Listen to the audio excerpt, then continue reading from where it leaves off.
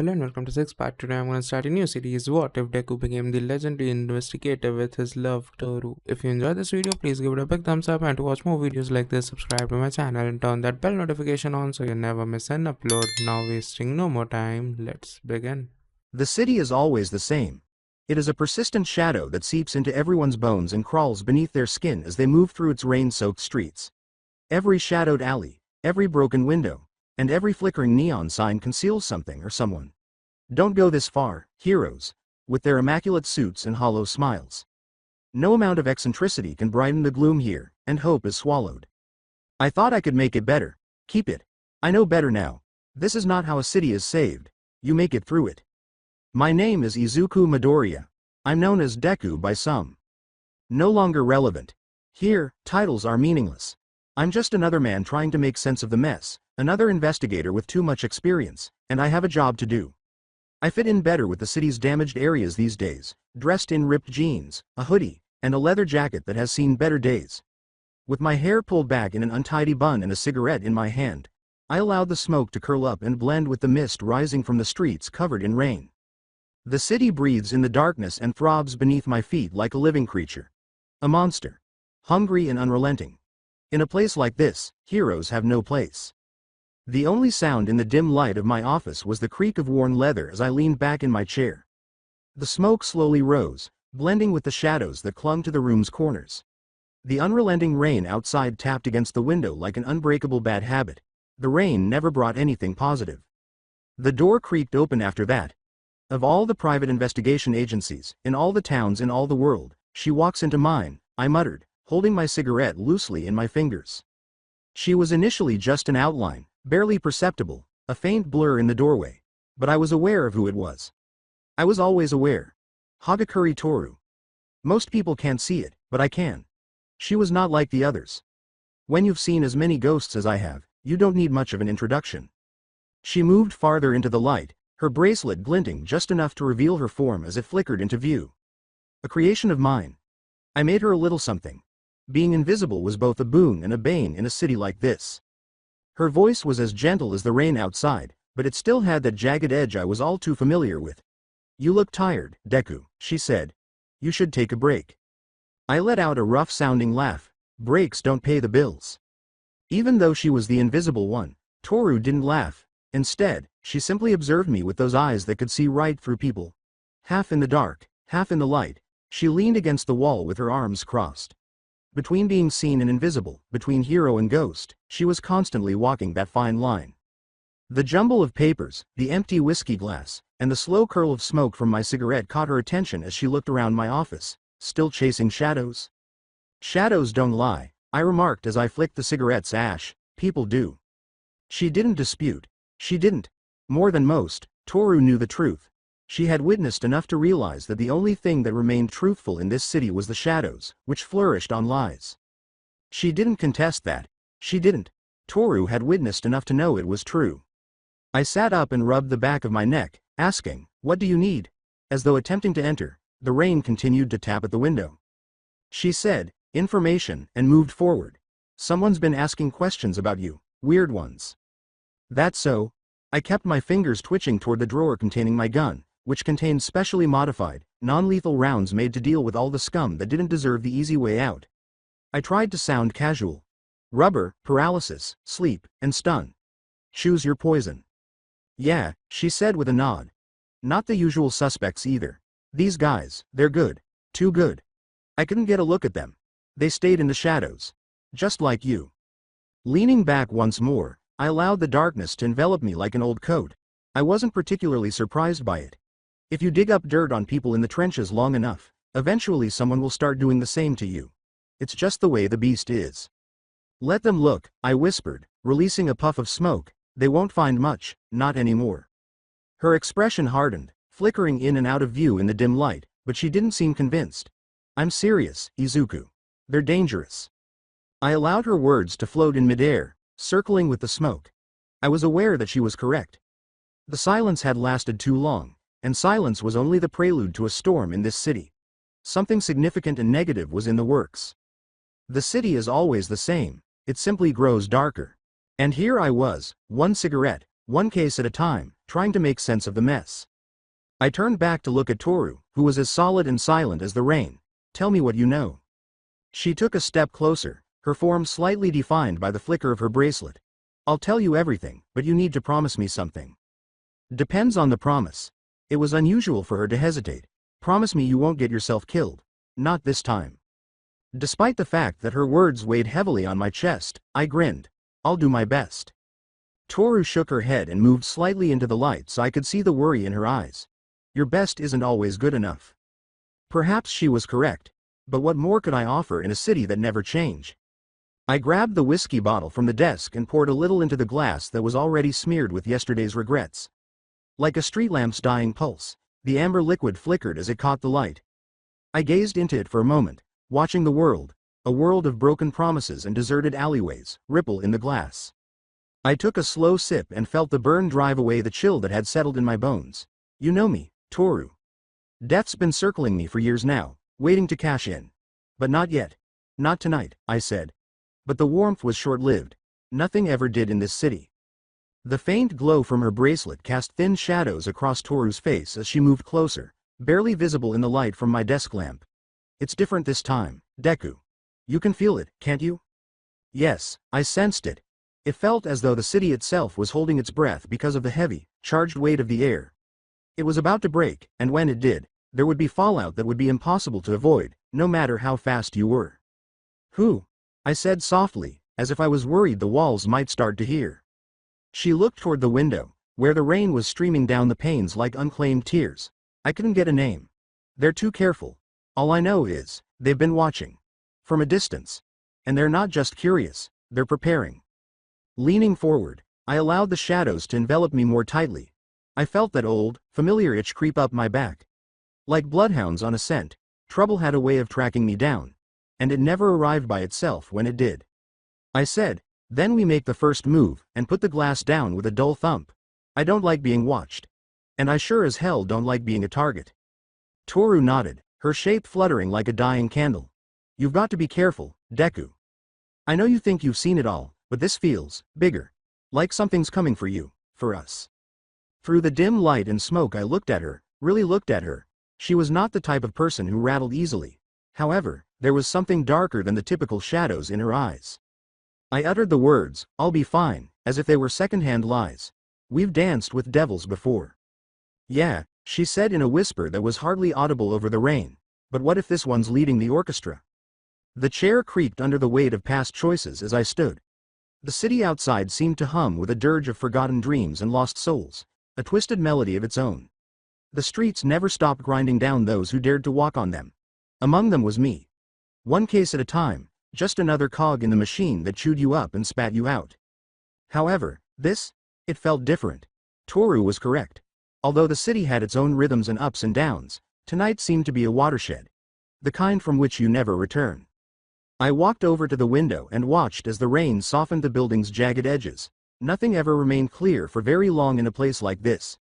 It was all smoke and mirrors, with lies piled on top of truths until it was impossible to distinguish between them. I said, they think they can scare me, with a bitter tone. Let them try. Before she fully entered the light, Toru watched me in silence. Her bracelet gave her a gentle glow that was out of place in this gloomy world. You're not alone, Deku. You don't have to do this by yourself. I lit another cigarette with a sly smile, the flame flickering across the room before the smoke engulfed it. In this line of work, we're always alone. Even when we're not. Toru shook her head and moved closer until her warmth was palpable. No, not this time. I allowed myself to believe her for a brief moment. I allowed myself to believe that perhaps, just possibly, I wasn't stepping into yet another trap that had my name on it. But I had learned better in the city. I learned from it that trust is just another deception that awaits you. I stared at her, at the subtle glimmer of the bracelet that revealed her. All right, Toru. We'll do this together. But when the storm hits, don't say I didn't warn you. A flash of light in the darkness, she grinned. I never back down from a storm. The city's slow, heavy breathing, akin to a freshly awakened beast, surrounded us as I extinguished the cigarette. And I secretly knew that we would soon find ourselves in the center of whatever was happening. The city is always the same, but the shadows, they change all the time. They were shifting for me this time. The heavy silence that had descended between Toru and me was broken by the buzzing of the phone on my desk. I watched the embers of my cigarette die like unfulfilled promises as I let the smoke drift languidly upward before smashing it into the ashtray. My other hand automatically brushed the drawer where I kept my gun as I picked up the receiver. "Midoriya," I replied, already recognizing the person. There was a familiarity to the voice on the other end, but tonight it had an edge. "Izuku, it's Naomasa. I've got something you need to see, and it's bad, really bad." One of the last decent men in a city that had long since forgotten what good looked like was Naomasa Tsukauchi. He and I had experienced enough to recognize when a turning point was imminent. This was no ordinary call. No longer was it. I tried to speak steadily while leaning back in my chair. "What's going on?" A pause occurred. Even Naomasa had to pick his words carefully, even though he didn't like to sugarcoat things. "A couple of bodies turned up in the Naruhata district. The way they were found, it's a message. And not the kind we can ignore." My stomach constricted. Naruhata was a swamp of forgotten souls and low-life thugs. Not so much a location of positive events as a message. There was more to that. "A message from who?" I inquired, already anticipating a negative response. I could hear the weight in his voice as he said, "That's the thing. Whoever did this wants you to figure it out. Left some clues, twisted ones. They're playing a game, Izuku. And it's aimed at you." As the words sank in, the rain outside pounded more forcefully against the window. A game. I had previously seen such types. The type that enjoyed leaving breadcrumbs and watching their victims fall into the trap without thinking. This was about drawing me into the fold and forcing me to dance to their perverse music, not just about bodies in Naruhata. I asked, "You're sure it's for me?" Even though I knew in my heart, they came for me every time. I only needed Naomasa's sigh as confirmation. "It's got your name written all over it. I'm sending you the details now, but you need to get down here. And bring your brain, Midoriya. This isn't something we can afford to miss." The heavy silence returned with a vengeance as I hung up. Toru was observing me, her arms crossed in a worried manner as her form flickered in and out of view. She asked, "What's going on?" But I could tell she already had an idea. "Looks like we've got a puzzle on our hands, and I've got a feeling whoever's behind it isn't playing by the rules." The expression in her eyes told her everything she needed to know. She was aware of how these things operated. She was aware of the types of games played in this city. I picked up my coat from the rack and stood up.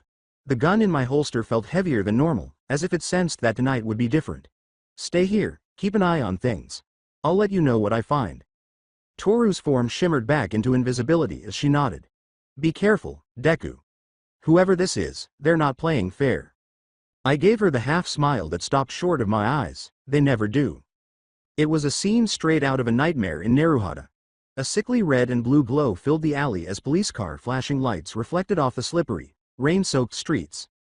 Waving me over, Naomasa stood at the edge of the chaos, his face set in grim lines. Even though the bodies had been moved, there was a palpable sense of unease in the air, as though the street itself could sense the impending doom. "You weren't kidding," I remarked, taking in the eerie symbols painted in exact lines in the blood-stained walls. They weren't arbitrary. This person was very careful, methodical. The type of person who liked a long game's slow burn. Naomasa produced a small notebook and turned to a page that was already crowded with hurriedly written notes. "We've got 2 dead, both low-level thugs. But it's the way they were left that's troubling." He gestured toward the wall of the alley, where what I knew to be blood had been painted in an odd, almost decorative pattern of lines and symbols. They resembled an old puzzle, swirling and looping in a way that made my skin crawl. 2 words, "Find me," stood in the middle of the hideous mural. I muttered, This isn't random," as I moved closer to the wall, the metallic smell in the air barely covered by the rain. "They're taunting us." Naomasa clenched his jaw and nodded. "Yeah, and they're just getting started. We found a card on one of the bodies. Blank, except for a single question on the back. What happens when the game ends?" I gazed at the card, feeling as though it were a shroud over me. They weren't seeking a fast hit, whoever they were. They were setting the stage for something far more ambitious. Something private. "The question's not for them," I muttered, "it's for me." Naomasa's brow furrowed as he looked at me. "You think it's someone from your past?" The idea lingered in the back of my mind, but I shook my head. That list had far too many names. There are too many people who could be motivated to play with me. However, none of them fit this precise description. There was more to this than just retaliation. It was a fixation. I don't know who it is yet, I replied, but they're not done. Not by a long shot. Naomasa gave a somber nod. Keep your head on straight, Izuku. Whoever's behind this, they're playing the long game. We just don't know the rules yet. The long-term strategy. As I gazed at the warped mural on the wall, the words replayed in my head. I sensed it, the unseen hand tugging at the strings, pushing me one step closer to the brink. I thought, Overhaul, the name coming back to me like a bad memory. However, it couldn't be. Not him. Not with the way we treated him. Not after everything Eri and I had to go through to prevent him. I allowed the rain to cover me, but it didn't dispel the sensation that someone was observing me from somewhere, awaiting. They also had an endless amount of time. There was no sign that the rain would stop. With a steady, cold rhythm that sank into your bones, it pounded the streets, reminding you that warmth was a temporary luxury in this city. I stood there in Naruhata's neon glow, my thoughts entangled in the twisted lines as I gazed at the bloody symbols painted on the alley walls. It wasn't much, but Naomasa had told me everything he knew. The person who left this message wanted me to pursue them and follow the breadcrumbs they left behind, which would lead me directly into their web. However, it wasn't the bodies or the symbols that disturbed me. The reason for this was that it was too familiar. The buzzing sound of my phone in my pocket drew me out of the dark recesses of my mind. I took it out and looked at the screen. Shinso sent a message. I've got something for you. Meet me at the usual spot. He did, of course. Despite his reluctance to acknowledge it, Shinso was constantly one step ahead of the competition. He was the only person who could help me make sense of this mess. He had a talent for seeing right through the shadows and lies to the core of things. And now more than ever, I needed his eyes. I looked at Naomasa, who continued to gaze thoughtfully at the wall. I've got a lead. I'll let you know what I find. He did not look up as he nodded. Be careful, Izuku. Whoever this is, they're not playing by the rules. I put my phone back in my pocket and grinned. In this city, no one plays by the rules. I walked out of the alley and made my way to where Shinso and I usually met, a little bar on the outskirts of town. Neither heroes nor villains went there to unwind. It was a place for people just like us, those who worked in the gray and saw things as they truly were.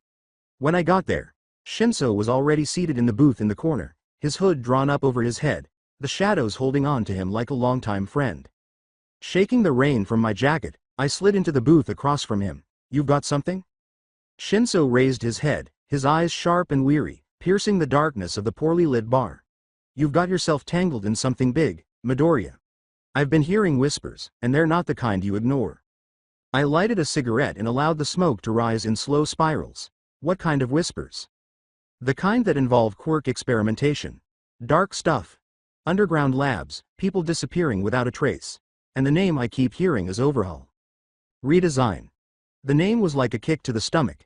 Since we had ended his operation, saved Eri, and destroyed his empire, I hadn't heard it in years. He should have been imprisoned, helpless, and a mere threat. The problem with ghosts, however, is that they never truly go away. As I took a long drag from the cigarette, I said, that's impossible, he's locked up. I made sure of it. Shinso grimaced as he shrugged. Maybe. Maybe not. People like Overhaul, they have ways of coming back. Even if it's not him directly, someone's picking up where he left off. I gazed at the cigarette, taking in the dim glow of the ember. What do you know about these labs? Not much, he said, reclined in his chair.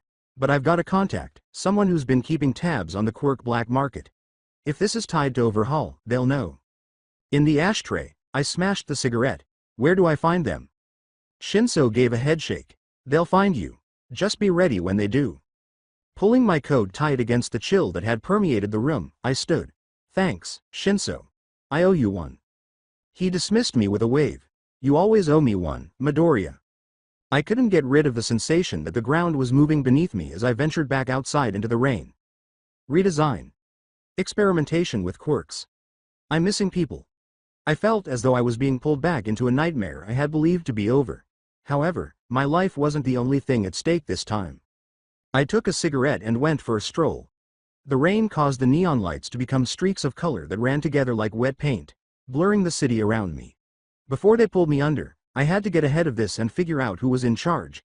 However, the more I investigated, the more I understood that I wasn't in charge of this game. Someone else was moving the pieces, and I was just another piece on the board. My phone buzzed once more as I navigated the narrow streets. It wasn't Shinso's message this time. I hadn't anticipated seeing that name, Eri. I froze in place, staring at the screen while the rain continued to pour down all around me. Since we had protected her and kept her far from the madness that had taken over her life, I hadn't heard from her in years. However, her name was staring back at me from the glowing screen. With my heart racing, I brought the phone to my ear and swiped the screen. Eri? She spoke softly and shakily, but clearly. Izuku, I think I'm being watched. As the words sank in, the cigarette slipped from my lips, forgotten. The person who left the message in Naruhata, whoever this was, wasn't merely teasing me. The people I cared about were in danger. Where are you? I said, speaking more firmly than I meant to. I'm safe. For now, she uttered in a barely audible whisper. But there's been people watching me. I don't know who they are, but I can feel it. As I said, stay where you are, I turned on my heel and started to walk toward her apartment. I'll be there soon. She paused before saying, Izuku, and I could hear the fear in her voice, the same fear that had seized her years before. Do you think it's him? Do you think Overhaul is back? My mind was racing as I tried to put the pieces of information I had together, and I clenched my jaw. Redesign. The people who are missing. The tests. All of this pointed to one thing, but I was unable to articulate it. I don't know, I finally replied, but I'm going to find out. After we hung up, I accelerated my pace as I made my way through the city, the rain getting heavier. I kept getting the impression that I was running out of time and that the person behind this was constantly removing the strings from the shadows. My clothes were completely soaked by the time I got to Eri's apartment, and the cold was biting my skin. I rapped on the door and listened for any noise coming from within. The door creaked open after a short while, and Eri stood there with her eyes wide and her face pale. Come in, she said in a low voice. I entered the tiny apartment and looked around. Simple, tidy, the sort of place where someone tried to prevent the outside world from intruding. It was exactly as I remembered. However, I could tell by the fear in Eri's eyes that it had already entered. I said, tell me everything, in a softer tone than I had used on the phone. Don't leave anything out. As she spoke, she sat down on the couch and brought her knees to her chest. It started a few days ago. I noticed people watching me. At first, I thought it was just my imagination. But then I started seeing them more often, outside my window. On the street. They never get too close, but they're always there. I scowled, trying to make sense of it while my mind raced. Did you recognize any of them? She gave a headshake. No, they're just shadows. I can't see their faces. Shadows. Similar to Naruhata. I leaned forward and looked at the floor with my elbows resting on my knees. Do you think they're connected to Overhaul? I don't know, she uttered in a shaky voice. But I'm scared, Izuku. I thought I was done with all of this. Pulling the curtain aside just enough to see the street below, I stood and walked to the window. I could tell we were being watched even though it was hard to see because of the rain. I sensed it. It was the same eerie, icy feeling that had followed me from Naruhata's alley. I turned back to face her and said, we're going to figure this out, but for now, I want you to stay here. Keep the doors locked, the windows shut. Don't go anywhere unless I'm with you. Eri trusted me, but her eyes were wide with fear as she nodded. She trusted me despite everything we had been through. As I moved away from the window, I felt the city's weight bearing down on me once more heavily than before. I was being pulled into the center by whoever was playing the long game, which was just getting started. However, they had committed one error. Eri had been threatened. This implied that the regulations had recently been altered. As I stood in the dark of Eri's apartment, my thoughts racing, the rain continued to drum relentlessly on the windows. Eri had good reason to be afraid. With shadows lurking around every corner, I couldn't possibly leave her here by herself. However, I didn't want to make that call because there was only one person I could rely on to protect her. Mirio. It had been years since I had spoken to him. Not since I left that world behind, the world of bright lights and heroes, where individuals like Mirio served as everyone else's ray of hope. He had grown into the role that was always meant for him and had moved on. The greatest hero. The emblem of harmony. In the meantime, I had vanished further into the darkness and transformed into something completely different. We had made different decisions, and I hadn't turned around, up until now. As I took out my phone, the room was illuminated by the faint glow from the screen. Hesitancy crept in like a second skin as my finger lingered over his contact. He was now the greatest hero. He had his own life, his own obligations. I did not wish to involve him in this. But Eri's safety came first, and I trusted no one more to keep her safe. I sighed deeply and tapped the name. One time, the phone rang. Twice. Like a knife slicing through the silent tension of the room, the sound seemed louder than it should have been. He didn't answer after a few rings, and I began to believe that perhaps Mirio had moved on from me as much as I had from him. The call then established a connection. "Midoriya?" he asked in the same tone. It still had the same vitality and self-assurance that could light up a space. However, it sounded far away, as if I were listening to it from another planet. I said, "Yeah, it's me," in a rougher tone than I had intended. "I know it's been a while." I briefly wondered if he was going to hang up after there was a pause on the other end. Then, however, he spoke once more in a more somber tone. "It has been a while. What's going on?" I searched for the right words while running a hand through my hair. "It's Eri. I think she's in trouble." He was interested in that. "Eri? Is she okay? Where are you?" "We're at her apartment," I said, giving her a quick glance. Her eyes were still wide open as she listened to every word while curled up on the couch. "But I don't think it's safe for her here anymore. She's being watched. I don't know who they are, but they've been keeping tabs on her for days." Mirio acted without hesitation. "I'll be there in 15 minutes. I gave a blink. "Wait, you don't even know what's going on yet." He said, "Doesn't matter," and I could hear the resolve in his voice, the unflinching sense of accountability that accompanies being in the lead.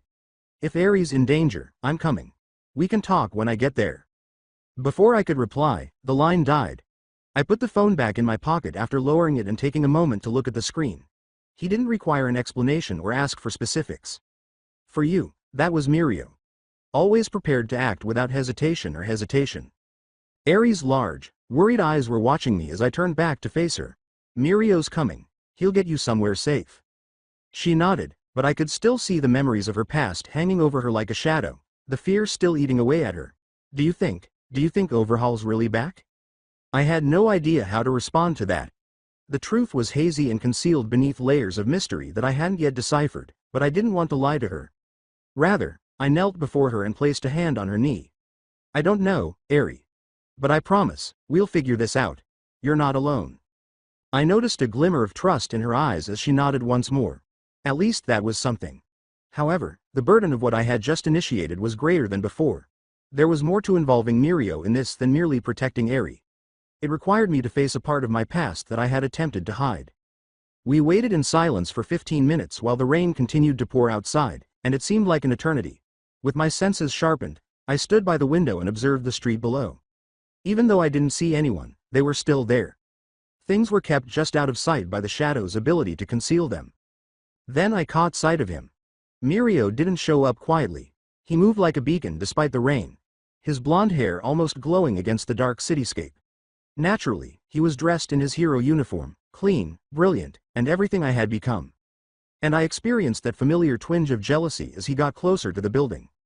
I used to aspire to be like him. Everything I had left behind. Before he could knock, I exhaled slowly and opened the door.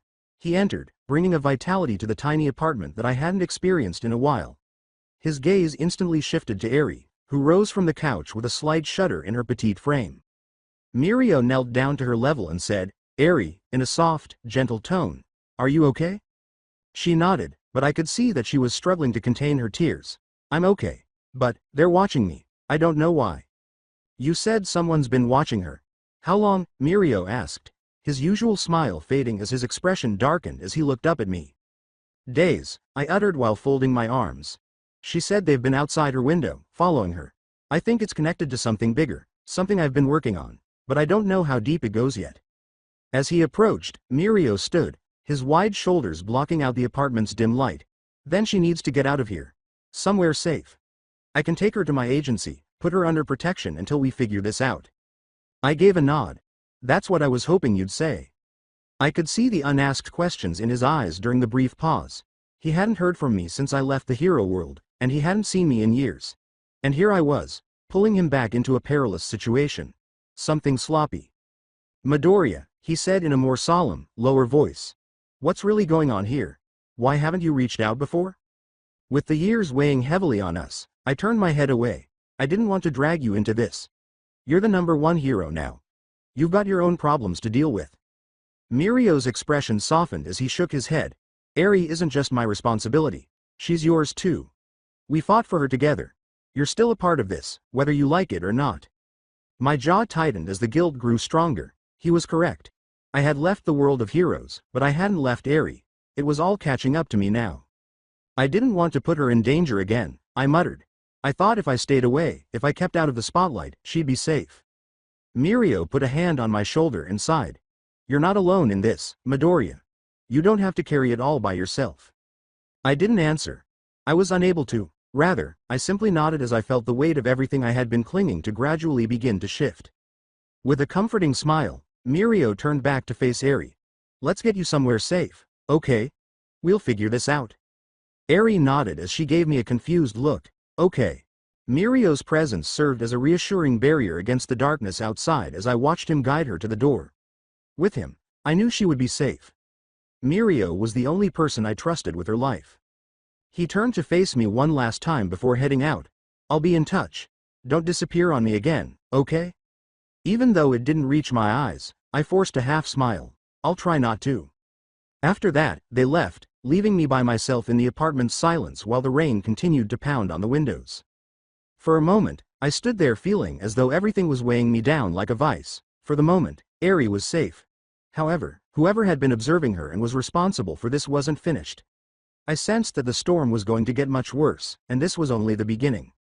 With a trembling hand, I took out another cigarette and lit it. Like the hope I'd been holding onto for so long, the ember's glow flickered weakly in the darkness. I wasn't sure if I was prepared to play this time, and the game had just started.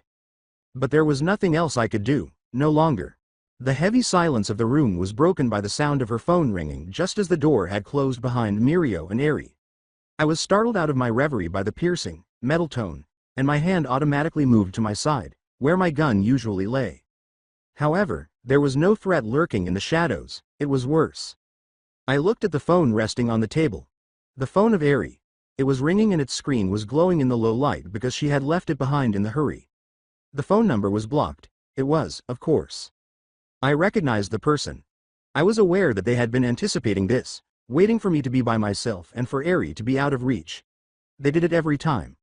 Pushing me until I reached the breaking point and keeping me a step behind while they managed the strings was a part of the game. I brought the phone to my ear with my fingers wrapped around it, fully aware that whatever happened next would not be good. I remained silent. I simply waited. On the other end, there was a pause, and the quiet was filled with the slightest crackle of static. Then the voice appeared, cold, smooth, and full of scorn. Ah, Midoriya. I knew you'd answer.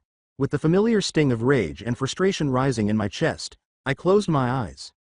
The tone of the voice was quiet, low, and almost playful, as if this were all part of a twisted game. And it was to them. However, for me, this actually happened. It was a matter of life or death. With a tone full of fake sympathy, the voice went on. You've been keeping her safe, haven't you? Sweet little Eri. Always watching out for her. Always protecting her. But you know how this goes, don't you? You can't keep her safe forever. With the cigarette still smoldering between my fingers, I tightened my hold on the phone. I wanted to say something, anything at all, but I knew better. They were trying to get inside my head and provoke me, to cause me to respond. The voice continued, she's special, you know, unconcerned by my silence. That quirk of hers, it's something we could never replicate. But don't worry. We'll be patient. After all, we've waited this long. A little longer won't hurt. I felt the tension coil inside of me like a spring, and I clenched my jaw. They knew who they were. They were always aware. And they had been waiting for the ideal opportunity to act. I said, I'm going to find you, in a voice that was hardly audible above a whisper, and when I do. Soft, amused laughter ensued. Oh, Midoriya. Always so predictable. Always so noble. You haven't changed at all, have you? Still clinging to that old sense of justice, even in a world that's left it behind. I was deeply hurt by the taunt, but I remained unfazed. I had previously heard worse, and I had survived it. This was just another attempt to irritate me. However, they had taken it personally this time. Eri had been involved. And there would be no pardon for that. After a brief pause, as though pondering what to say next, the voice resumed, this time with a colder tone. But you should know, Midoriya, this isn't about you. It never was. It's always been about her. And when the time is right, she'll come to us. Whether you like it or not. Even though the words were like a kick to the stomach, I maintained my composure. I'll die before I let you touch her. One more quiet chuckle. Oh, I have no doubt about that. But we both know that's not the way this ends. I was left alone in the oppressive quiet of the apartment after the line died with a click. I put the phone down and stared at the blank screen as if it could tell me what to do next or provide me with answers. However, it was unable to. And I was no closer than ever to figuring out who was responsible for this. They had taken action. They had achieved their goal of getting inside my head. I wasn't finished yet, though, by no means. I grabbed my coat from where I had left it and crushed the cigarette in the ashtray. Already, my mind was racing as the puzzle pieces came together. The person responsible for this had resources. They possessed knowledge. They had been observing for a considerable amount of time, longer than I thought. However, they had committed a crucial error. They had misjudged me. As I made my way to the door, I called Naomasa. It was time for me to start playing by my own rules if this was the long game. After the first ring, he picked up. "Midoriya?" I said, "I need to see you," in a purposeful, piercing voice. "Now." A pause occurred. He could hear the danger and the urgency in my voice. "Where?" "Meet me at my office. We're running out of time." Without waiting for his reply, I hung up. The game had only just started, and time was running out. However, they were in for a rude awakening if they believed that I would just stand by and let them make the decisions. Because I wasn't playing defense this time, I was going hunting. The smell of smoke and damp wood filled the tiny room as I entered my office. The continuous tapping against the window was becoming indistinguishable from the rain, like a heartbeat that was too loud to ignore. The city was never at rest. Not for individuals such as myself. Not for Naomasa or anyone like that. When I entered, he was already seated in the chair across from my desk, his rain-soaked trench coat still wet. He didn't say anything, but I could tell he was aware that the situation had gotten worse when our eyes locked. It wasn't just another case when Naomasa looked like that. It was a private matter. Something perilous. "You got here fast," I remarked as I shook the rain from my jacket and shut the door behind me. He answered in a steady voice. I had a feeling this was big, but I could hear the worry beneath the composed exterior. "What happened?" I didn't sit. Rather, I took out another cigarette and lit it while leaning against the desk. I let the silence linger for a moment, collecting my thoughts as the smoke curled into the air as I exhaled. I could still hear the voice and taunt from the phone call. There was more to the game they were playing than just a message. It was difficult. I finally said, "They called," as I took a drag from my cigarette. "Blocked number. Said they'd been watching Eri. Said they'd been watching me." The lines on Naomasa's face deepened as he took in what I had said, and his expression hardened. "Whoever's behind this, they're going for blood. They've been planning this for a long time." "Too long," I secretly said. "And they know me better than I thought. They said I was predictable." Naomasa scowled. "And you think they're right?" For a brief moment, I gazed at the cigarette, its ember softly glowing in the low light. "Maybe. I've been playing this game their way, following their clues, letting them set the rules. But that ends now." Naomasa narrowed his eyes and leaned forward. "What are you planning, Midoriya?" With my thoughts racing through the possibilities, I flicked the ash into the tray. They believed they understood me. They believed that I would continue to follow their lead and carry out their expectations. However, they had committed one error. One major error. "I'm going to do something they won't expect," I said, looking Naomasa in the eye. "Something unpredictable." Naomasa furrowed her brow. "What do you mean?" I straightened up and extinguished the cigarette. "I've already pulled off the first band-aid. I contacted Mirio. They probably expected that. Eri's safe with him for now, but it's not enough. We need more. We need someone they won't see coming." With the weight of what I was going to do pressing down on my chest, I reached for my phone. This was not going to be comfortable, and it was not going to be easy either. However, I had to call in the one person they wouldn't expect me to contact if I wanted to confuse them and turn the tables. It was time to give Katsuki Bakugo a call. As I dialed the number, Naomasa crossed his arms and arched an eyebrow. "Bakugo? You haven't spoken to him in years. Why him?" he asked, and I couldn't blame him. After everything that transpired after UA, Katsuki and I had drifted apart. With a reputation as explosive as his quirk, he had become one of the world's most powerful and well-known heroes. We hadn't really stayed in touch, and nobody would expect me to get in touch with him after what had happened. Not right now. Never. That's precisely why I had to. "He's the last person they'll expect me to call," I pointed out while holding the phone up to my ear. One time, the line rang. Twice, 3 times. I was a little afraid he wouldn't answer. Then, though, the line clicked, and I heard his voice, gruff as usual, but clearly Bakugo. "What the hell do you want, Deku?" I inhaled deeply. Now there was no turning back. I need your help. There was a pause, and I could almost feel the bewilderment coming from the phone. You serious? After all this time? I wouldn't be calling you if I didn't need you, I firmly stated. This isn't about us. This is about something bigger. Aries in danger. One more pause. This one is longer. Bakugo's tone changed when he spoke again. There was something else there, but it wasn't softer. Concern, perhaps. Eri? Yeah, I replied. And whoever's after her, they're good. They've been planning this for a long time, and I'm out of moves. I need you, Katsuki. The ensuing quiet was oppressive, lingering long enough to make me question whether I had made the wrong decision. If I had somehow miscalculated. But then Bakugo's sharp, determined voice broke through the static. Where are you? I felt a wave of relief, but I kept it to myself. My office, can you get here? He said, give me 30 minutes, and the line died before I could reply. I looked at Naomasa as I lowered the phone. There was a glimmer of comprehension in his eyes, but he still had a doubtful expression. This meant something to him.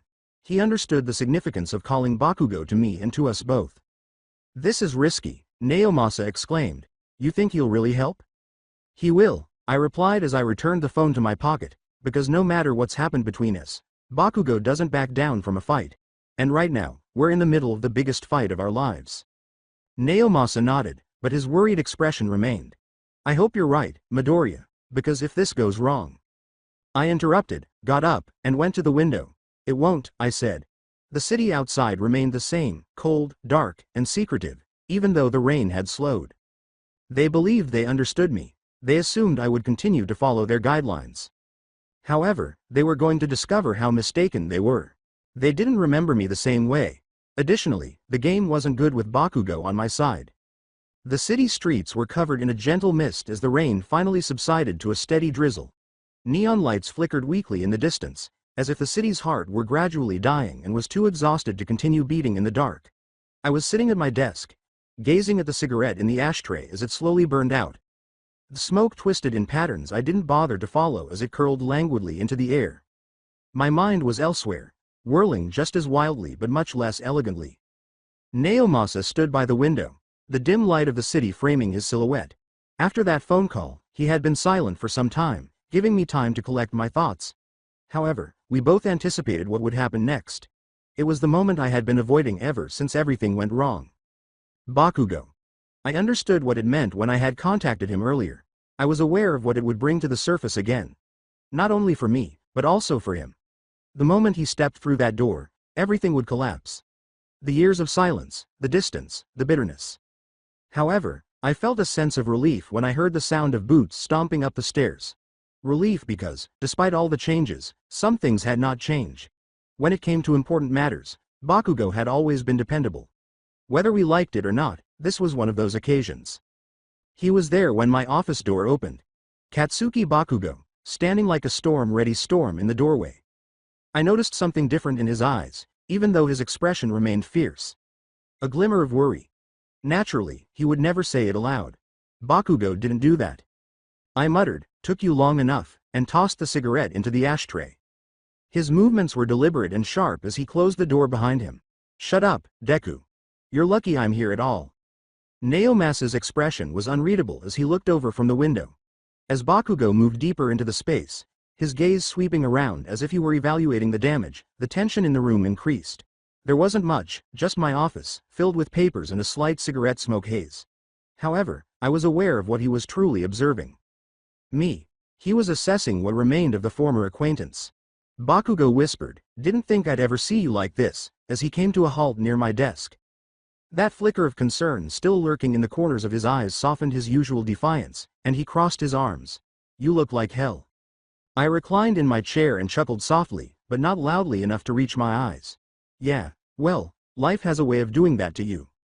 The tension in the room was palpable as his jaw tightened. What had broken me was known to both of us. All Might's and my mother's deaths. The thing that broke me wasn't Bakugo's marriage to Ochako, although it had been the last straw. That was brought on by losing the two people I loved the most in the world. It was the kind of pain that clings to you and doesn't let go. Even if we hadn't discussed it, Bakugo was aware of that. With a low voice, Bakugo asked, I'm here, aren't I? So what's this all about, Deku? You wouldn't have called me if it wasn't serious. Naomasa moved forward, the urgency of the situation concealed by his typically composed manner. There's more going on here than you realize, Bakugo. Someone's been targeting Eri. They've been watching her, leaving messages for Midoriya. This is organized. Precise. Bakugo's expression hardened and his eyes narrowed. Eri? They're going after her? They're playing a game, I said in a tight voice, and they've been waiting for the right moment to pull us in. Bakugo remained quiet for a while, taking it all in. The same fire I'd always recognized flickered behind his eyes, and I could see the wheels turning in his head. He was upset. And he was perfectly entitled to be. Not just me, but all of us valued Eri. We had bled and fought for her. And now there was a threat to destroy all of that. With his usual sharp tone, Bakugo questioned, "So what's the plan, Deku? You wouldn't have dragged me into this if you didn't have one." I got up and walked over to the window where Naomasa had been just a moment before. The clouds remained heavy, as if the storm wasn't quite over, even though the rain had slowed. Before responding, I took a moment to observe the city. After saying, "We need to keep our distance," I turned back to them. They're expecting me to do the obvious, to rely on you and Mirio, to bring everyone together. But we can't play their game. Not by their rules. Bakugo did not interrupt, but his eyes narrowed. I looked him in the eyes as the gravity of the plan set in. I'll do the groundwork, follow the leads, keep Eri out of sight with Mirio. But when the time comes, when we're ready to strike, that's where you come in. I'll call you in when we need the firepower. When we're ready to end this. Bakugo's expression was unreadable as he crossed his arms. You really think that's going to work? Keeping me on the sidelines until it's time to blow something up? It's not about keeping you on the sidelines, Naomasa intervened. It's about being unpredictable. They know how Midoriya operates. They know how you operate. If we show our hand too early, they'll slip away before we even get close. Bakugo growled softly, obviously disliking the thought of having to wait in the wings. He was never one to wait around. He wasn't foolish, though. He was aware that this went beyond his pride. With a sharp tone, he said, "So you want me to hang back until you give the signal? Fine. But you better call me when it's time. Because if you screw this up, Deku, I'm not going to be happy." There was still a lot of tension between us when I met his gaze, but now there was something different, more than competition. Respect, perhaps. I said, "I will," in a steady voice. "When the time comes, you'll be the first person I call." We all felt the weight of the plan settle on us during a brief period of silence. I was aware that Bakugo didn't want this, but it was the only way we could possibly surprise them. Bakugo exhaled sharply and uncrossed his arms. "All right, Deku. I'll play your game. But you better not screw this up. For Eri's sake." After that, he turned and went toward the door, but not before giving me one final glance. A glance that told me he was still with me in spite of everything that had transpired between us, the distance, and the years of silence. And that perhaps, just possibly, our relationship wasn't entirely shattered. "You sure about this, Midoriya? Using Bakugo this way?" Naomasa asked, stepping forward and staring at me as the door closed behind him. I nodded, already figuring out what to do next. He's the only one who can make the impact we need when the time comes. And right now, impact is what we need. With a sigh, Naomasa massaged the nape of his neck. "Let's just hope we're ready when that time comes." As I gazed out into the city, I lit another cigarette and watched the smoke rise.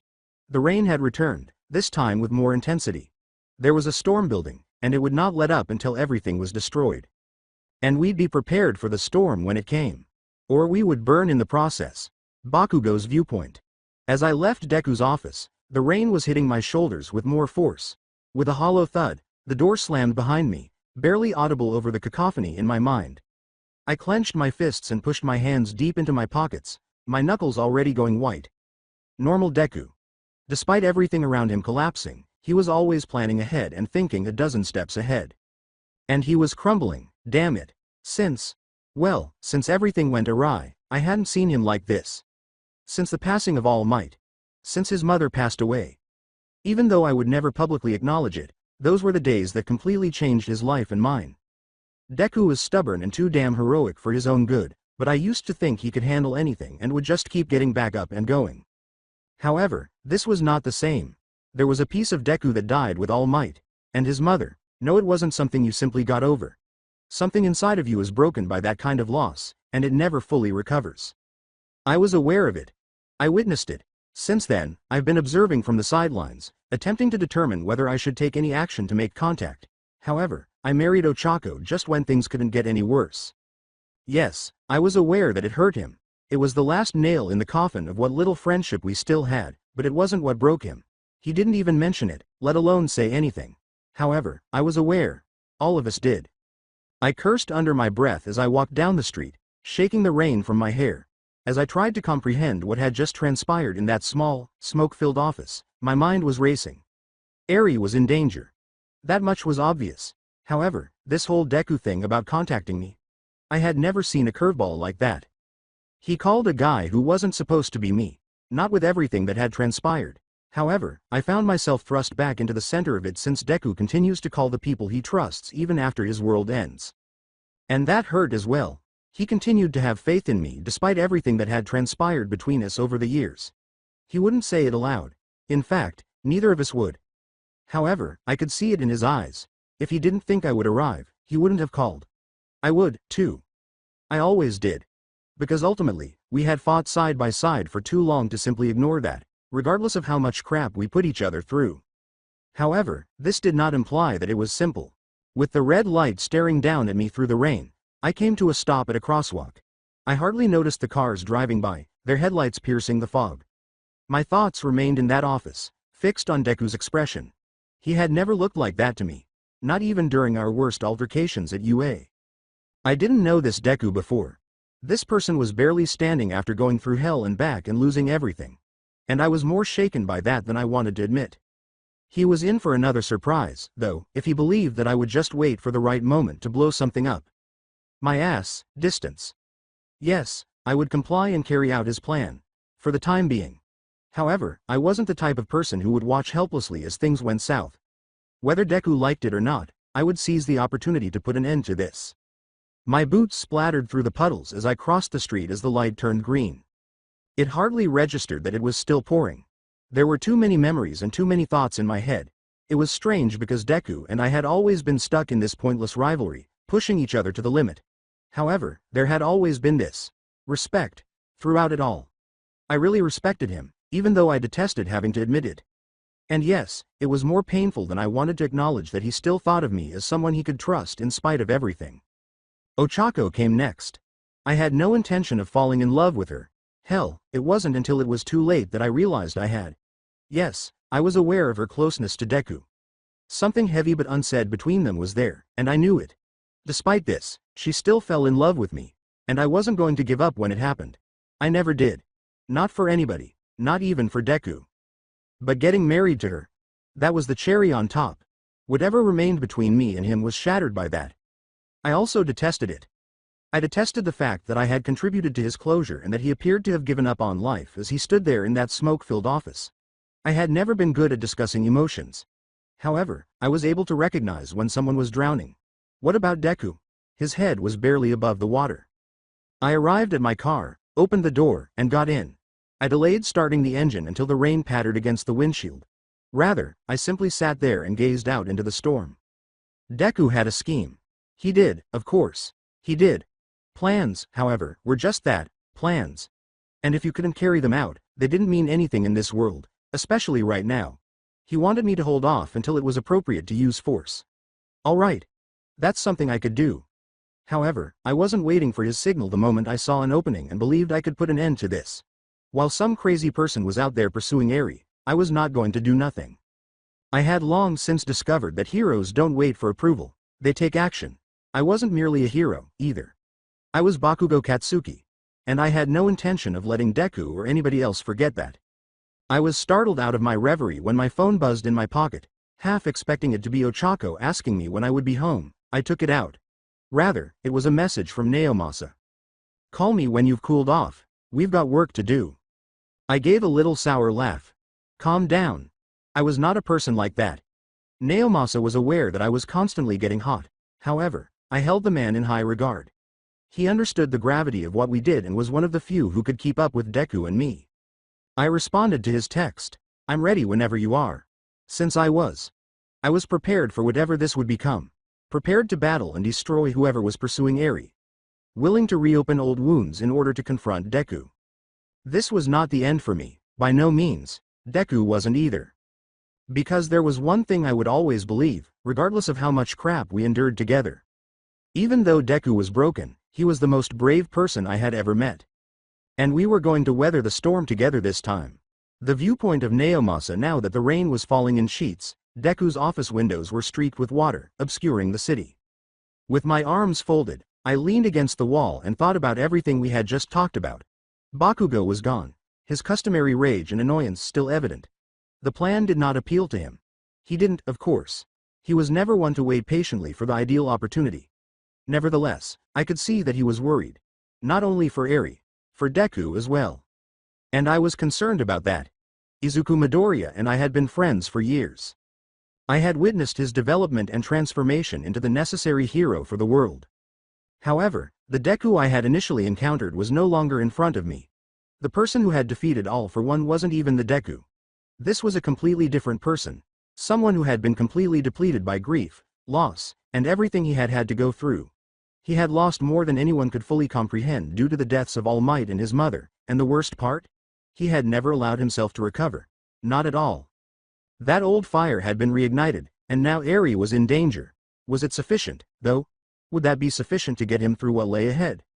I turned to see Deku standing by the window, watching the rain with his back to me.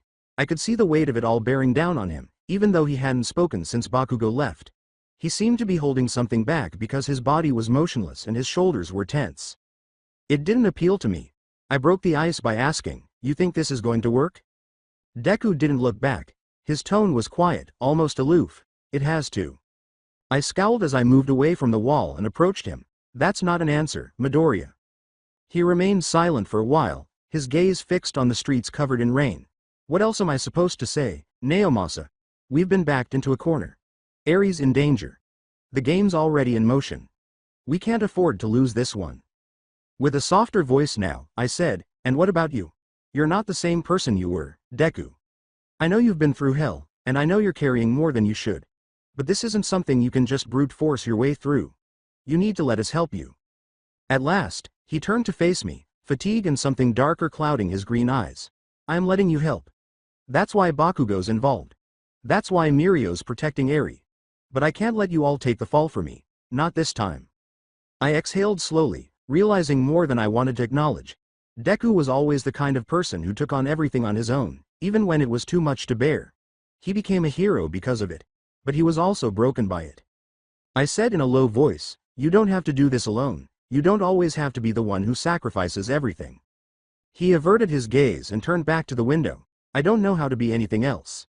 The rain tapped against the window like a bad habit that wouldn't go away as we stood silently for a short while. Deku was already planning and putting the pieces in place, and I could see the wheels turning in his mind. Now, however, something was different. Something more urgent. My phone buzzed in my pocket before I could say anything more. I knew who it was as soon as I took it out. Bakugo. I looked at Deku, who nodded slightly while maintaining eye contact with the window. As I left the office, I moved in the direction of the door to answer the call. This was a conversation I didn't want Deku to hear, not just yet. "Bakugo," I uttered in a steady voice. He asked directly, "What's the status?" "For you." That was Bakugo. "There's no time for small talk." "Deku's got a plan," I said in a neutral tone. "We're going to play their game, but on our terms. You'll stay on standby for now, but when things heat up, we'll need you in full force." The person on the other end paused. The frustration that was simmering beneath the surface was almost audible. "And you think that's a good idea? Keeping me on the sidelines until Deku decides it's time?" "I don't think you're going to stay on the sidelines for long," I remarked quietly. "You and I both know how this is going to play out. This isn't just some game of cat and mouse. Whoever's behind this, they're gunning for Deku. And they're using Eri to do it."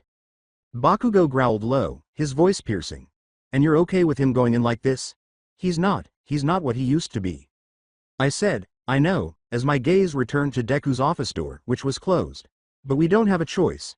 He won't sit this one out, and we can't force him to. But we'll be ready when the time comes." Another pause followed, and Bakugo's labored breathing could be heard on the other end. His voice was softer and more solemn when he spoke again. "You think he's gonna make it through this?"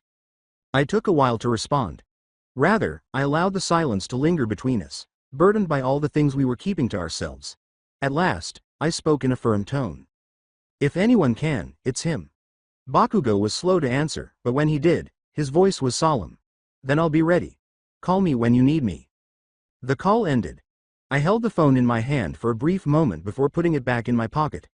Bakugo would be prepared, I knew. He was always. However, I wasn't concerned about that. Deku was the one. The man whose shoulders had always held the weight of the world. The man who had already suffered a great deal. All I could hope was that the weight wouldn't permanently crush him this time. Bakugo's viewpoint as I drove. The rain beat down on the windshield, its rhythmic thudding matching my head's heavy pulse. I could still hear the tension between what he said and my hidden fears as I relived the conversation with Naomasa. I didn't like the idea of ignoring Deku as he walked into hell because he wasn't the same person I knew. However, Naomasa was correct. Deku would not tolerate this and would not allow us to take the load on his behalf. The issue with him was that he was always under the impression that he had to bear the weight of the entire world. My knuckles went white as I tightened my hold on the steering wheel. If things didn't work out, if he sank further into the gloom he had been descending into since.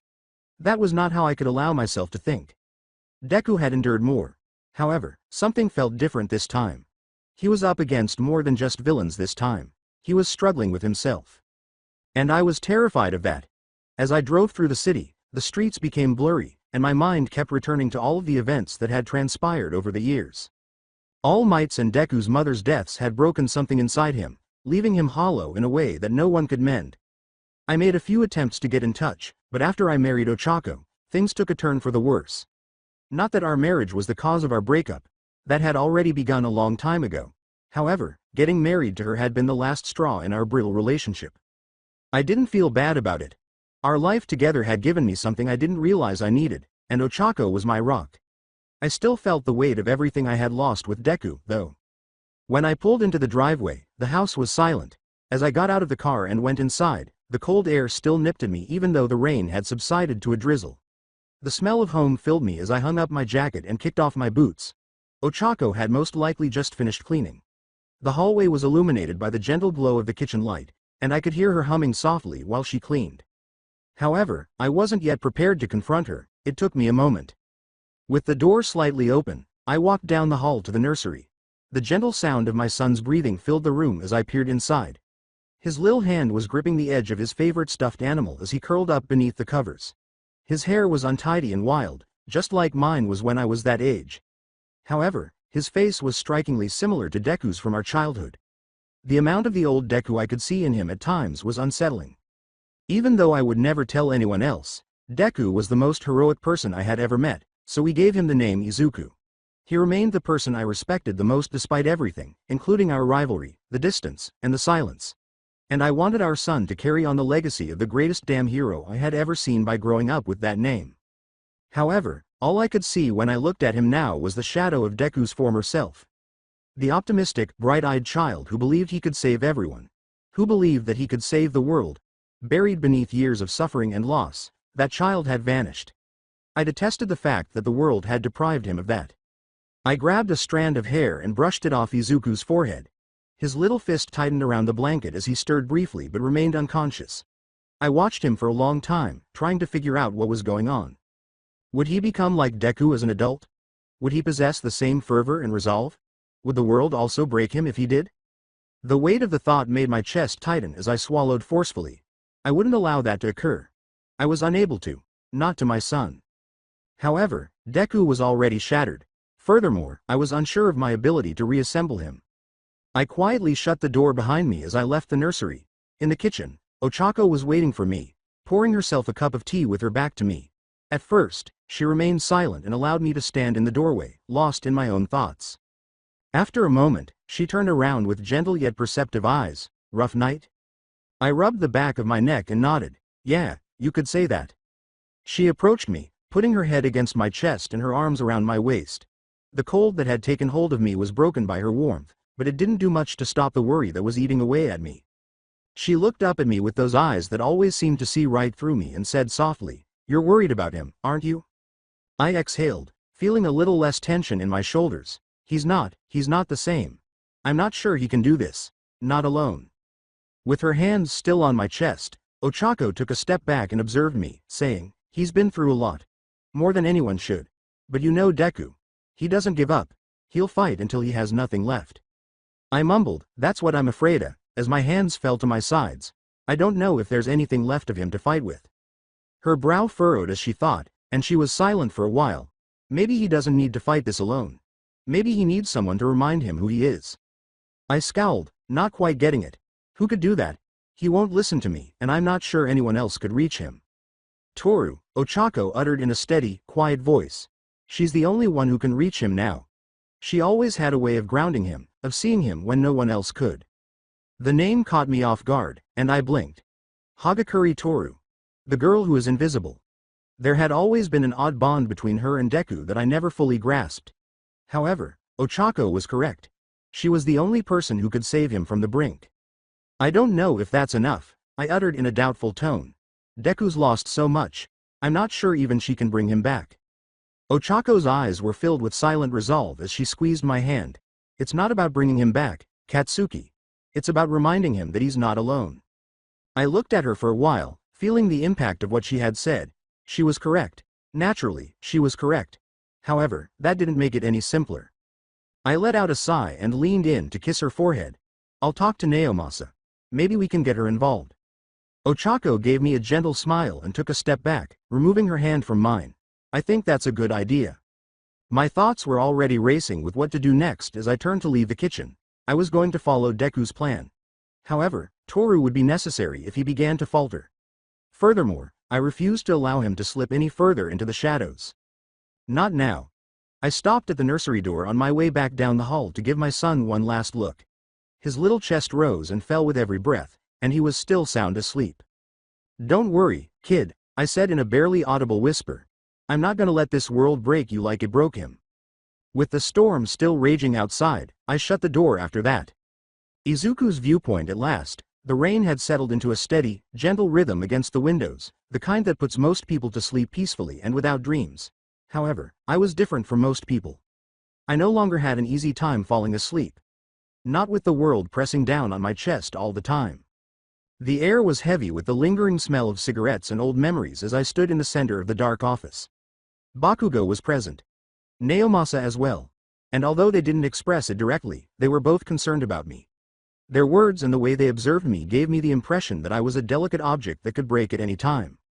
They thought I was weak all the time, as shattered. And perhaps they were correct. However, I wasn't as weak as they believed. I was no longer the child they knew, the one who sobbed his way through every hardship and clung to the hope that everything would work out. That child, All Might, and my mother had all along since passed away. The deaths didn't complete the task, but they broke me. All that remained was a person who had lost everything that ever mattered and had nothing to lose, and perhaps that broke me. They were mistaken, though, if they believed that meant I was giving up. So incorrect. Since I wasn't going to give up, Eri was not in danger from anyone.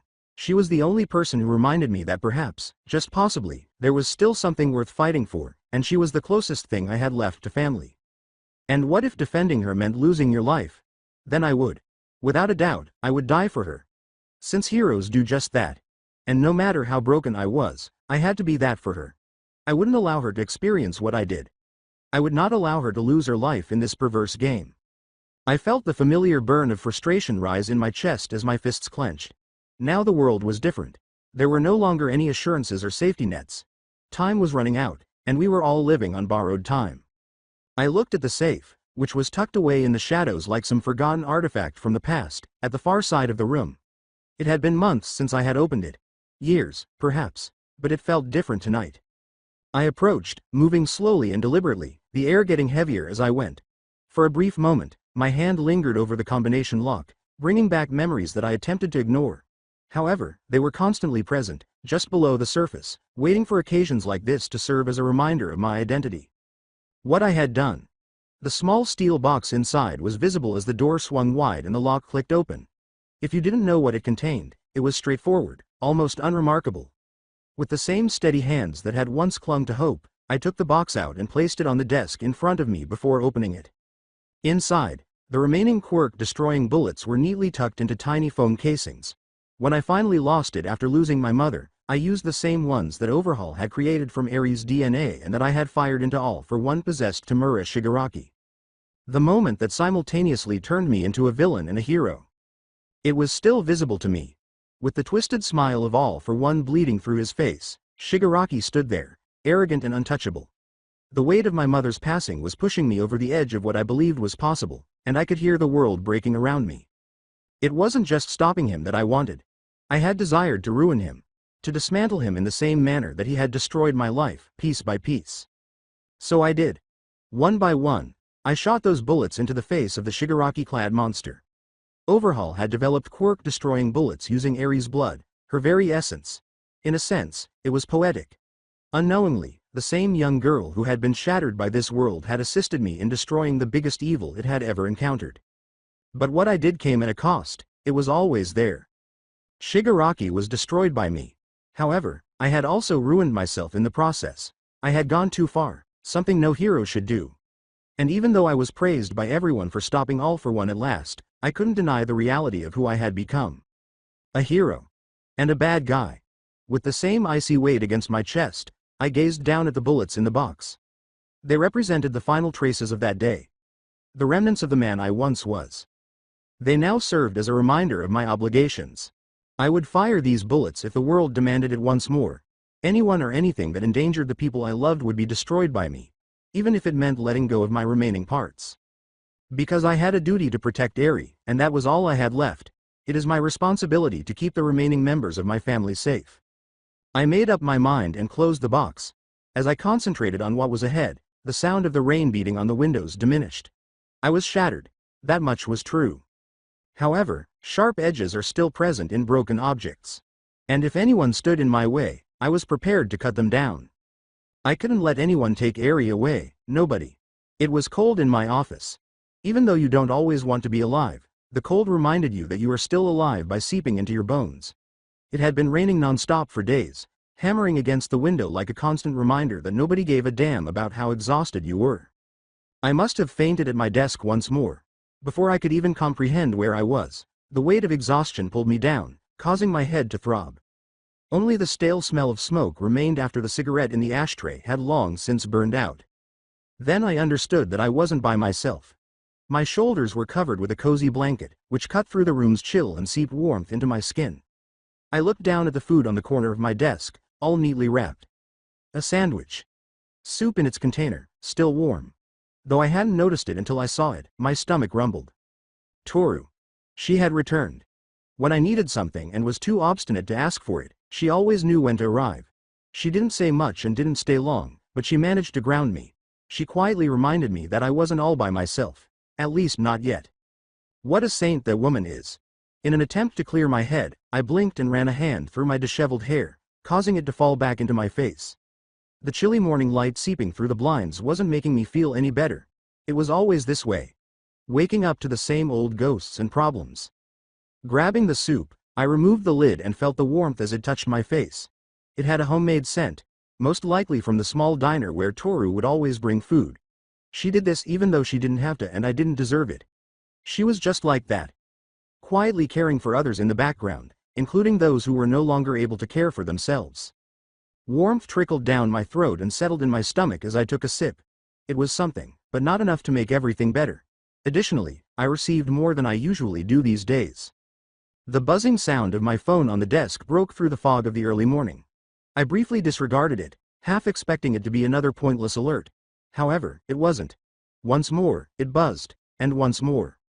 I picked it up at last and squinted at the screen. Aizawa. Naturally. Pressing the button to respond, I sighed and rubbed the back of my neck. Midoriya, I whispered, my voice raspy from too much cigarettes and sleep. A pause on the other end was followed by a voice I recognized, but it was heavier than I remembered. Izuku, Aizawa uttered in a composed tone that always managed to conceal a hint of worry. We need to talk. I blinked away the last of my sleep and sat up. This about the case?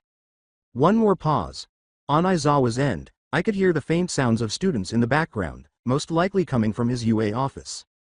Not exactly, he replied, letting out a sigh. Where are you right now? I looked about my office, my cage, my haven. Old case files covered the walls, with papers piled in every nook and cranny. The air was heavy with the smell of rainwater and stale smoke. It was home, even though it wasn't much. I whispered, same place as always. Why? He said, come to UA, in a tone that rejected any debate. Now. I scowled and straightened my posture. I thought you didn't want me showing up in person? Something change? For a brief moment, Aizawa remained silent, letting me know that this was more than a friendly invitation. He finally said, I need you to see something, in a low voice, and, I'm worried about you. A twinge of irritation ignited in my chest as I gripped the phone more tightly. I needed no one to be concerned about me. Not Aizawa in particular. I lied, sounding sharper than I meant to. I'm fine, I said. I've got work to do. Izuku, Aizawa said in a slightly softer tone. This isn't just about the case. It's important, trust me. I massaged my temple, experiencing the well-known pain of fatigue returning. Even though I didn't want to acknowledge it, there was a hint in his voice that I couldn't ignore this. And Aizawa was the one person in this world that I still had faith in. I mumbled, fine, getting to my feet and extending my tense muscles. I'll be there in an hour. The journey to UA was similar to entering a different era. The streets and buildings appeared the same, but I had changed. Long since gone was the bright-eyed child who used to run through these streets with the goal of becoming the most popular hero. The shell of a man who had seen too much, done too much, and had nothing left to offer was all that was left. The memories struck me more strongly than I had anticipated as I pulled up to the front gates. I was a student the last time I was here. A potential hero. I was just someone else now. Someone out of place. I shoved my hands into my pockets as I walked toward the entrance after getting out of the car. The corridors of the UA were quieter than I remembered, but it could have been the time of day. Even so, it felt weird to be moving through these hallways once more, as if I were a ghost traveling through a space where I no longer belonged. I saw it before I had gone very far. The wall. They now referred to it as the Hall of Fame. My younger self was there, looking back at me from the center of the screen. I have a photo from my UA days, hopeful, optimistic, and sporting that foolish smile as if I truly believed I could save the world. I froze in place, gazing at the picture. The boy in that picture had no idea what was about to happen. He had no idea how much he would lose or how much the world would take from him. It was like staring at a stranger when I looked at him now. A non-existent version of myself. With a trembling hand, I took out a cigarette and lit it, up until it was only a smudge in the background. The smoke curled up and blurred the picture's edges. I sensed her presence before I saw her, even though I didn't hear her approach. I was interrupted by a voice saying, "Excuse me, sir, smoking is prohibited on school grounds. You'll need to put that out immediately." When I looked over, I saw a woman standing a few feet away with a stern expression and straight posture. I didn't recognize her at first, but then it dawned on me. Yaoyorozu Momo. All those years ago, we were in the same class. However, she failed to identify me, at least not yet. I let out a sigh, took a final drag, then flipped the cigarette to the floor and crushed it beneath my boot. I muttered, sorry, but there was no real sincerity in my voice. My tone didn't seem to affect Momo. She was concentrating on the pupils behind her, excited, wide-eyed children who were chatting among themselves. One of them, a dark-haired boy, pulled at Momo's sleeve. The boy whispered, "Sensei," loud enough for me to hear. Isn't that him?" Momo blinked, glancing between me and the wall behind me. As she put it together, I could see the wheels turning in her mind. She took a step back, her poise faltering a little as her eyes widened slightly. She whispered, almost to herself, "Midoriya, Izuku Midoriya?" I shook my head and laughed dryly. "Not anymore, kid." With their voices overlapping, the students behind her started humming with excitement as they whispered my name, pointing at the picture on the wall and then back at me. Worship of heroes. It was exactly that. They looked at me as if I were still that bright-eyed child in the photo, as if I were something more than who I am now. One of the students yelled, "Deku," and pushed his way forward. "You're the greatest hero UA's ever had. You fought all for one. You saved the world." My stomach twisted as I recoiled at the words. They were unaware. They were unable to know. "You've got the wrong guy," I said in a low, resentful voice. "Heroes like that, they don't exist anymore." The child appeared perplexed, as if he was having trouble understanding what I was saying. However, Momo had a different look in her eyes when she gazed at me. It's like comprehension. Momo intervened, her voice soft and soothing, before things could become any more awkward. "Midoriya, these students, they don't understand yet, but you're still an inspiration to them, to all of us." I turned away from the picture on the wall and shook my head. Let's hope they make better choices than I did. Before she ushered the students away, Momo paused and continued to stare at me. As Momo led them away, they trailed behind her, their excited murmurs fading down the hall. I could feel their gaze on me, and I couldn't get away from the wonder and curiosity that radiated from them. However, I didn't want their praise. No longer. I had long since stopped trying to be the person they believed me to be. For a few more moments, I stood there with the smoke still in the air, blending with the subtle aroma of old wood and the sterile, polished UA floors. As the memories surfaced, memories I didn't want to face, the hallway felt confining, closing in on me. The boy in that photo had vanished, to be replaced by a man who could hardly recognize his own image. I pushed my hands deeper into my pockets and turned away from the wall, heading toward the office where I knew Aizawa was waiting. This was something I had to finish. This was whatever it was. Not much had changed in Aizawa's office since I was a student. Files from cases he had worked on, old documents, and hero licenses still littered the walls. Even though it seemed more structured than my own life, there was a familiar messiness to it. His hair was still disheveled as he sat behind his desk, but his eyes were different. Worry. A little sadness, perhaps. It didn't appeal to me. "Midoriya," he said to me in a flat but polite tone. "Sit." I followed his instructions, sagging into the chair across from him and attempting to ignore the burden that began to weigh heavily on my chest as soon as I walked through the door of his office. There were too many memories and echoes of my former self in this place. For a brief moment, he studied me as he always had. I could sense his eyes lingering on my face's lines, the bags under my eyes, and my mannerisms. "As blunt as ever, you look like hell," he said. I shook my head and laughed dryly. "I've had better days." "I'm not just talking about today," he continued, slightly changing his tone. "You've been running yourself into the ground for a long time now, Izuku." The mention of my first name made me wince. I wasn't usually called that by Aizawa. It was too intimate, too personal. Muttering, "I'm fine," I shifted in my chair, "just tired."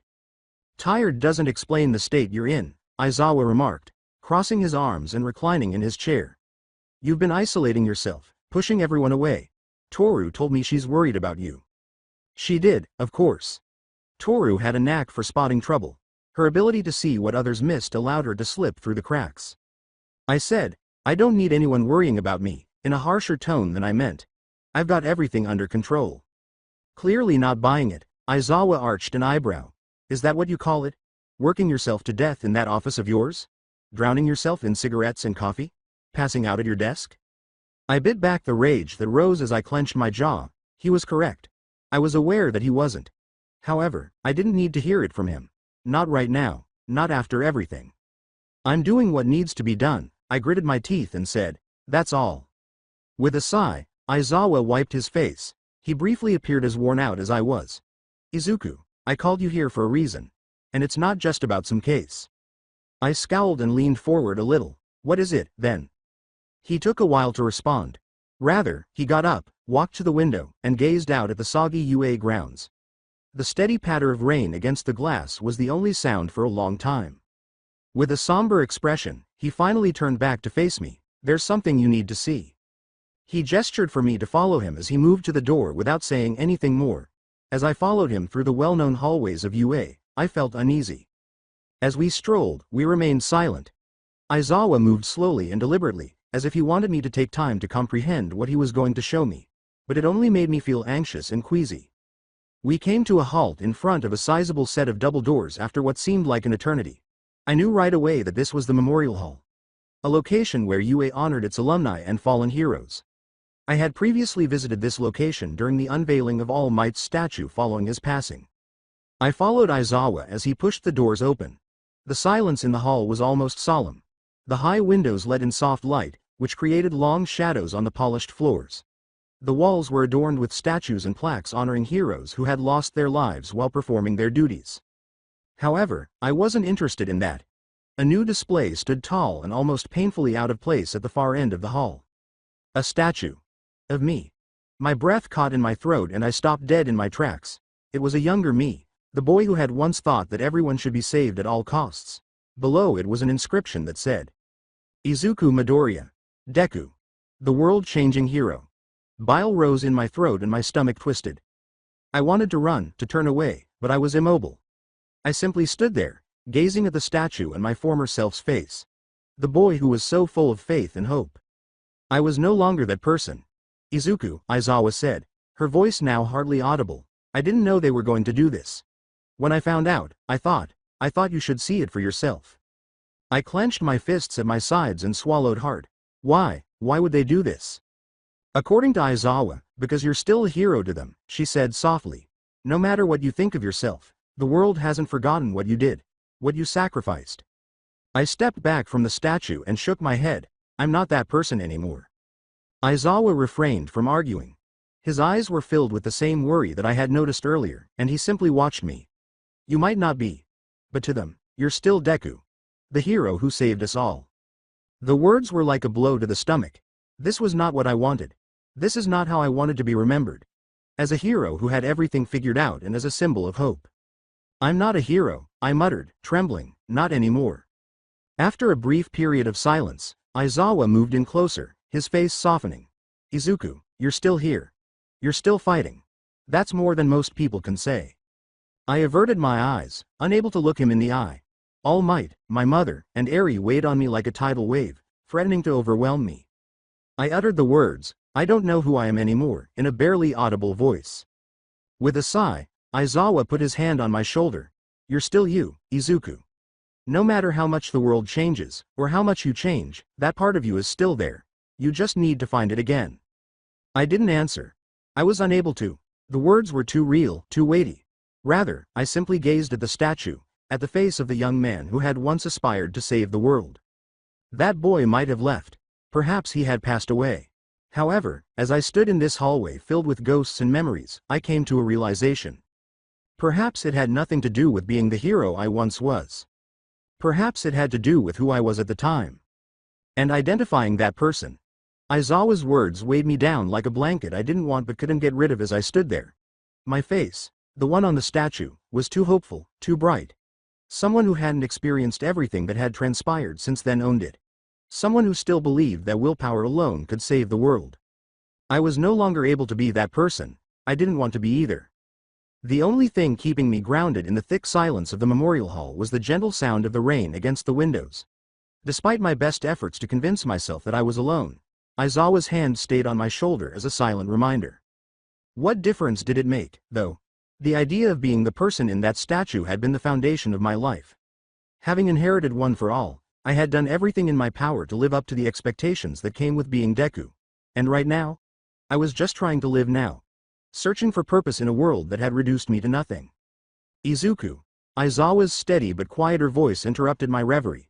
You're not obligated to live up to this image. No one expects you to be the same person you were back then. Although I could hear the worry in his voice, it seemed as though he was talking to a different version of myself. I whispered, hardly raising my voice above a whisper. What am I supposed to be then, if I'm not that? With his eyes fixed on mine, Aizawa released my shoulder and moved ahead of me. He studied me, as he had done so many times when I was a student, without saying a word. It had been annoying at the time. Knowing he was looking past the obvious now was almost consoling. He finally said, you need to figure that out for yourself, in a firm yet composed tone. But whatever you decide, you're still here. That means something. I couldn't bear to look at him any longer, so I turned away. As my gaze returned to the statue, I briefly believed I caught a glimpse of my younger self in the bronze reflection, smiling, full of aspirations and dreams. It seemed like forever ago. I admitted, I don't know how to be that person anymore. Before I could stop myself, I'm not sure I ever knew. Aizawa leaned back a little and crossed his arms, seemingly considering his next words. Even though his expression softened, the pragmatic edge I had grown accustomed to seeing in him persisted. You were never just that person, he remarked, giving the statue a nod. That version of you, Deku, is only part of who you are. You're more than a symbol, more than what the world sees. You're Izuku Midoriya. And whether you want to admit it or not, you're still fighting. I didn't want to acknowledge how much his words affected me, still engaged in combat. I hadn't considered it in that manner. I was still here, getting up every day, and attempting to make sense of the chaos, even though I might not be the bright-eyed hero I had once dreamed of being or saving the world. Was that sufficient, though? I uttered the words, I don't know if I can be a hero anymore, quite raspily. Not like before. Aizawa did not recoil. He simply nodded, as if he had anticipated my statement. No one's asking you to be what you were before. Being a hero isn't about living up to some idealized version of yourself. It's about doing what you can, when you can, and sometimes, it's about surviving. The city itself seemed to be listening to our conversation as the rain outside grew more intense and tapped harder against the windows. Everything was bearing down on me, including the loss, the failures, and the expectations. It was oppressive.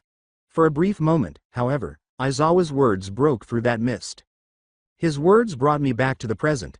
"I called you here today for more than just a case," he said. "I called you because I'm worried about you, Izuku. You're not alone in this, even if you feel like you are." I forced the lump in my throat down with a forceful swallow. "I don't know how to fix this." "Maybe it's not about fixing," Aizawa said in response. "Maybe it's about accepting where you are and figuring out where to go from here." For the first time in what seemed like an eternity, I didn't feel the overwhelming urge to push everything away when I looked at him, really looked at him. Perhaps he was correct. Perhaps it wasn't about living up to some unachievable standard or being the person I used to be. Perhaps it was about figuring out what was left of me and what I wanted to do with it, taking each day as it came. I exhaled slowly, feeling a slight release of tension in my shoulders. And what if I don't know where to go? A tiny, barely noticeable smile twitched Aizawa's lips. "Then we figure it out, one step at a time." I nodded, feeling the impact of what he had said. Perhaps I wasn't prepared to be a hero once more. I might never be. I wasn't finished fighting, though. I still had something in me that was worth clinging to. Perhaps that was sufficient, for the time being. I took one last look at the statue, the face of the young man who had once thought that the world could be saved. It was all right that I was no longer him. I didn't have to be. However, there was still a part of me that the darkness hadn't destroyed. And I wasn't finished yet, as long as that was the case. By no means. "Come on," Aizawa said as she turned to face the door. "Let's talk about that case." My steps were lighter than they had been in a long time as I followed him. Aizawa sat at his desk with the same quiet authority he always possessed, despite the office being as dimly lit as ever, with shadows creeping into every corner. He still had that presence, even though his hair was a little grayer and the bags under his eyes were deeper than when I had last seen him up close. That kind of presence that demanded respect because he had earned it, not because of his title. With a steady, unreadable gaze, he slid a thin file across the desk toward me. With the same weary interest I had shown in every other case I had worked on over the years, I leaned forward and picked up the file. However, I hesitated when I saw the name at the top of the page. La Brava. Before I could stop myself, I said, "Gentle criminal." I hadn't given either of them much thought in years. He was imprisoned and quietly serving his sentence when I last heard from him. However, after he was arrested, La Brava vanished without a trace. Leaning back in his chair, Aizawa observed me intently. "There's been some chatter. She's been spotted in the underground. Rumor has it, she's looking for Gentle again. And if she's looking for him, that means he might have slipped through the cracks." I gazed at the file and opened it to see an old, fuzzy picture of La Brava that was definitely her. She had not changed much with time. A date from just a few days ago was written on the picture. She reminded me of things I had thought I had forgotten. I said, "You want me to bring them in?" in a flat voice. Aizawa's eyes remained fixed. "I want you to find them before they slip out of reach. You know them better than anyone else." I took a long drag from the cigarette I had lit on the way over and snorted. "Yeah, I know them. But that was a long time ago. They're not exactly high-priority criminals." "No," said Aizawa. He trailed off, but I could clearly hear the implication. "But La Brava's tech has been used in some of the recent incidents. Someone's using her work. We don't know if it's her or someone else, but if it's her, she's a risk. And if Gentle's involved." Destruction and mayhem were never the goals of Gentle Criminal. He was ambitious in a different way. A need of a different sort. However, people evolve. He is liked by others as well. As I looked down at the picture, I took another drag and let the smoke curl through the air. It weighed more than I wanted to acknowledge when it settled in my chest. Once, when I was still that bright-eyed kid plastered on the walls of UA, when I believed that every villain could be saved, I had met Gentle. However, the world had a way of altering you. Shattering you. I found myself staring at ghosts from my past and pondering how much had changed. I muttered, "Fine," and threw the file back onto the desk. "I'll look into it, but don't expect me to make it a priority." There was something in Aizawa's eyes, but he remained silent. Worry. Perhaps even sympathy. It infuriated me. "This isn't about priority, Midoriya," he muttered. "This is about keeping you connected to the world. You've been drifting too long." I flicked ash to the ground while clenching my jaw. "I'm doing my job." "Are you?" Aizawa's voice cut through the smoke haze with a sharper edge. "You've isolated yourself from everything that used to matter to you. You're barely hanging on, and if you keep going like this, you're going to lose whatever's left. The chair clattered to the floor as I got to my feet. I'm fine. For a brief moment, Aizawa's eyes softened. Midoriya, you were always the best of us. Don't let that part of you die. I didn't answer. I was unable to. I took the file from the desk instead, and stuffed it into my jacket. I turned and walked out of the office without saying anything more, the heavy door creaking shut behind me. With the faint hum of distant conversations resonating from one of the upper floors, the hallways were now more deserted. The UA was unchanged, still brimming with the vigor and optimism of young heroes who had faith in a brighter future. However, it was no longer my world. A long time had passed since then. I spotted Momo once more as I moved through the hallways. She was walking with a small group of students, explaining something to them while making animated hand gestures. One of her students saw me, but she hadn't yet. The same child as before. Her eyes snapped toward me as he whispered something and pushed her sleeve. This time, her face instantly lit up with recognition. She yelled, Midoriya, her voice echoing down the corridor. With my hands stuffed deep in my pockets and smoke curling idly between my fingers from the cigarette, I stopped. I remained silent and simply observed her approach, her pupils following like a line of ducklings. It's really you, Momo said in a steady yet gentle voice. Her gaze swept over my face as if seeking a glimpse of the boy I once was. I can't believe it. I let the smoke drift between us as I took a slow drag from my cigarette. Believe it. She scowled a little as her eyes darted to the cigarette. You shouldn't be smoking here, you know. It's against the rules. It nearly made me laugh. Yeah, well, I'm not exactly a student anymore. She took a step closer and shook her head. You're more than that, Midoriya. You were. No, you still are an inspiration to so many of us. To everyone who's walked these halls. Even now, you. With a sharp, icy voice, I interrupted her. I could feel the weight of her words and the unspoken expectations hanging between us, but I wasn't who she believed me to be. Don't put me on that pedestal, no longer. Momo's eyes were filled with silent sadness as her face softened. I'm not trying to put you on a pedestal. But, you're still the reason we all became heroes. You're the reason so many of us never gave up. I gritted my teeth and looked away from her. That was a long time ago, Momo. Things change, people change. She refused to give up. You've been through a lot. I know that. But that doesn't mean you've lost who you are. You're still Deku. You're still the boy who inspired all of us. The bitterness rose in my throat as I shook my head. That kid's dead, Momo. He died a long time ago. All that's left is someone who's seen too much, done too much. I'm not your symbol of hope anymore. Behind her, her students stood in stunned silence, their wide eyes darting between us, uncertain of how to respond. Momo put a gentle hand on my arm and reached out. You're wrong, she said in a low voice. You're still that person. Somewhere inside. You just need to remember. I resisted her touch, feeling as though there was an ocean separating us. I don't need to remember anything.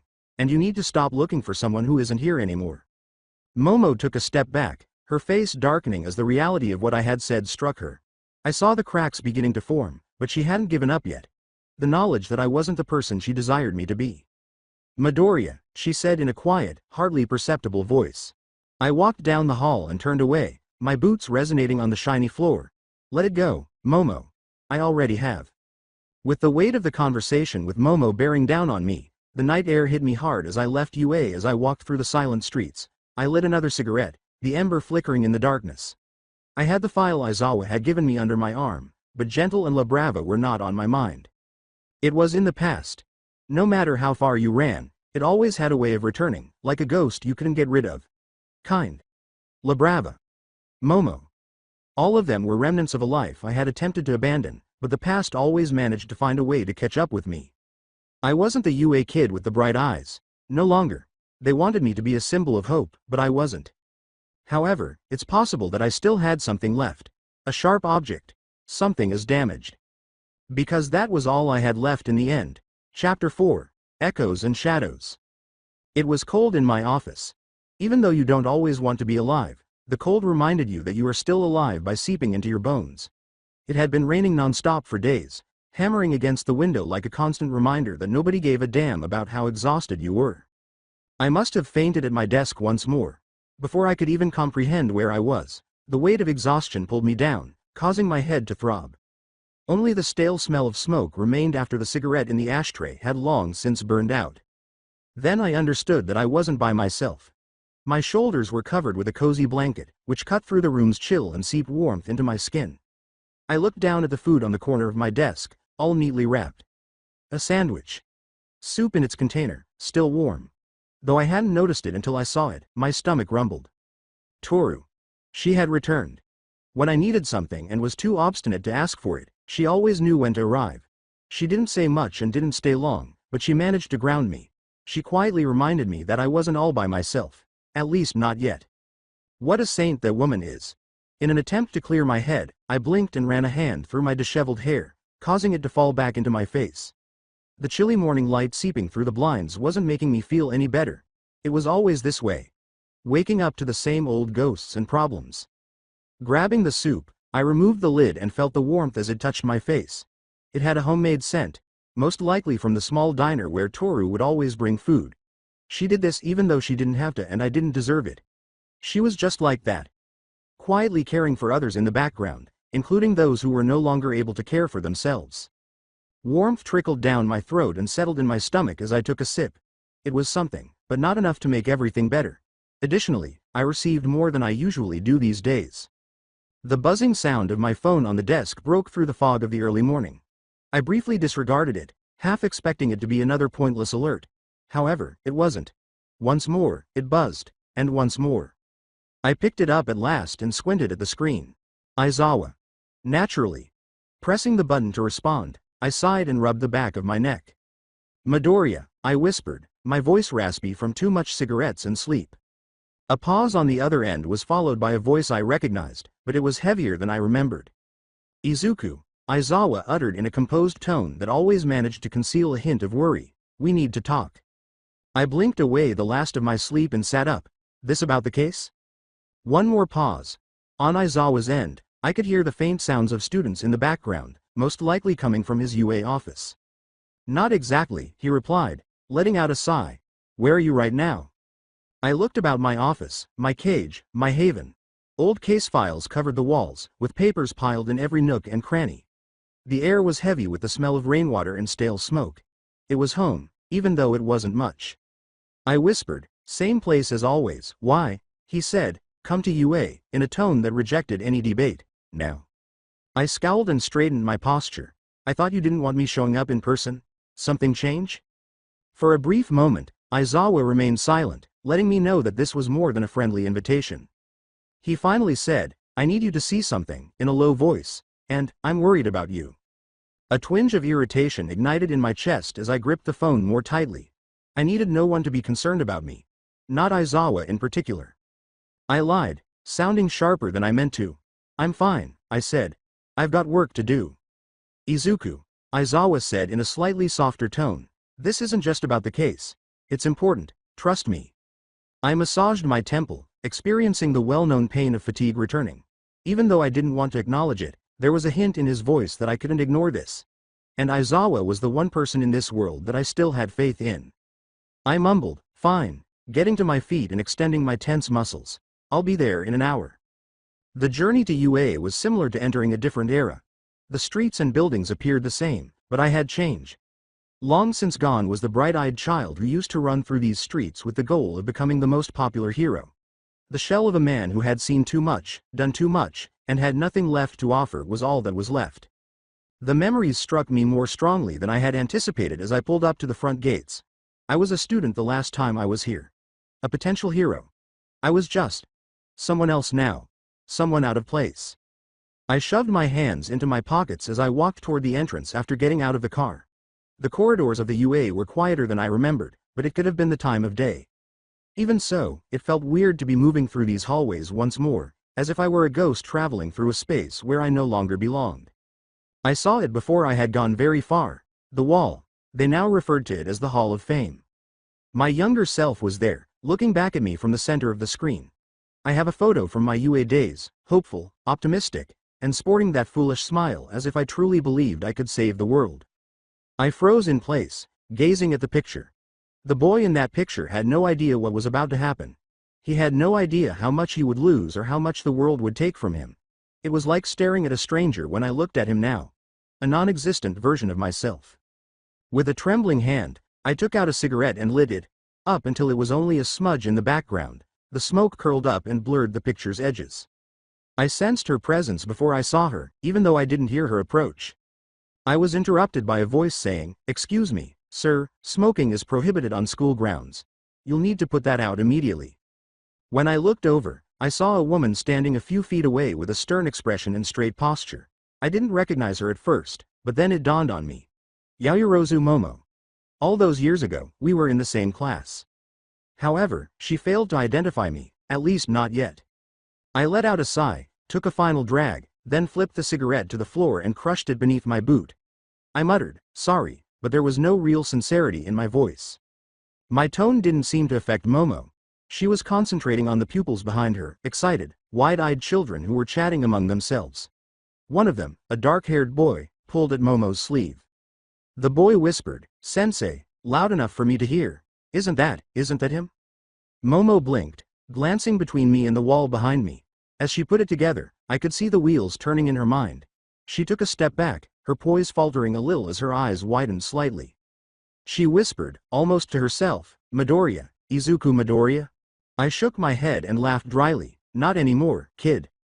With their voices overlapping, the students behind her started humming with excitement as they whispered my name, pointing at the picture on the wall and then back at me. Worship of heroes. It was exactly that. They looked at me as if I were still that bright-eyed child in the photo, as if I were something more than who I am now. One of the students yelled, "Deku," and pushed his way forward. "You're the greatest hero UA's ever had. You fought all for one. You saved the world." My stomach twisted as I recoiled at the words. They were unaware. They were unable to know. "You've got the wrong guy," I said in a low, resentful voice. "Heroes like that, they don't exist anymore." The child appeared perplexed, as if he was having trouble understanding what I was saying. However, Momo had a different look in her eyes when she gazed at me.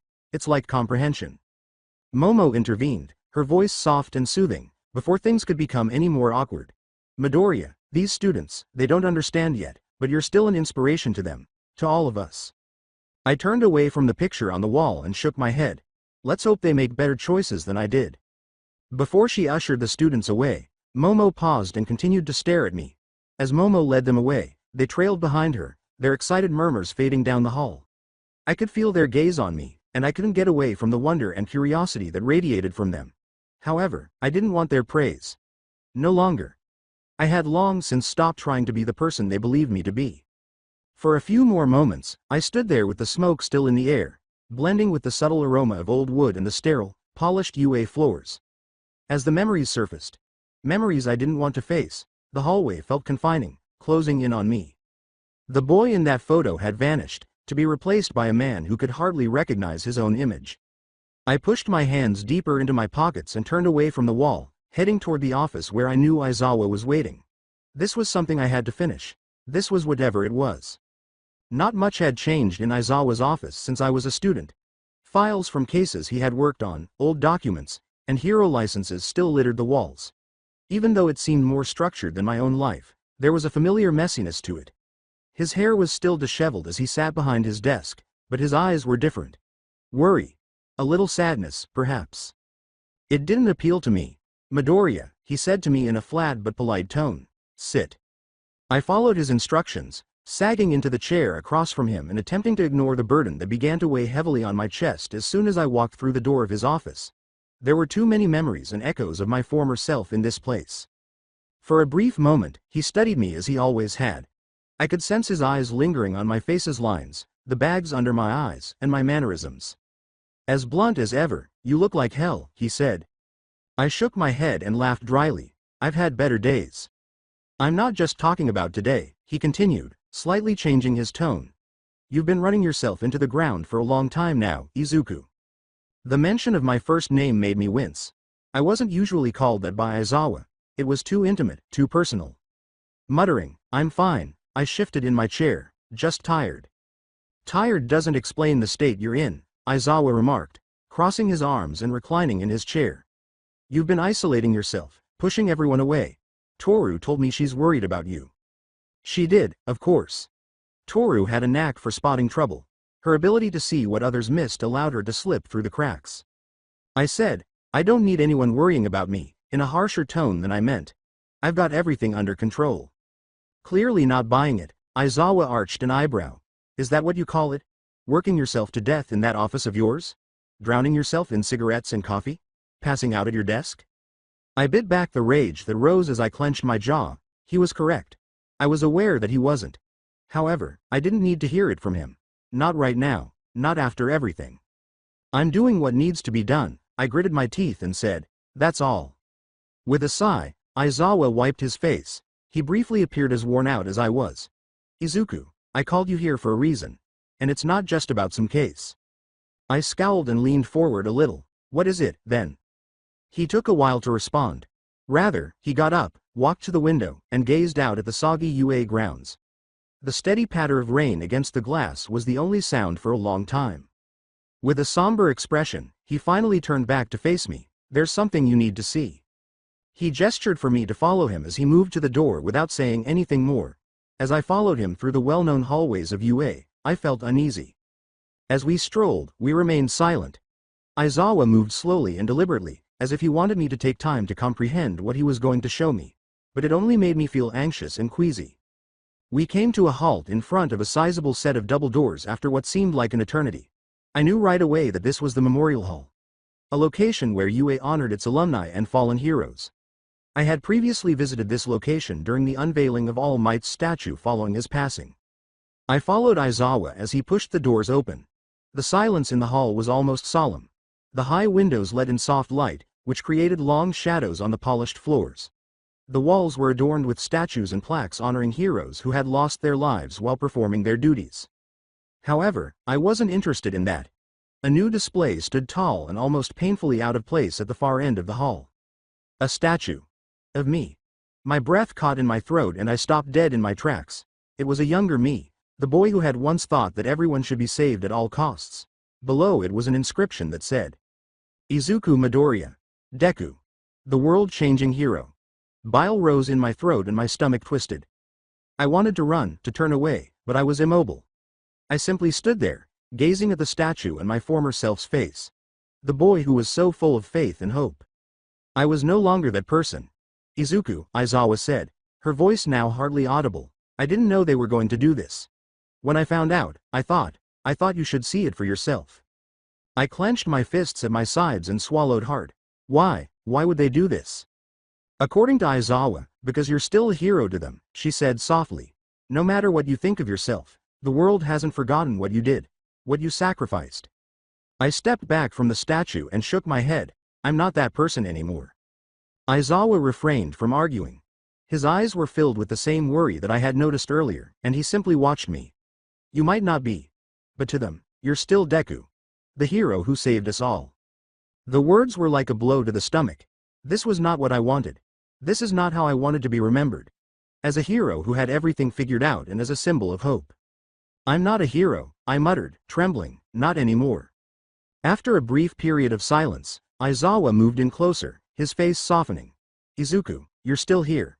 You're still fighting. That's more than most people can say. I averted my eyes, unable to look him in the eye. All Might, my mother, and Eri weighed on me like a tidal wave, threatening to overwhelm me. I uttered the words, I don't know who I am anymore, in a barely audible voice. With a sigh, Aizawa put his hand on my shoulder. You're still you, Izuku. No matter how much the world changes, or how much you change, that part of you is still there. You just need to find it again. I didn't answer. I was unable to. The words were too real, too weighty. Rather, I simply gazed at the statue, at the face of the young man who had once aspired to save the world. That boy might have left. Perhaps he had passed away. However, as I stood in this hallway filled with ghosts and memories, I came to a realization. Perhaps it had nothing to do with being the hero I once was. Perhaps it had to do with who I was at the time. And identifying that person. Aizawa's words weighed me down like a blanket I didn't want but couldn't get rid of as I stood there. My face, the one on the statue, was too hopeful, too bright. Someone who hadn't experienced everything that had transpired since then owned it. Someone who still believed that willpower alone could save the world. I was no longer able to be that person. I didn't want to be either. The only thing keeping me grounded in the thick silence of the memorial hall was the gentle sound of the rain against the windows. Despite my best efforts to convince myself that I was alone, Aizawa's hand stayed on my shoulder as a silent reminder. What difference did it make, though? The idea of being the person in that statue had been the foundation of my life.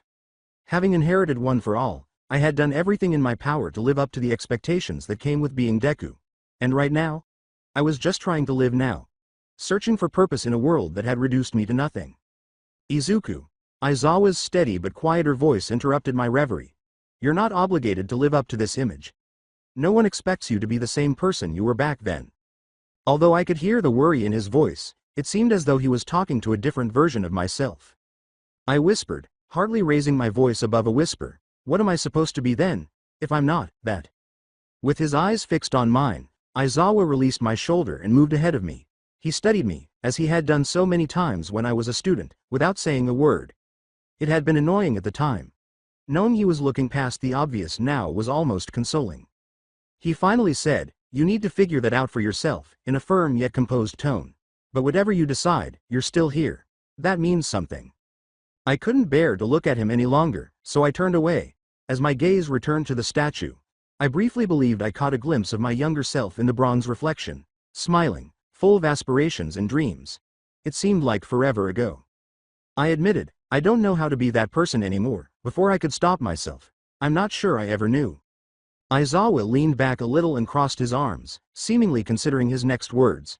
Even though his expression softened, the pragmatic edge I had grown accustomed to seeing in him persisted. You were never just that person, he remarked, giving the statue a nod. That version of you, Deku, is only part of who you are. You're more than a symbol, more than what the world sees. You're Izuku Midoriya. And whether you want to admit it or not, you're still fighting. I didn't want to acknowledge how much his words affected me, still engaged in combat. I hadn't considered it in that manner. I was still here, getting up every day, and attempting to make sense of the chaos, even though I might not be the bright-eyed hero I had once dreamed of being or saving the world. Was that sufficient, though? I uttered the words, I don't know if I can be a hero anymore, quite raspily. Not like before. Aizawa did not recoil. He simply nodded, as if he had anticipated my statement. No one's asking you to be what you were before. Being a hero isn't about living up to some idealized version of yourself. It's about doing what you can, when you can, and sometimes, it's about surviving. The city itself seemed to be listening to our conversation as the rain outside grew more intense and tapped harder against the windows.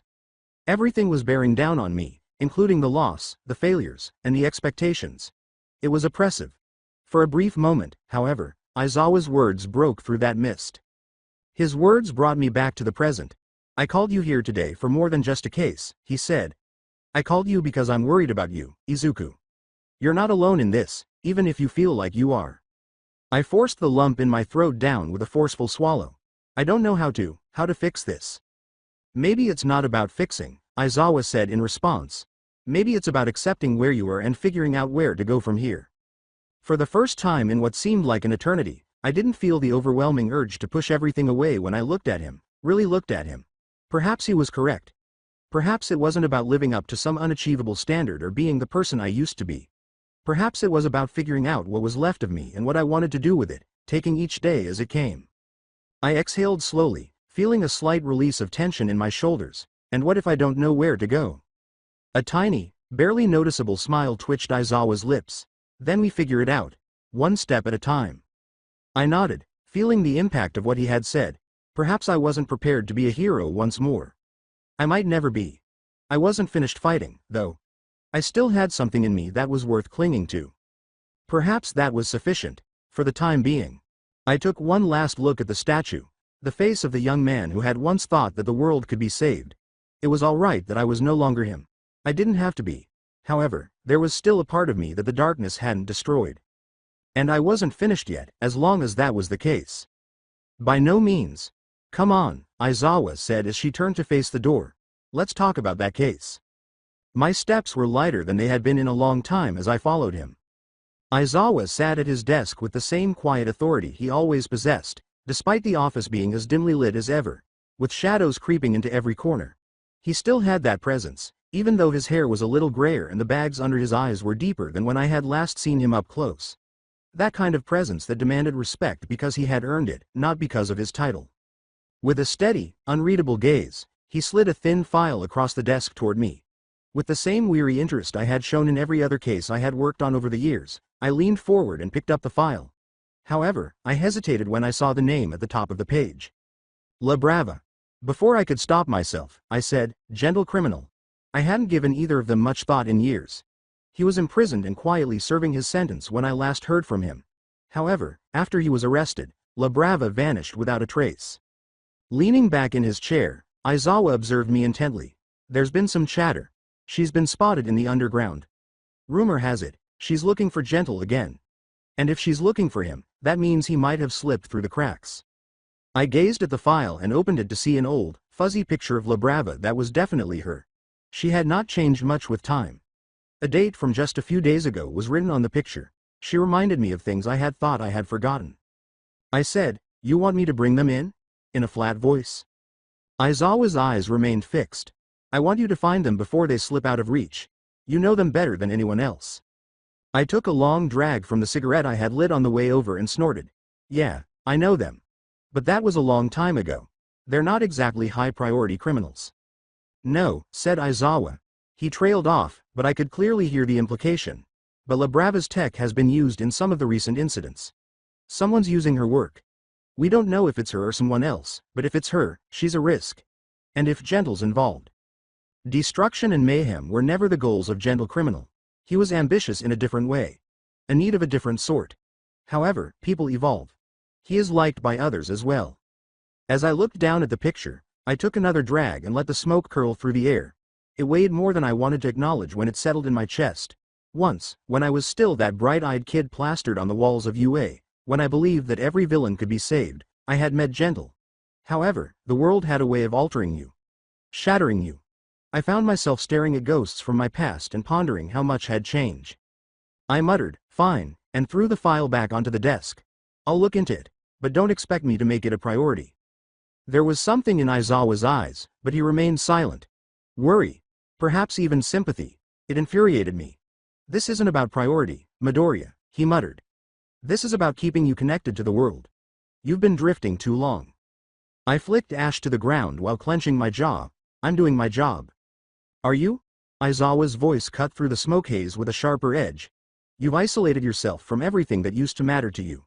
You're barely hanging on, and if you keep going like this, you're going to lose whatever's left." The chair clattered to the floor as I got to my feet. "I'm fine." For a brief moment, Aizawa's eyes softened. "Midoriya, you were always the best of us. Don't let that part of you die." I didn't answer. I was unable to. I took the file from the desk instead, and stuffed it into my jacket. I turned and walked out of the office without saying anything more, the heavy door creaking shut behind me. With the faint hum of distant conversations resonating from one of the upper floors, the hallways were now more deserted. The UA was unchanged, still brimming with the vigor and optimism of young heroes who had faith in a brighter future. However, it was no longer my world. A long time had passed since then. I spotted Momo once more as I moved through the hallways. She was walking with a small group of students, explaining something to them while making animated hand gestures. One of her students saw me, but she hadn't yet. The same child as before. Her eyes snapped toward me as he whispered something and pushed her sleeve. This time, her face instantly lit up with recognition. She yelled, "Midoriya," her voice echoing down the corridor. With my hands stuffed deep in my pockets and smoke curling idly between my fingers from the cigarette, I stopped. I remained silent and simply observed her approach, her pupils following like a line of ducklings. "It's really you," Momo said in a steady yet gentle voice.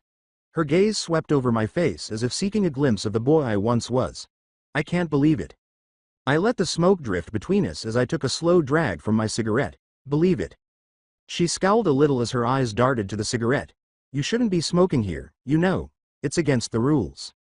It nearly made me laugh. "Yeah, well, I'm not exactly a student anymore." She took a step closer and shook her head. "You're more than that, Midoriya. You were. No, you still are an inspiration to so many of us. To everyone who's walked these halls. Even now, you." With a sharp, icy voice, I interrupted her. I could feel the weight of her words and the unspoken expectations hanging between us, but I wasn't who she believed me to be. Don't put me on that pedestal, no longer." Momo's eyes were filled with silent sadness as her face softened. "I'm not trying to put you on a pedestal. But, you're still the reason we all became heroes. You're the reason so many of us never gave up." I gritted my teeth and looked away from her. That was a long time ago, Momo. Things change. People change. She refused to give up. You've been through a lot. I know that. But that doesn't mean you've lost who you are. You're still Deku. You're still the boy who inspired all of us. The bitterness rose in my throat as I shook my head. That kid's dead, Momo. He died a long time ago. All that's left is someone who's seen too much, done too much. I'm not your symbol of hope anymore. Behind her, her students stood in stunned silence, their wide eyes darting between us, uncertain of how to respond. Momo put a gentle hand on my arm and reached out. You're wrong, she said in a low voice. You're still that person. Somewhere inside. You just need to remember. I resisted her touch, feeling as though there was an ocean separating us. I don't need to remember anything. And you need to stop looking for someone who isn't here anymore. Momo took a step back, her face darkening as the reality of what I had said struck her. I saw the cracks beginning to form, but she hadn't given up yet. The knowledge that I wasn't the person she desired me to be. Midoriya, she said in a quiet, hardly perceptible voice. I walked down the hall and turned away, my boots resonating on the shiny floor. Let it go, Momo. I already have. With the weight of the conversation with Momo bearing down on me, the night air hit me hard as I left UA. As I walked through the silent streets, I lit another cigarette, the ember flickering in the darkness. I had the file Aizawa had given me under my arm, but Gentle and La Brava were not on my mind. It was in the past. No matter how far you ran, it always had a way of returning, like a ghost you couldn't get rid of. Kind. La Brava. Momo. All of them were remnants of a life I had attempted to abandon, but the past always managed to find a way to catch up with me. I wasn't the UA kid with the bright eyes. No longer. They wanted me to be a symbol of hope, but I wasn't. However, it's possible that I still had something left. A sharp object. Something as damaged. Because that was all I had left in the end. Ghosts.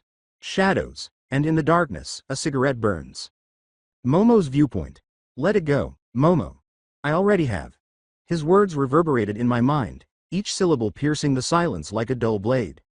As I stood there, I watched Izuku Midoriya, also known as Deku, disappear into the darkness of the hallway, his form engulfed by the faint illumination. The boy I remembered didn't have that harsh, icy voice. The boy who had supported me and motivated us all was no longer with us. Rather, there was this man, haunted, distant, and worn.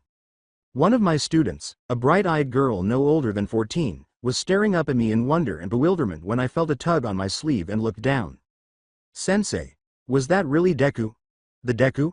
She questioned in a quiet voice, seemingly unsure of what she had just witnessed. I tried to maintain a steady tone as I nodded slowly. Yes, that was him. However, my words did not reflect my heart. The Deku they had all grown up admiring was not the man they had seen or the man I had just spoken to. He was no longer the same person who had inspired generations of heroes and saved countless lives. I hardly recognized the person who had taken Deku's place. His eyes, which had once been so full of resolve and hope, were now empty, lost in a sea of regrets and memories. He didn't seem like a hero, the girl continued, furrowing her brow. I wanted to stand up for him. I wanted her to understand that Deku was still a hero, that he was simply going through a difficult time, and that he would overcome whatever darkness had gripped him. However, I was unable to. I lacked the necessary words. In all honesty, I had no idea whether he would return. Go back to class, I said softly, offering her a comforting smile that fell short of my eyes. I'll be there shortly. I felt the burden of the discussion with Deku bear down on me as she walked away. He had appeared so worn out. He was so different from who he used to be. I kept thinking that I had somehow let him down, that each of us possessed. Let it go, Momo. I already have, was the last thing he said to me, and it kept repeating in my head like a warning. How, though, could I let it go? How could I watch him like that, vanishing into himself? I had to speak with someone. Someone who had known Deku better than anyone, someone who knew what he was going through. I took out my phone and briefly skimmed the contact list before I came across her name. Uraraka Ochako. I pondered whether this was the proper course of action, but Ochako was the one who could help me understand this. Of all the people in our class, she had been closest to Midoriya. There was an unspoken bond between them despite the fact that their relationship had never progressed to romance. This bond was created through hardship, battle, and a common desire to become heroes. The phone rang as I pressed the call button, my heart racing. Her voice came to me after a few rings, warm and a little out of breath. Momo? Hey, It's been a while. Ochako's bright, energetic voice came over the line, reminding me of our school days. I made an effort to speak steadily. Hey, Ochako. I need to talk to you about something. It's about Midoriya. On the other end, there was a little pause, and I heard her breath catch a little. Deku? What's going on? Did something happen? I tried to explain while leaning against the wall and taking a deep breath. I ran into him today. Aizawa called him in for something, and I happened to see him. Ochako, he's not the same. He's different. It's like he's completely shut off from everything. Ochako let out a sigh, and I could practically see her running a hand through her hair, a habit she had when she was anxious. Yeah, I know. I've seen it too. Bakugo ran into him not too long ago, and it was the same thing. He's just gone. Her remarks were like a kick to the stomach. Things were worse than I had imagined if Bakugo had even noticed. My voice was hardly audible above a whisper as I asked, what did Bakugo say? Ochako laughed wearily. He wasn't happy about it, that's for sure. You know how he is. He wants to fix things by blowing them up. But this isn't something he can just punch his way through. I could hear how frustrated she was and how powerless we all felt in regards to Deku. He had served as our inspiration and our role model for what a hero ought to be. But now that I saw him like this, it was like witnessing a star slowly fade into darkness. He's changed so much, I uttered, a little shakily. He told me to let it go. That he already has. After a brief period of silence, Ochako spoke again in a softer, more somber tone. I don't think he's let anything go, Momo. I think he's just buried it all, and it's eating him alive. Her words weighed me down like a thick blanket, suffocating me with their veracity. I was aware that she was correct. Midoriya had simply locked it away, deep inside, out of reach, without letting go of anything. Once more, Ochako let out a tired sigh. You know, it's funny, little Izuku. Our son. He's so much like Deku was when he was younger. Always running around, always curious, always trying to help. He's a handful, but he reminds me so much of the boy Deku used to be. The thought made me smile, but it was also bittersweet. I bet he does. You named him after Deku, didn't you? Ochako gave a quiet laugh. Yeah. Bakugo's idea, actually. As much as he'll never admit it, Deku was the one who made us all better. Even Bakugo. My chest constricted at hearing that. Perhaps there was still hope if Bakugo himself respected Deku in that way. Perhaps there was a way we could get through to him. A thought was growing in the back of my mind as I bit my lip. Ochako, do you think Toru would know how to reach him? On the other end, there was a pause, and I heard Ochako thinking about it. You know, she might. She's always had a way of grounding him. Of seeing him when no one else could. Maybe we should get her on the line. Despite her inability to see me, I nodded and said, yeah, let's call her. We waited while the phone rang after Ochako added Toru to the call. I couldn't stop thinking about whether this was the right thing to do and whether we could save Midoriya from the brink in time. But as the seconds passed, I understood that we needed to give it a shot. We couldn't simply let him fade into the background, not without a struggle. Soft and familiar, Toru's voice came over the line. Hello. What's going on? Ochako was the first to speak in a solemn tone. Toru, it's about Deku. We think he's in trouble, and we need your help. Toru was silent for a while, but when she spoke, I didn't anticipate the steel in her voice. I've been trying to keep him grounded, but he's slipping away. We need to do something before he's gone for good. My heart thumped in my chest, and I realized that we were all thinking the same thing at that precise moment. We weren't merely attempting to assist Deku. Our goal was to save him. Toru's viewpoint with a sigh. I looked down at my phone, which was still glowing from Ochako and Momo's call. They had called, of course. I anticipated this. Since yesterday, when I witnessed Bakugo barging into Izuku's office, I had known. I heard enough of Naomasa's phone call to piece together what was happening, and he didn't even try to hide his anger during his walk. It was easy to see that Izuku's cracks had widened. In fact, they were so deep that even those who had once referred to him as friends were now attempting to pull him back from the brink. Izuku, though? He had already collapsed. I rubbed my forehead and whispered to myself, Izuku, you're such an idiot, as the realization set in. This was what he always did. He always felt that he was the only one capable of carrying the weight of the world. He still felt that he had to protect everyone, even if it meant destroying himself in the process, despite everything that had happened to him and the darkness that had engulfed him. I needed a moment to gather myself, even though I could feel Momo and Ochako waiting on the other end of the line. It wasn't that I didn't give a damn, on the contrary. I was overly concerned. Too much to see him plummet any lower than he had already.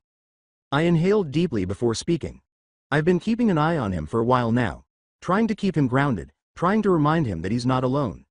But he's slipping away faster than I can hold him. Soft and worried, Momo's voice was the first to be heard. Do you think we can reach him, Toru?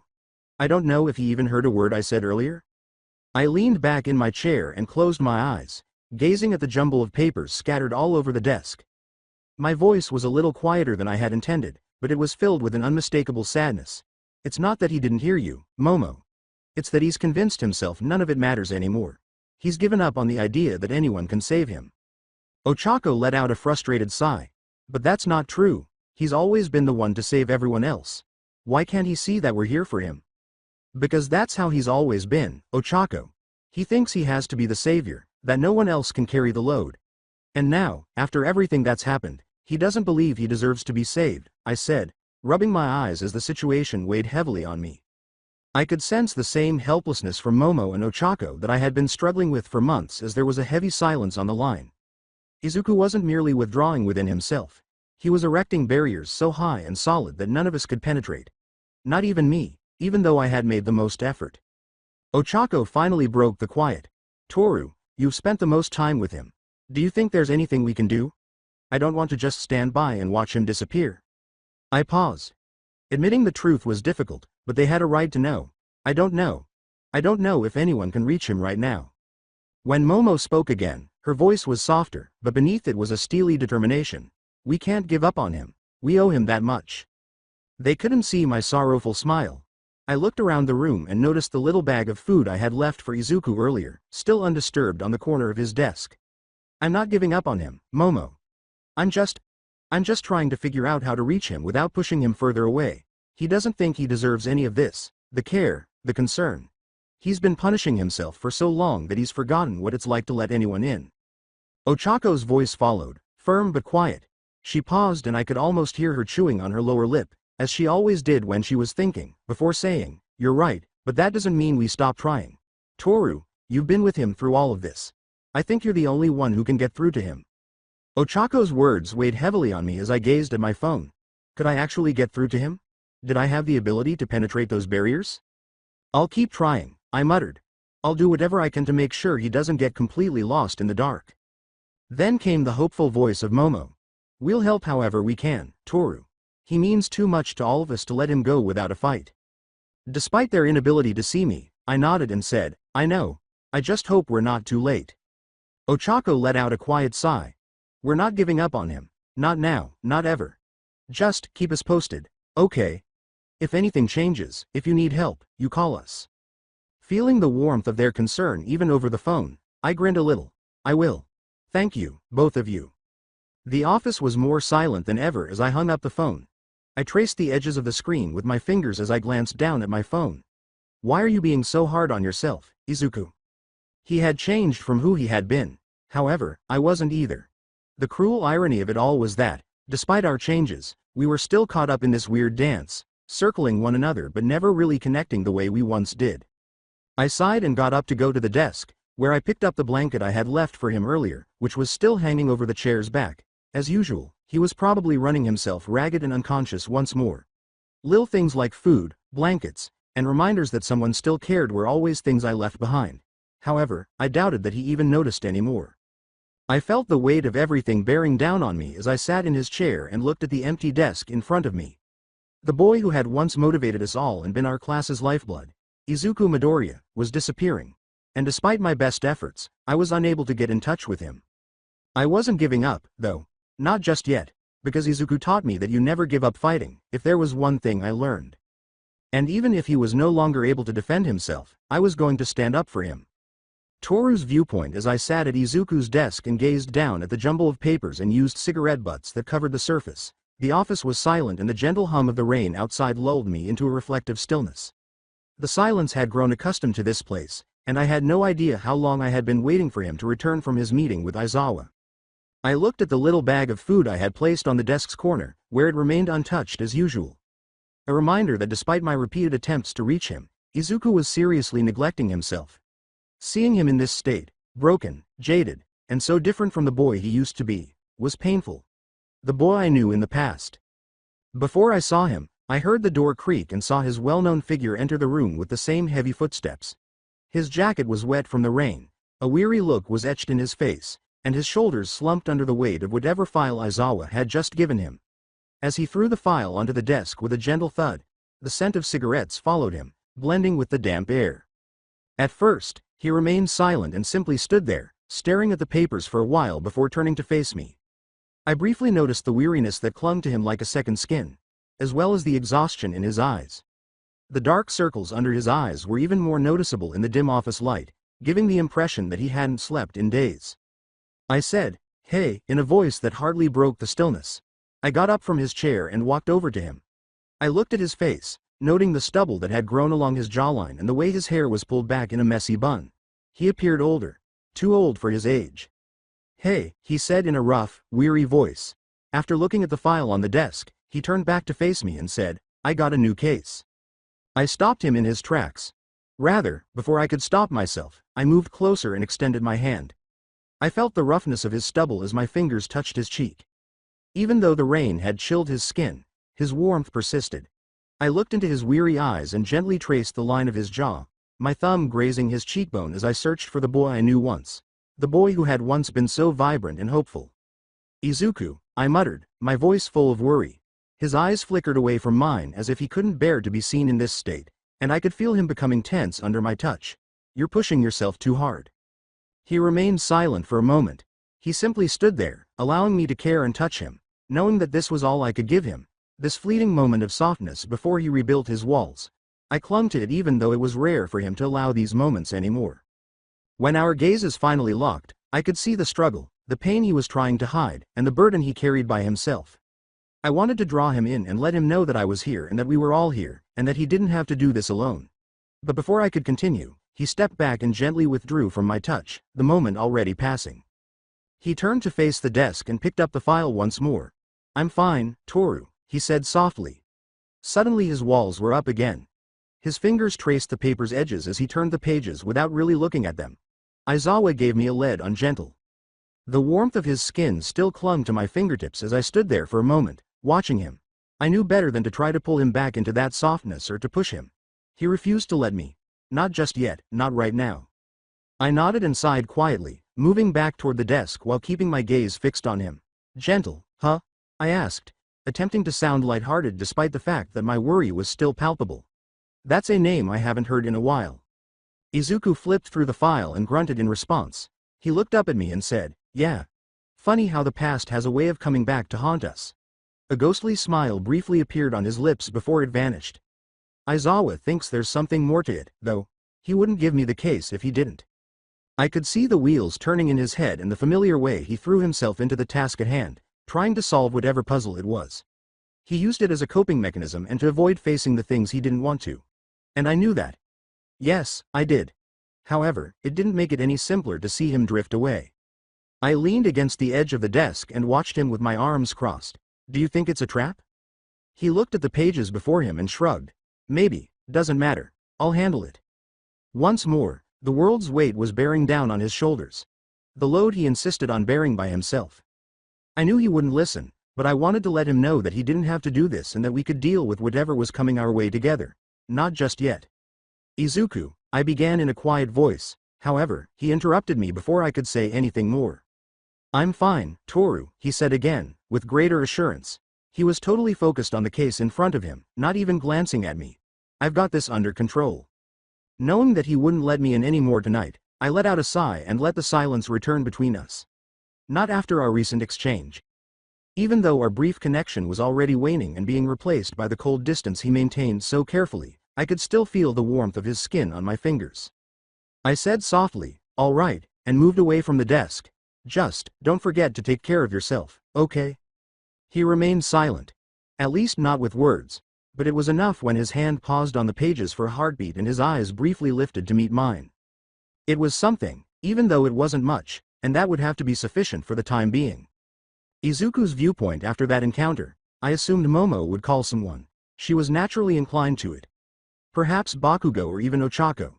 In the end, I had changed a lot since my time at UA, and not in the ways they had anticipated.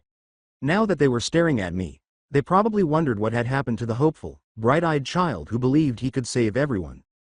Perhaps, though, I was never that boy. Perhaps that's exactly what they needed me to be in those days. Toru had gone back to the couch, her worry for me still lingering, when I looked over at her. In this mess, she had been the only thing that had kept me from going entirely missing. Her warmth, her quiet perseverance, it seemed as though she wouldn't let go of whatever part of me was still there. I was aware that Toru was my beacon. The only thing keeping me connected to humanity was her. Despite knowing I wouldn't touch the food or ask for the comfort, she was kind, warm, and tenacious. She consistently showed up and left food and blankets. She also cherished me. I wasn't foolish. It was evident from the way she gazed at me. The way her voice grew softer when she called my name, the way her touch lingered a bit too long.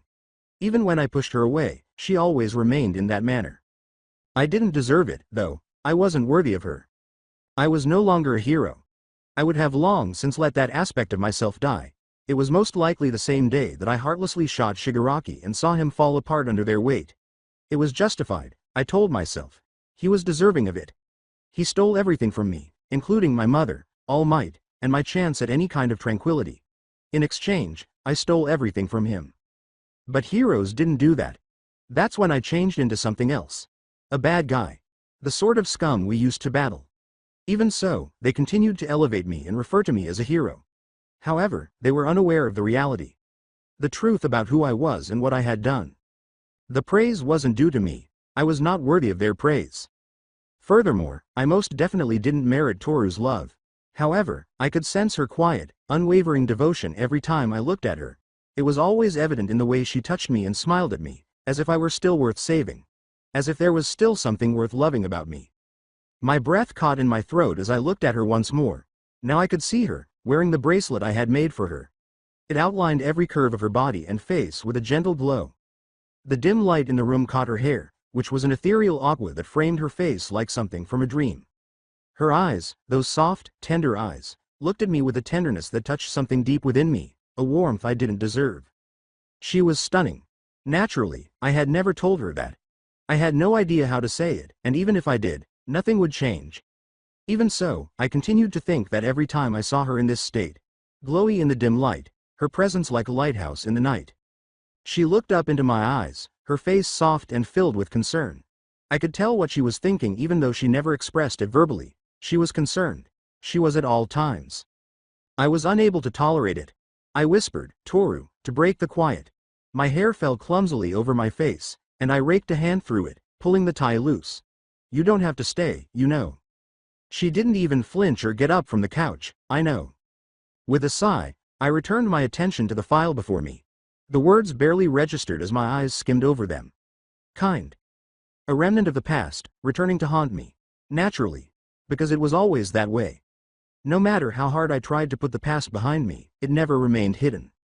I added, I'll be fine, but we both knew it was a lie. Before I could respond, Toru got up and walked across the short distance between us. Her gentle, reassuring hand found its way to my shoulder. This time, I felt tense under her touch, but I didn't pull away. She said, Izuku, in a voice that was hardly audible above a whisper. You don't have to do this alone. I forced myself not to look at her as I swallowed hard. I was unable to. Not at this moment. If I did, I would witness it once more, the anxiety, the worry, the undeserved love. I do, I whispered, sounding harsher than I meant to. I turned away from her as I turned the pages of the case file, shrugging her hand off my shoulder. I've always done it alone. Toru didn't dispute. She didn't, rather, she remained in her spot, patient and silent, her gentle, unseen eyes watching me. Even though I couldn't see her gaze, I could feel it. I wanted her to go so I could drown in this mess by myself. However, I was unable to, because I wanted her to stay, that tiny, frail part of me that still held on to the hope that maybe, just maybe, I could be saved. This case, I said, attempting to divert attention from the awkward weight that hung between us. It's about Gentle. I know, she said in a steady but gentle voice. She stopped asking questions. She didn't have to. She only had to look at me to realize how serious it was. My eyes scanned the words once more as I looked back at the file, but it was difficult to concentrate due to the weight of her presence. The past has a tendency to haunt us again, and it was my past this time. I wasn't sure if I was prepared to deal with the ghosts that I believed I had buried coming back to haunt me. But there was nothing else I could do, no longer. Toru stayed next to me for a little while longer, her hand lightly touching my shoulder once more to let me know she was still there. I'm still waiting. However, I was unable to let her in. Not when I was aware of who I was. Not when I was aware of who I had become. I was shattered. And things that are broken, they only cause harm to those in their vicinity. I whispered, "Go home, Toru," in a low, almost beseeching voice. "It's late." Her hand lingered a moment longer as she hesitated, looking into my eyes for something I was unable to provide. "Okay," she muttered as she took a step back, her body momentarily flickering while the bracelet adapted to the change in light. As she went out, I didn't look up. I was unable to, because I might have asked her to stay if I had. And that would have been incorrect. I wasn't worthy of her, I would never do that.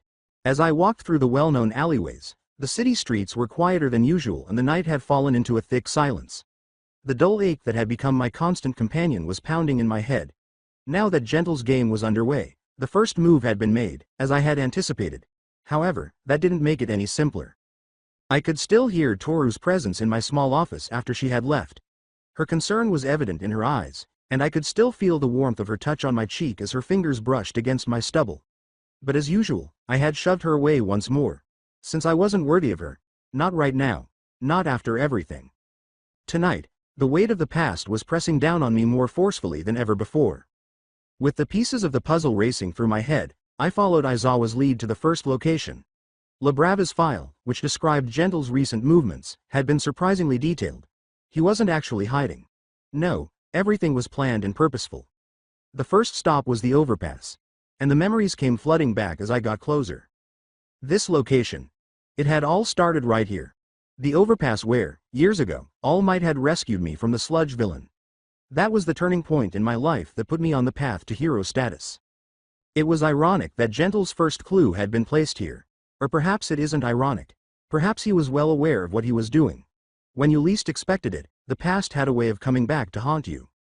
As I got there, the quiet hum of the city's nightlife could be heard far away, and the air was heavy with tension.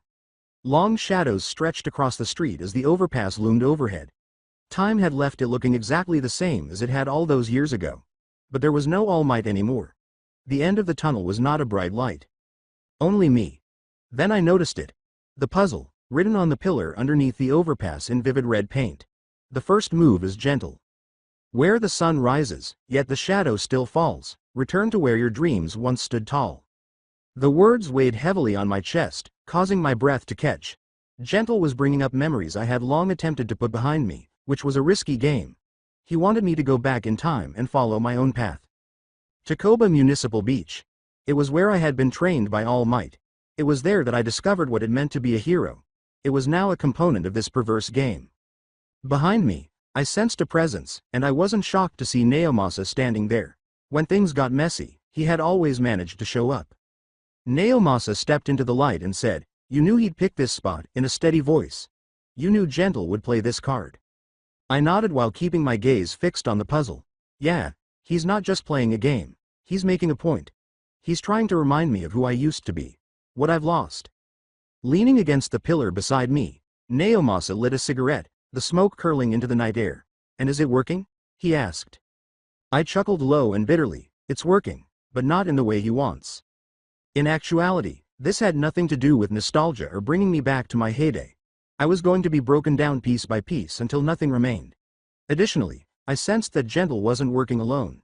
The entire situation seemed too large and well planned. The strings were being pulled by someone else. "I don't like this, Midoriya," Naomasa remarked as he took a long drag from his cigarette. "It feels like we're walking into a trap." "We are," I muttered as I looked away from the puzzle, "but we don't have a choice." The next destination was Takoba Beach. The origin of it all, and for the time being, I would comply if Gentle wanted to drag me back in time. "Let's go," I said in a detached and resolute tone. "We're not letting him get ahead of us." With a nod, Naomasa tossed his cigarette to the floor and crushed it under his heel. "I've got a bad feeling about this one, Midoriya. Gentle's not the same small-time criminal we remember. He's upped his game." "I know," I uttered softly, the words dangling between us, "and that's what worries me." One by one, the memories I had attempted to suppress came flooding back as we headed toward Takoba Beach. All power. The initial years of UA, the hope I'd had before. I thought I could save them all. However, those times had long since passed. Now it was just me, deciphering a series of puzzles left by a man who wished to remind me of my shortcomings. When we got there, the beach was empty, with the moon illuminating the sand in a spooky way. It now had a different appearance, more worn down, as if time had pressed into the ground itself. I had been trained here. For the opportunity to be a hero, I had pushed myself to the limit. And now it served as the backdrop for whatever bizarre game Gentle was engaged in. I looked around, squinting when I noticed something off in the distance. One more puzzle. This one had deep, accurate letters that were etched into the sand. Where the waves meet the shore and the past meets the present, find the key to unlock the door. But beware, for not all who are lost wish to be found. I knelt down and rubbed the words with my fingers. Now Gentle was making fun of me, teasing me with riddles that went right to the core of my former self. I also detested it. I detested the fact that he knew exactly where to strike and how to make me feel like the young man who had once stood here hoping to be a hero. Naomasa stated, "This is more than a game to him," in a quiet voice. "He's targeting you, specifically. He's dragging you through your past for a reason." I stood up, clenching my fists as the sand slipped between my fingers. "He's trying to break me." With serious, dark eyes, Naomasa nodded. "But he's not going to, is he?" My resolve hardened as I shook my head. "No, he's not." I was determined to prevent Gentle from winning, regardless of how far I had fallen and how much I had changed. I refused to allow him to rip me apart, fragment by fragment. When you least expect it, the past has a way of haunting you and drawing you back. However, I was no longer that boy. I was not the child who aspired to be a hero. I was a different person. Gentle was going to discover the precise meaning of that. The viewpoint of Naomasa as we followed Gentle's twisted breadcrumb trail, the night seemed dense, as if the air itself was pulling us down. Beside me, Izuku remained silent as the burden of his decisions and history weighed heavily on him. He didn't have to speak because I could sense the tension radiating from him, as if he were returning to his most sinister self. Takoba Beach had been deserted, a specter of the place where All Might had tested Izuku's limits and where he had once stood so full of hope. However, Gentle had tainted it, as if he were purposefully bringing Izuku back through his memories to face the boy he once was. We were now moving farther into the mayhem. Gentle had given us another puzzle, and Izuku had figured it out quickly. A key to something much more intimate, concealed in the words. The old apartment of his mother. Izuku's eyes darkened and his jaw tensed as he realized where the next clue led, and I could tell. For him, it was more than just a location. It was an injury that had never completely recovered. The city around us was oddly quiet, as if it was waiting for the other shoe to drop, and we walked through the streets in silence. Izuku's expression was unreadable as I looked at him, probably thinking about what might be in store for us. As we got closer to the apartment building, I said, "He's making this personal," breaking the silence. "It's not just about the game. He's targeting you." I could see the flicker of pain in Izuku's eyes, but he remained silent. For him, the loss of his mother had been the tipping point. I was aware of that. Gentle was now twisting the knife deeper, using the pain against him. When we arrived at the old apartment building, the dilapidated facade appeared to have remained unchanged for many years. The location, a remnant of a life lost, had been deserted following the war. However, it now contained something darker. Izuku took the key that Gentle had left in the sand out of his pocket. After a moment of staring, he slid it into the lock, causing the door to creak open with a sound that reverberated throughout the deserted hallway. The only light in the apartment came from the moon peeking through the broken windows. The smell of time and dust permeated the stale air. However, I wasn't uneasy about the place's deterioration. It was the images. They lined the walls and were strewn all over the floor. Images of Toru, Eri, and Izuku. Some of them were vintage, from the time when Izuku was a hero, grinning with his peers. Others were more recent, fuzzy pictures of him strolling through the streets, Eri in her apartment, and Toru trailing behind him with her face just barely visible in the darkness. I whispered, "Jesus," as I moved deeper into the space. "He's been watching you, all of you." Izuku stared at the wall in front of him with a pale face.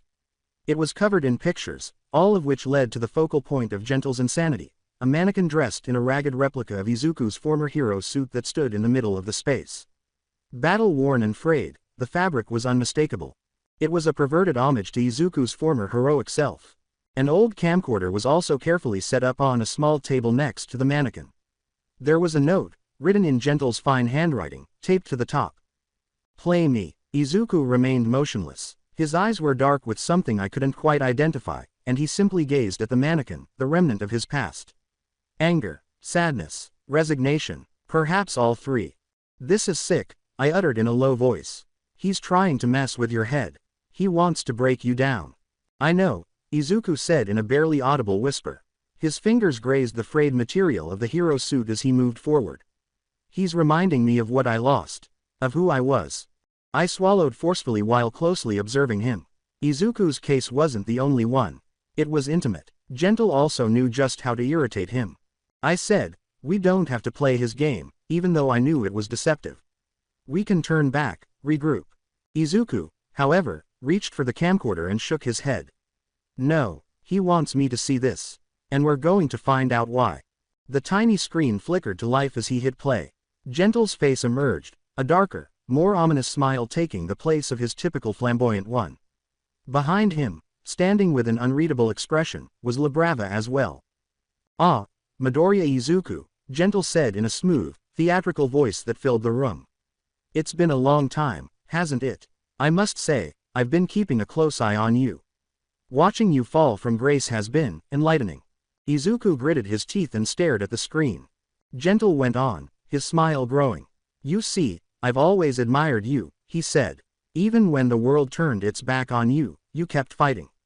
But now you're just like me, aren't you? Broken, forgotten, a relic of a past that no longer exists. Izuku's face was as hard as stone when I looked at him. Gentle's remarks were precisely where they were supposed to be. Gently said, but don't worry, my dear Midoriya, in a mocking tone. I'm going to help you find yourself again. I'm going to show you what it truly means to be a hero. A live feed of UA appeared as the screen flickered. Elevated, a group of students stood huddled together in the main building, their faces showing fear, as the camera zoomed in.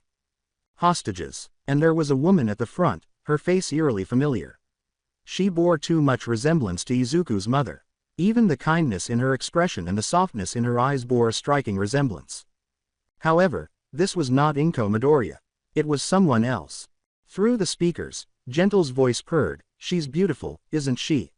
She reminds me of someone. I'm sure she reminds you too. Izuku's hands clenched into fists at his sides as his breath caught. His anger was barely contained, and I could feel the tension radiating off of him. She's with your old friends now, said Gentle in a sarcastic tone. And if you want to save them, if you want to be the hero you once were, you'll have to play my game. The clock is ticking, Midoriya. The camcorder clicked off with a finality that hung in the air like a death sentence as the screen went black. Izuku's body was rigid with anger as he stood there, staring at the dark screen. The resemblance was too strong to ignore, even though the woman on screen wasn't his mother. And now, she and the UA students were entangled in Gentle's web. He's pushing you, I uttered quietly. Trying to force you into a corner. Izuku took a while to reply. His mind was probably racing with a million ideas as he stood there, his gaze fixed on the camera. However, his voice was icy and full of a resolve I hadn't heard in a long time when he finally spoke. I'm going to end this. I refrained from arguing. There was no purpose. Now that everything was at stake, Izuku was not going to give up. This had become personal for Gentle, and there was no going back. We were playing a game that we couldn't afford to lose. Additionally, the stakes had just increased significantly. Izuku's viewpoint. I was aware of Gentle's desires. It was as obvious as day. He desired to shatter me, to pull me back through the suffering and shame until nothing remained. Until I was the boy I once was, the one who still had faith in a world where heroes could always come to the rescue and villains could be saved. However, I was no longer that boy. My anger was simmering beneath the surface, boiling inside of me. Years had passed while it festered and ate away at me. And now that I was looking at those photos of that woman, with her face so eerily familiar, something broke. Green lightning crackled across my hand, flickering in and out before I could stop it, and a low, electric hum filled the room. No, I wouldn't make use of it. I had no intention of using that power once more. Not in this manner. The crackle of One for All vanished as fast as it had appeared as I clenched my fist. The fury, the raw, seething rage that Gentle had sparked, was still burning hot, but the energy surge that had erupted had already subsided. I caught Naomas's response out of the corner of my eye, as his eyes widened and his posture slightly tensed. He had witnessed it. He had noticed the brief lapse in my poise and the obvious flicker of the one for all cowling. However, he remained silent. He didn't have to. My old hero suit, ripped and frayed from the war, was staring back at me as I returned my focus to the mannequin. I was struck down by the weight of everything it stood for, the ideal I had once aspired to. It was now merely a relic. A flashback to the hero I once aspired to be. In actuality, though, I had never merited donning that suit. Not after all that I had done. I gripped the camcorder so tightly that I could feel the plastic starting to crack under my fingers. Midoriya, Naomasa's steady but circumspect voice cut through the mist of rage that obscured my thoughts. You need to focus. Gentle's playing you, trying to get inside your head. With my throat dry and my mind racing in a million different directions, I swallowed forcefully. Naomasa was correct. Gentle couldn't affect me. I had to prevent him from winning. However, it was challenging. Too damn difficult. The woman on the screen, who resembled my mother so much, came to mind. Gentle's selection of her was cruel. The way he was able to twist the knife more deeply. I could practically feel my mother's hand on my shoulder and hear her voice as if she were still with me. However, she wasn't. I know what he's doing, I said in a rough, hardly audible whisper. I'm not going to let him break me. In actuality, though, I wasn't sure if I thought that. No longer. I didn't want to be back where Gentle had already pulled me. A place where I doubted everything, including my identity and my transformation. With a firmer voice, Naomasa said, then let's focus, bringing me back to the here and now. This isn't about the past. It's about saving those kids, stopping Gentle before he does something we can't undo. I nodded, letting go of the camcorder and making myself take a deep breath to regain my composure. Before I tore them away, my gaze lingered on the old hero suit for a second longer. It had nothing to do with me. This had nothing to do with my past, my shortcomings, or the person I had grown into. The lives on the line were at issue. Gentle had kidnapped the kids. The woman who resembled my mom. I still had people to save. I refused to let him win, no matter how broken I was or how far I had fallen. Not in this manner. We go after him, I declared, my voice icy and determined. We stop him, my way. Naomasa refrained from arguing. With the weight of what we were facing evident in his eyes, he simply nodded. However, I could sense the onset of fear. Not for the battle to come, not for Gentle. No, the battle did not frighten me. I feared the consequences of losing control once more. Let the anger take over like it did before if I allow that power to control me.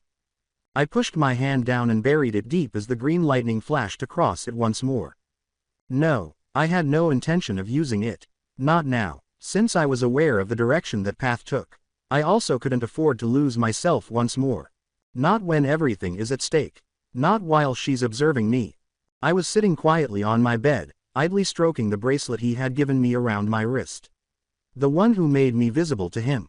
He slipped it into my hand one night and muttered something about keeping me safe, but that was all he said when he gave it to me. However, I was aware of its true meaning. He desired to see me. Memories of the boy he used to be filled my head, making my chest tighten. Izuku, the kind, smiling person who always put the needs of others before his own and stammered through sentences.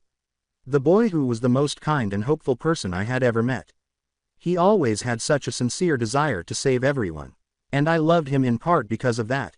Really, I loved him more than anything. Perhaps I had always. Now, however, things were different. He was unique. The bright-eyed boy had vanished, to be replaced by a broken, haunted person. I couldn't repair the way the world's weight had crushed him. I was not going anywhere, though. I was unable to. I could tell he needed me even though he pushed me away and kept me at a distance. I also cherished him. I was startled out of my reverie by my phone's gentle buzz. Ochako's name flashed across the screen as I looked at it. I responded without hesitation. Ochako said, Toru, hey, we're having a girls' night tonight. You should definitely come, in a kind and enthusiastic voice. I paused, taking another look at the bracelet on my wrist. Girls' night. Yeah, at my place. Mina's already in, and Jiro's coming too. You need to be here. No excuses, she said while chuckling. Her tone was more serious, though, and there was something else beneath the joy. Uncertain, I bit my lip. I haven't had much time for anything else lately because I've been so focused on Izuku. However, this might be beneficial. A rest, an opportunity to decompress. All right, I'll be there, I said softly but confidently. Ochako said, "Yay, see you soon," and hung up. I let out a slow breath and looked at my phone for a while. Perhaps this was the diversion I needed. Something to distract me from the unrelenting anxiety that has been bothering me ever since Izuku returned to my life, this time more distant than before. When I got to Ochako's apartment, there was warmth and laughter. With a bowl of popcorn in her lap, Mina was sprawled out on the couch. Tsuyu and Jiro were sitting close by, discussing something trivial. Ochako was in the kitchen, laughing and bouncing little Izuku on her hip. Mina waved me to the couch and exclaimed, "Toru, you made it," as soon as I entered. "Hey, everyone," I said with a smile as I sat down. Ochako said, "Glad you could join us," as she put little Izuku down and shot me a knowing glance. She was aware of my recent lack of personality. She probably knew why, but she didn't ask. Ochako was exactly that. Mina leaned in, obviously eager for some gossip, and asked abruptly, "So, what's it like living with the golden boy these days?" Her smile widened. "We never get to hear about Izuku anymore." The question made me tense a little, and I took another look at the bracelet on my wrist. "He's different," I said, carefully selecting my words. "He's been through a lot." Mina's playful smile vanished as the room appeared to quiet down. "Yeah, we've all noticed. But he's still Izuku, right?" A gentle pitter-patter of tiny feet interrupted the conversation before I could respond. Little Izuku rushed into the room, his bright eyes glimmering with pure delight, his wild hair jutting out in all directions. "Mama," he exclaimed, running toward Ochako with his arms extended. With ease, Ochako picked him up and kissed his cheeks while grinning. "There's my little hero." As we watched little Izuku curl up in his mother's arms, we all chuckled quietly. He reminded me so much of the Izuku I knew in the past because of the way he viewed the world with such wonder and innocence. The one with whom I had fallen in love. Before I could continue to think, however, we noticed the quiet hum of the television. As the screen flickered to life, Ochako reached for the remote control and turned up the volume. Breaking news. Hostages taken at UA. My heart fell. The screen's image changed to a live feed from outside the United Arab Emirates. Elevated. There was mayhem all around, with reporters yelling and heroes scurrying, and in the midst of it all, Izuku. However, it was not the haunted and hollow Izuku I'd seen slumped in his office a few days earlier. No, this was a completely different matter. He was dressed in his worn-out, war-torn hero uniform, which had witnessed far too much bloodshed and devastation. His face was shadowed by the ragged costume hood that was pulled over his head. Every now and then, there was a flash of green lightning crackling around him, brief, uncontrollable flares of One for All's power, and his hair was wild, blowing in the breeze. As we all gazed at the screen, silence descended upon the room. Ochako whispered, "Deku," as she held little Izuku closer, her hand trembling a little. "He's back?" Mina asked, her eyes wide with shock and her voice unsure. Jiro's brow furrowed in worry as she scowled.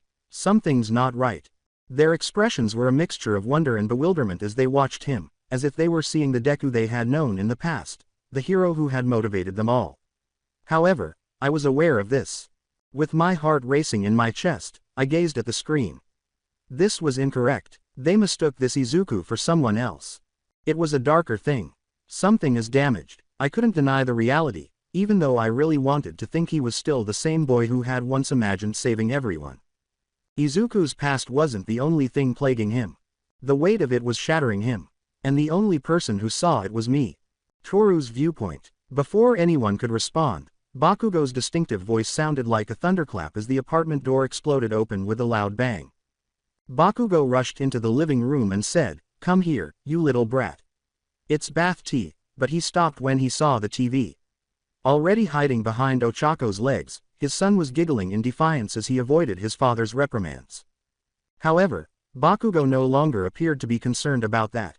The figure standing in the midst of the chaos outside UA had his attention fixed on the screen. Elevated. In an instant, the room seemed to be filled with icy tension as his expression hardened. Izuku was clearly visible in the image on the screen, despite his wear and tear. Like a shadow of the man he once was, his old hero suit clung to him. His hood was pulled over his long, disheveled hair, and the mask was up, half-ripped and barely holding together. And that dark, hollow expression in his eyes, as though the world had finally weighed him down.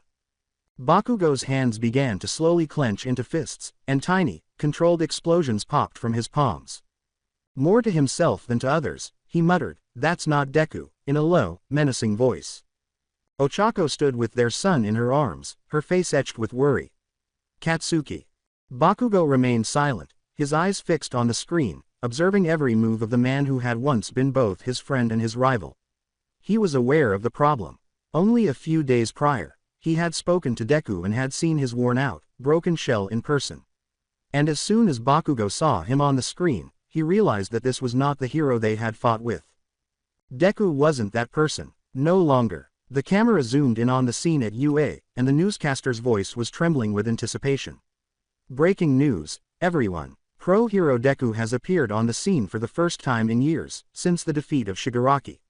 And now he's... Bakugo's eyes narrowed, anger simmering beneath the surface. Shut up. The report was interrupted by a new image flashing across the screen. Heroes were rushing to contain the situation as the camera panned over the UA's front gates, a crisis involving hostages. It was confirmed by the words scribbled on the bottom of the screen. The UA, 15 students are in danger in a hostage situation. The realization made Bakugo's breath catch, and his explosive temper flared. Bakugo roared, "God damn it!" his whole body shaking with barely controlled anger. His hands ignited, and the crackle of building explosions filled the air around him. Already, his instincts were compelling him to take action. Ochako took a step in his direction and spoke softly but firmly. "Katsuki, calm down, we need to think this through." The fire in Bakugo's eyes did not go out for even a moment as they darted to her. "Think it through. They've got kids in there, Chako. And Deku's," he said, his voice catching in his throat as the screen once again displayed his friend wearing the shattered remains of his war-torn hero outfit. Ochako recognized that expression. She was aware that Bakugo couldn't remain motionless while Deku was out there in that state and those children were in danger. "I know, but you don't even know what's going on yet." "I don't need to know. I need to go." His voice was decisive. The fire in his stomach threatened to burn him alive from the inside out, and the explosions popping at his palms became louder and more insistent. His eyes were filled with a fierce determination and a need to take action as he gazed at his wife. "I have to go, Chako." Ochako remained silent. When he was like this, she realized, there was no stopping him. But as she nodded, her grip on their son tightened, and it was clear that she was worried. "Be careful, Katsuki," she said in a strained, worried whisper. Bakugo nodded despite his clenched jaw. Barely controlling his explosive energy, he leaned down and gave Ochako a quick kiss on the forehead before turning to face the door. He took another look at the screen before leaving, his eyes narrowing at the sight of Deku. Bakugo was clueless as to why he was wearing that ragged outfit and why he appeared to be a shadow of the hero he once was, but he did know one thing. There was a serious problem. He was going to discover what it was. Bakugo stormed out of the apartment after giving Ochako and his son one last look. The sound of his explosions faded as he vanished into the night. Toru's viewpoint. After Bakugo left, there was an unsettling silence in the room due to the weight of his words. Everyone's eyes were fixed on the screen, observing the circumstances at UA unfolded. Every spark of lightning that escaped Izuku's body and each slow, methodical step he took in the direction of the school were captured by the camera. "He's back," Mina muttered, sounding both amazed and perplexed. "But, why does it feel so wrong?" I ignored her, watching Izuku move like a ghost on the screen while my heart raced in my chest. Like a man with nothing left to lose. They were unable to see it. He was still viewed by the others as the hero he once was. The golden boy with no wrongdoing. However, I was aware of this. I was aware of the reality.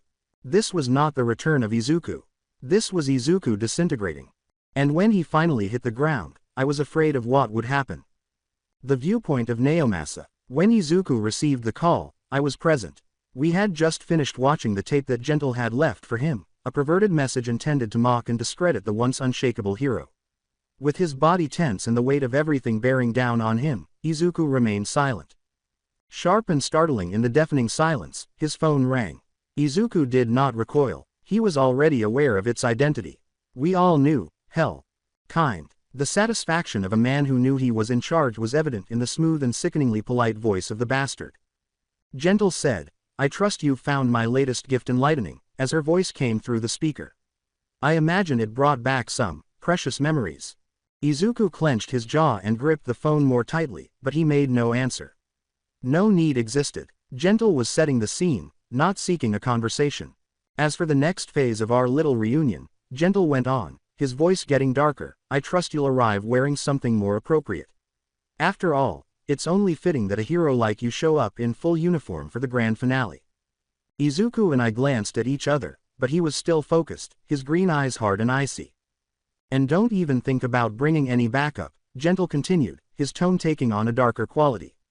I've got eyes everywhere. If any other heroes so much as step foot near us, I'm afraid our little friends won't be having such a pleasant evening. The weight of what was happening descended upon us like a smothering blanket as the line went dead. Izuku remained motionless, remained silent. His breathing was controlled, and his whole body was tense. I was aware of his thoughts. If it meant endangering lives, he would never allow anyone else to become entangled in this mess. He would accept Gentle's conditions. He had to. Because Izuku Midoriya was just that.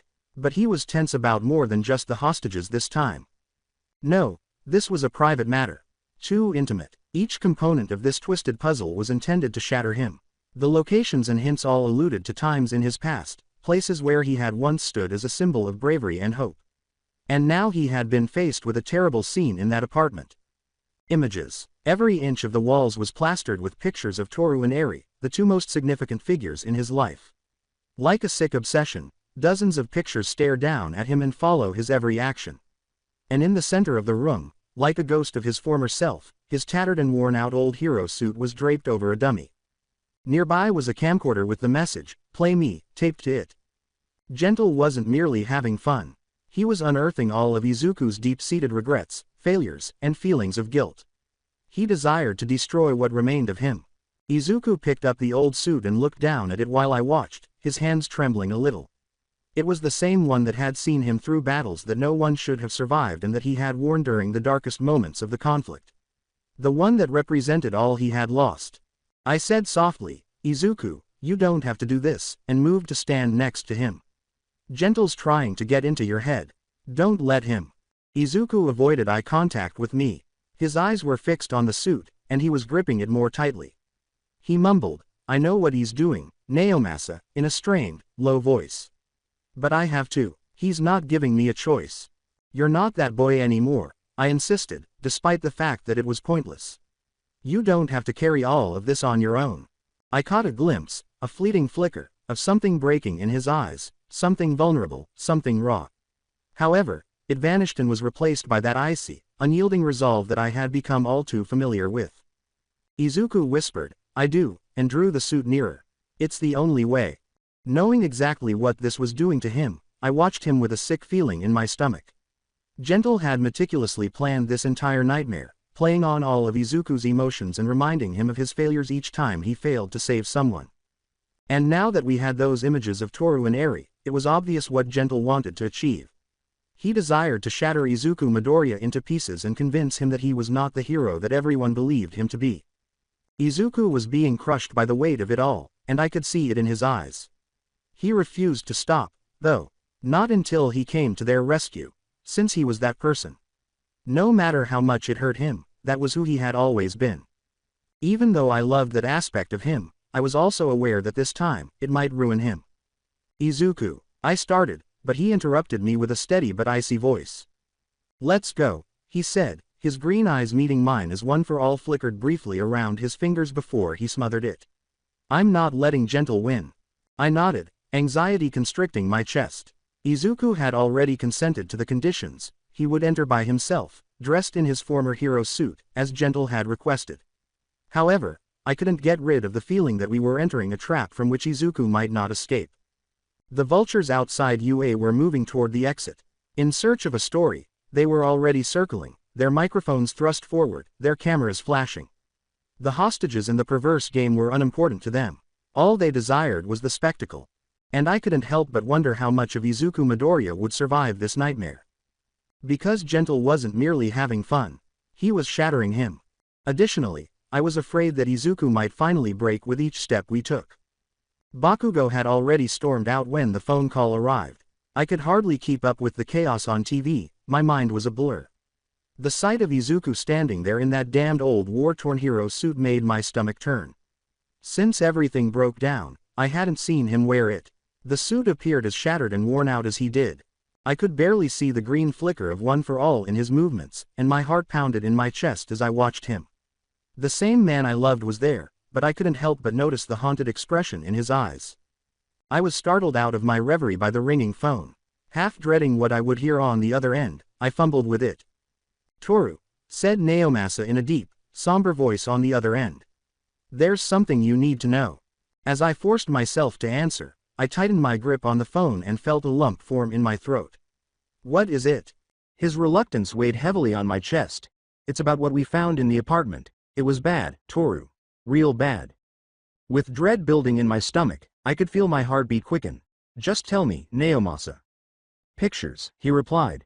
"They were everywhere, plastered all over the walls. Pictures of you. Pictures of Eri. And in the middle of the room, a dummy with his old hero suit." Tears filled my eyes and my vision became blurry as my legs gave way and I staggered back into the couch. "Pictures. Of me. Of Eri." Even though Naomasa's voice grew softer, the intense sensation that was pressing against my chest persisted. "Yeah, Gentle is playing a twisted game. He's targeting Izuku, and he's hitting him where it hurts the most." I was having trouble breathing. I was trying to comprehend the horror of what was happening, and my mind was racing.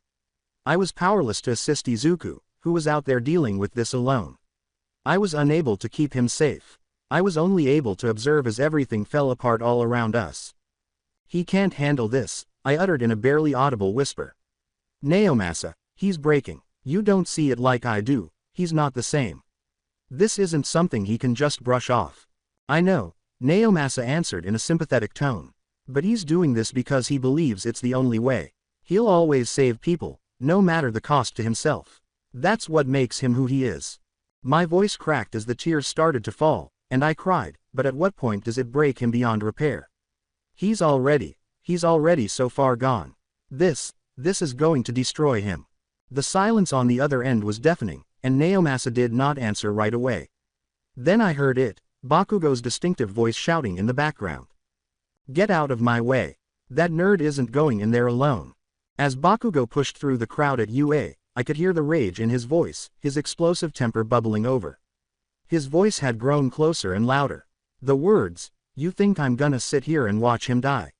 were laced with Bakugo's anger. "Bakugo," yelled back Naomasa, "we can't." Gentle said, "No interference from any other heroes. If you go in, he'll." "I don't give a damn what that bastard said," Bakugo said in a deadly, cutting voice.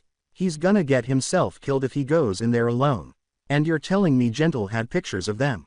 Of Toru and Eri plastered all over that place? Are you kidding me?" As I heard Bakugo's rage reverberate over the phone, my breath caught in my throat and my heart broke once more.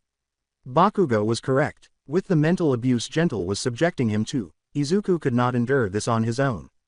My voice was shaking as I muttered, "Naomasa, he's not going to make it." However, I was aware that I was no longer speaking to Naomasa. It was me, my heart aching upon realizing Izuku's true frailty. He had been keeping himself together all this time, acting as though he could still be the hero that everyone needed. However, when the weight got too much, even the strongest foundations could give way. Bakugo was shouting again, and I could hear the rage and desperation in his voice. "And that woman who looks like Auntie Inko, are you kidding me? What kind of twisted game is this? I swear I'll rip Gentle apart." The realization made my heart tighten. Gentle's goal was to completely destroy Izuku, not just break him. He had used Izuku's closest loved ones as pawns in his sick game, bringing his darkest fears and insecurities to the surface. "Bakugo, stop," I yelled, my voice unfiltered by emotion. "Please, don't let him win." After a brief period of silence, Bakugo's voice became softer, but the rage persisted. "I won't let him win, Toru. But we can't just sit here. That idiot's gonna get himself killed if he keeps this up." Feeling more powerless than I had ever felt in my life, I held the phone to my ear while tears kept falling down my cheeks. As always, Izuku was out there fighting to save people by himself. However, things were different this time. Gentle wasn't merely physically assaulting him this time. He was tearing him apart, piece by piece, emotionally and mentally. And I was powerless to stop it. "I don't know how to help him," I said in a trembling whisper. He's breaking, Bakugo, he's breaking, and I can't do anything. After a brief silence, Bakugo spoke once more, his tone low but resolute. He's stronger than you think, Toru. But I get it, I see it too. That damn nerd, he's not the same. But he's still in there. He's still the guy who'll fight tooth and nail to save everyone, even when it kills him. Bakugo couldn't see me, but I nodded and said, I don't want to lose him. You won't, snarled Bakugo. I won't let that happen. Not to him, not to any of us. He was moving, and I heard people scurrying to get out of his way. I'm getting in there, one way or another. I was left alone in the oppressive silence when the line died. Izuku was getting ready to enter the lion's den as I gazed at the TV screen, his face unreadable and his posture rigid. He remained the same Izuku who had previously saved so many others, including me. However, I knew in my heart that the man who was now standing there was about to lose it. And the idea of losing him to this was too much for me to handle. My voice cracked as I stared at the screen, still crying uncontrollably, and whispered, Izuku. Please, come back to me. However, I was uncertain if he could still hear me. Izuku's viewpoint. The tall walls of UA seemed to be overshadowed by the chilly night air, when I entered the front gates. I was depressed by the quiet of the once vibrant academy grounds, and it was made worse by the memories of better days spent here. This was no longer a place of inspiration and hope. Not this evening. It served as the backdrop for Gentle's perverse game tonight. The intercom system crackled to life as soon as I stepped through the door, and Gentle's smooth, mocking voice filled the room. Gentle's amused voice reverberated through the hallways. Well, well, well. Look who finally arrived. The prodigal son returns to the place of his greatest triumphs. Or were they failures? Who's to say? After all, dear Izuku Midoriya, you've been many things over the years. I felt the weight of his words sinking into my bones as I clenched my fists. I felt burdened by my old hero suit, which served as a painful reminder of everything that had happened before. The war-torn and ragged fabric hung over me like a shroud. I had no choice but to wear it again, even though I didn't want to. Gentle had clear rules, and I had to follow them, for the time being. Gentle went on, his voice lilting with the theatrical flair that was always a part of his performances. Oh, what a marvelous show we're going to have tonight, ladies and gentlemen. Our star, none other than the once celebrated Deku, has returned to the place that made him. Isn't it fitting? The very halls that watched you rise will now witness your fall. I inhaled deeply, pushing myself to maintain my composure and keep going. There was a deafening silence after his voice trailed off for a moment. With each step, the burden of the task ahead of me increased as my footsteps reverberated down the deserted hallways. Gentle's voice reappeared, darker now. But don't worry, my dear Izuku, she said. You won't be alone. Oh no, you'll have the memories to keep you company. After all, this is where your dreams were born. And now, it's where they'll die. His dark, low laugh reverberated throughout the deserted school. Isn't it poetic? The symbol of peace, brought to his knees in the very place that once hailed him as its savior. You're going to fail tonight, Izuku. And when you do, the world will watch. The lights above flickered violently as the weight of his words descended upon me. Abruptly, the sound of reinforced metal barriers slamming down was followed by a loud mechanical click that reverberated throughout the hallways. The UA was locking me inside, shutting itself off. I whirled around, seeing the doors I had just stepped through shut behind me. There would be no cavalry or backup. I was cut off entirely. Gentle's voice rang out once more, almost with joy. Ah, yes, I forgot to mention, UA is on full lockdown, just for you. A custom-built cage for the finale of our little show. You're all alone now, Izuku. No one's coming to save you. And if any of your friends outside try to intervene, well, let's just say the hostages won't be having a very good night. I inhaled deeply, attempting to control the rage that was simmering beneath the surface. Before I pushed it down, my hand twitched, a green lightning spark crackling at my fingertips. No, I had no intention of letting it out. I needed to maintain control. This had to be done my way. Gentle went on. Ah, I see the weight of the situation is finally sinking in, his voice brimming with contentment. Don't worry, Izuku, I'm sure you'll make it through this, most of it, anyway. But every trap, every riddle, every step you take through these halls will remind you of what you've lost. I gritted my teeth as I looked around the once hopeful school's dimly lit hallways. This was where I had trained. Here, I had laughed. Now, though, it was merely a memorial cemetery. Gentle said, and now, Izuku, with a manic glee in her voice, let the games begin. Riddles, traps, and all. You're in for quite the performance. Frustrated, I clenched my fists once more. The location that had once served as a haven for heroes was now the setting for my suffering. I was imprisoned, alone, and surrounded by memories of my shortcomings, exactly where he wanted me to be. Gentle was an expert at what he was doing. UA's on lockdown, Izuku, Gentle murmured. And the only way out is through me. Oh, and before I forget, do mind the traps. Wouldn't want you stumbling too soon, now would we? I forced myself to move forward while maintaining a steady breathing pattern. I didn't have enough time to process what he had said.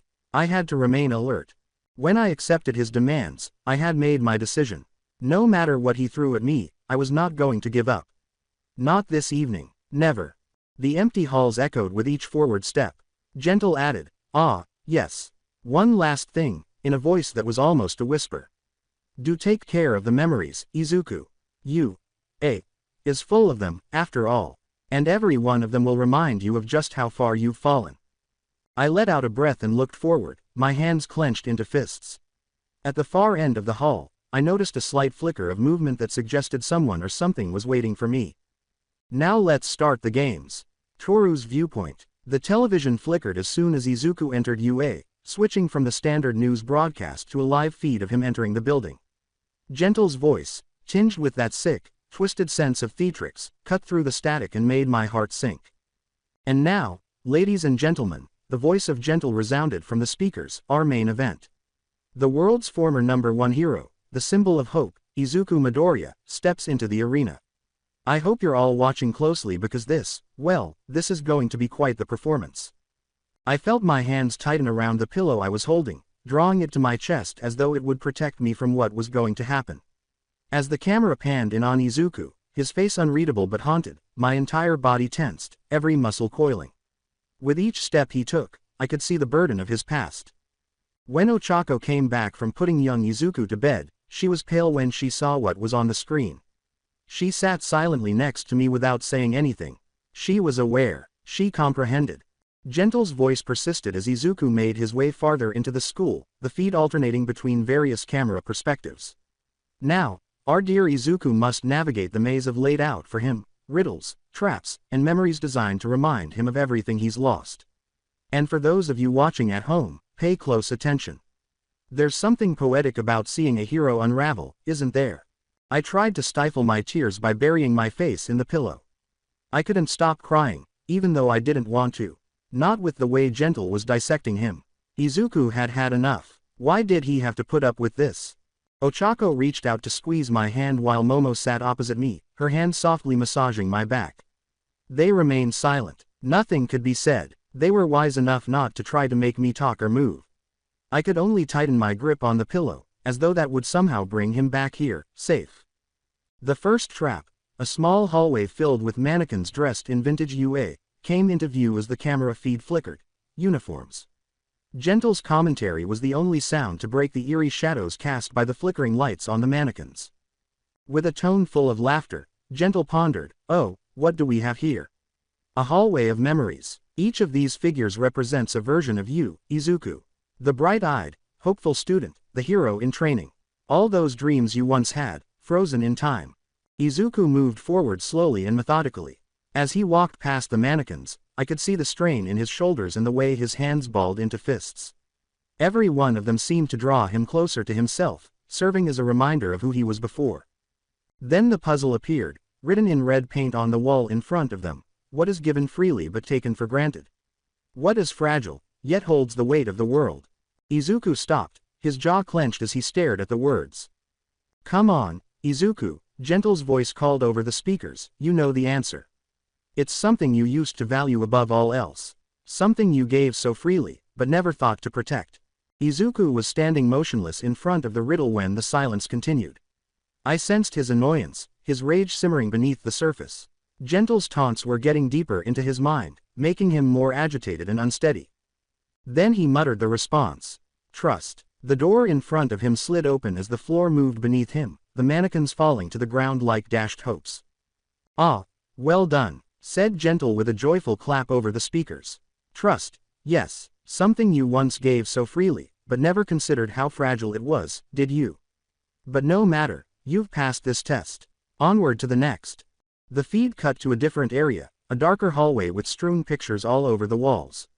When I saw what the pictures were, I felt sick to my stomach as the camera zoomed in. Images of Eri. Images of me. They were everywhere. They covered every square inch of the wall, happy faces frozen in time, recollections of moments that ought to have been joyful but now felt warped and incorrect. Izuku's breathing became more labored as he moved through the corridor at a faster pace. Before he could push it down, the tiniest flicker of green lightning crackled across his fingers as his hands flexed at his sides. I sensed that he was losing control. He was struggling to keep his composure. I sobbed into the pillow as Ochako tightened his grip on my hand. My voice was barely above a whisper as I choked out, "Why is he doing this? Why is he hurting him like this?" Momo spoke in a gentle, almost calming tone. "Because Gentle wants to break him, Toru. He's using everything he can to push Izuku to the edge. But he won't break," Ochako continued, her voice tense but firm. "He won't. He's stronger than that." I wasn't entirely certain. As I watched him now, I could see the fissures starting to appear in how each step he took seemed to make him feel heavier. He was making every effort to remain composed, but how much longer could he go on? Gentle's mocking voice reappeared on the screen. "Ah, and here we are. The heart of the matter. The people who matter most to you, Izuku. Eri, your precious sister, and Toru, the one who never gave up on you, even when you gave up on yourself. How poetic, don't you think?" Izuku paused in front of one of the bigger pictures of me, reaching out but not quite touching it with a shaking hand. His eyes were dark with something I couldn't identify, and his face was tense with emotion. "Look at you," Gentle went on. "Still trying to be the hero, even now. But you're not that boy anymore, are you? No, you've changed. You've lost so much, and now, you're barely holding on." Izuku's hands clenched into fists at his sides as his breathing became labored. My voice broke as I yelled, "Stop it. At the TV, stop hurting him." Gentle, however, continued. He continued, pushing the blade farther. "And now, Izuku," Gentle said in a voice that was almost sorrowful, "you'll have to make a choice. One final riddle before you reach me. One final question to test your resolve. Can you save everyone this time? Or will you fail, just like you did before?" I could see the rage bubbling beneath the surface as Izuku's eyes hardened. Now, with everything bearing down on him, he was barely holding himself together. "Answer the riddle," said Gentle, "or the clock runs out, and I release the hostages." As it counted down the seconds, the camera panned to the wall clock. Izuku clenched his fists so tightly that I could see the veins in them as he stared at it. I could feel the weight of the choice shattering every part of him. I sobbed, my tears seeping through the pillow, and Ochako and Momo held me closer. I was no longer concerned. All I wanted was for this to be over. All I wanted was for him to be all right. In my heart, though, I knew that Gentle had already won even if he managed to save the hostages. Because no one else could break Izuku the way he was. And there was nothing I could do to stop it. I had a sinking feeling in my stomach as I watched the scene play out on the screen. Gentle had played each of us flawlessly. Taking hostages and laying traps weren't the only things involved. The goal of this personal assault was to destroy everything Izuku had worked so hard to create. Furthermore, I was certain that it was having a negative impact. I was pacing in front of the monitors and whispering to myself, "He's pushing him too far." Beside me stood Bakugo, his arms folded across his chest, his face a mask of barely restrained fury. "That damn bastard's using every weakness Deku's got." I gave a nod. "He's trying to break him, emotionally and mentally. The traps, the riddles, the pictures, it's all designed to hit him where it hurts the most." Bakugo balled his hands into fists. "He's not going to win. Deku's tougher than that." I wanted to take him at his word. However, I wasn't entirely sure after seeing Izuku on screen, barely able to hold himself together. Because physical prowess wasn't the point here. He was going to be broken in ways that no amount of training could expect him to be. Furthermore, I doubted Izuku's ability to endure it. Bakugo's viewpoint. With my whole body tensed and the anger simmering just beneath the surface, I watched the screen as Deku moved farther into UA. Every move he made, every riddle, every trap, everything was intended to tear him apart. It was also effective. It was evident in his eyes. He wasn't merely navigating a pointless obstacle course.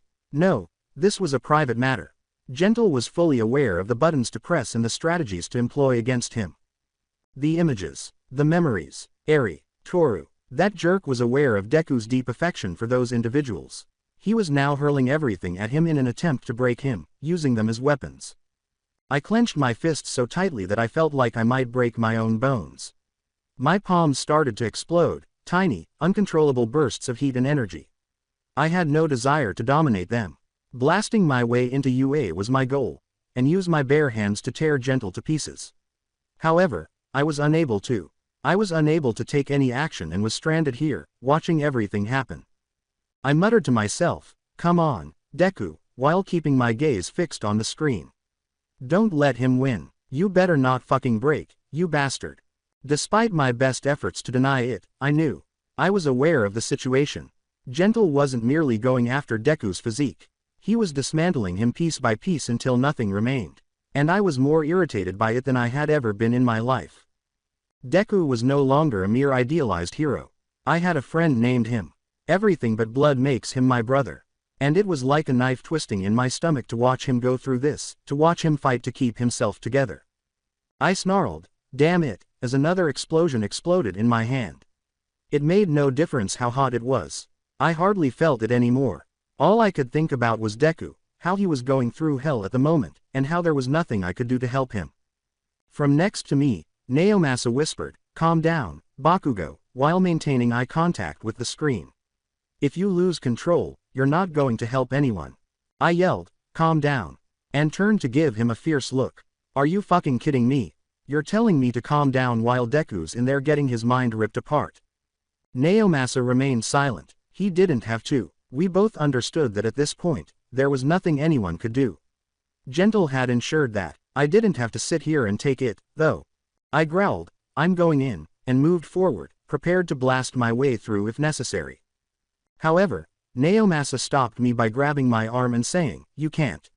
If you go in, you're playing right into Gentle's hands. He wants you to rush in, lose control. That's part of the game." I turned back to the screen after yanking my arm away. The effort I was making to control myself was causing my entire body to tremble. I wanted to ruin something. I wanted to hold Gentle accountable for his actions. However, I was unable to. Not just yet. And I was dying over that. Deku was navigating a darker hallway on the screen, with the walls enclosing him. I saw the tension in his movements, the flicker of green lightning that sparked across his skin before he forced it back down, and the way his hands twitched at his sides. Like me, he was losing his composure. "Come on, Deku," I muttered. "Don't break." I didn't know how much more he could handle, though. Hell, I wasn't sure I could handle any more. Deku's expression was strained and hard as the camera focused on his face. Over the speakers, Gentle's voice crackled once more, his tone brimming with laughter. "Ah, Midoriya, you're doing so well. But can you feel it? The weight of it all pressing down on you. The past, the failures, the people you couldn't save."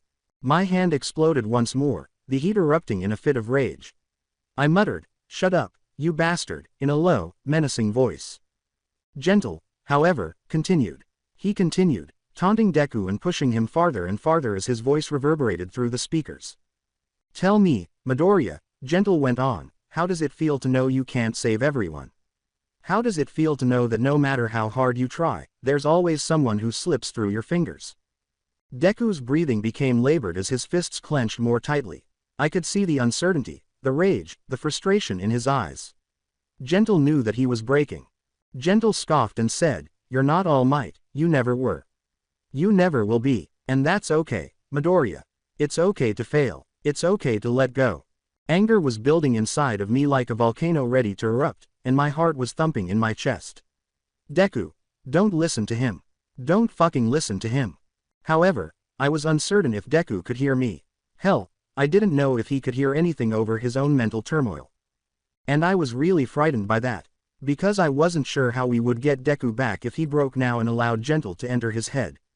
Izuku's viewpoint. I gasped as I staggered into the room and stared at the walls that were covered in pictures of Toru and Eri, which were strewn all over the place. A sick, grotesque mockery of what they meant to me was created by capturing and twisting their faces, smiles, and laughter.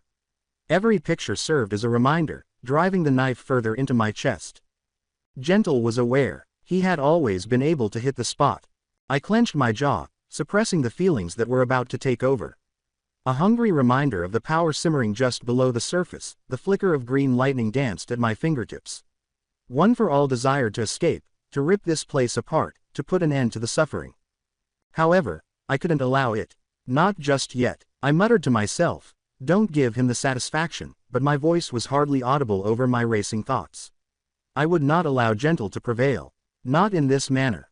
I looked around the room, trying to find the next hint, the secret switch that would help me put an end to this nightmare. Then I noticed it, barely visible through a floor panel. I knelt down and pressed the switch with trembling hands. He was there when a door creaked open.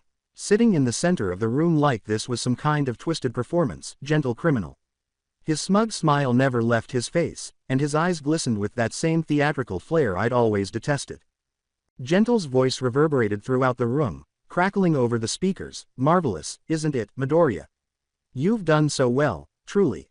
A hero to the very end, even as your world crumbles around you. I didn't even consider it. I didn't hear what he had to say. My body moved instinctively, each step driven by pain and rage. Before I knew it, I had rushed at him and slammed him to the ground, my fist making contact with his arrogant face. My vision tunneled, the room blurred, and all of the anger I had repressed exploded in that one instant. It was finished. He had fallen. I felt a wave of relief, a momentary escape from the chaos. Naomasa took command of the situation while Gentle was being hauled off, handcuffed, and handled by the police. For a moment, I thought I could still do this, that it was finished, that I wasn't who I thought I was.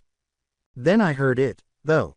A faint beep. My eyes widened as I turned to see her standing in the center of the room, the woman Gentle had selected to stand in for my mother. I had been so enraged and preoccupied with the trap that I hadn't even noticed her before. The kids weren't the actual target. All along, it had been her. She had always been the one. The sound of the bomb strapped to her body became deafening in the ensuing silence as she stood there motionless, her eyes wide with fear. My heart stopped beating. The last component, the final trigger. I went cold. It felt like everything stopped around me. The weight of it all came crashing down, and time itself stopped. I was immobile. I was having trouble breathing. She stood there with that bomb strapped to her, and all I could see was her, this woman who resembled my mother so much. The one person I will never be able to save. Then it took place. I felt a violent, uncontrollable surge of power. The ground beneath me shook as One for All roared to life, the black whips exploding from my body and crackling with electricity. I attempted to halt it and pull it back, but I was unsuccessful. I was no longer in control. Driven by the hurt, the rage, and the guilt, the power surged. No, not once more. However, it was too late. The room erupted into chaos as the black whips flew in all directions and became uncontrollable. As the world around me collapsed, I let out a raw, primal scream that was hardly audible. I had no control over it. I was powerless to stop it. Everything had been lost. As I sat with the other hostages, bound and defenseless, the ropes sank into my wrists and the rough material stung my skin. The atmosphere was tense, with my classmates' incredulous mutterings circling us like a tempest. As they watched everything play out on the hollow screen, I could hear the whispers and the mounting doubt in their voices. Deku isn't a hero, muttered one of the children standing close to me. Real heroes don't lose control like that. Yeah, said someone else. What kind of hero loses it like that in front of everyone? I didn't care that their words cut through the atmosphere, full of condemnation.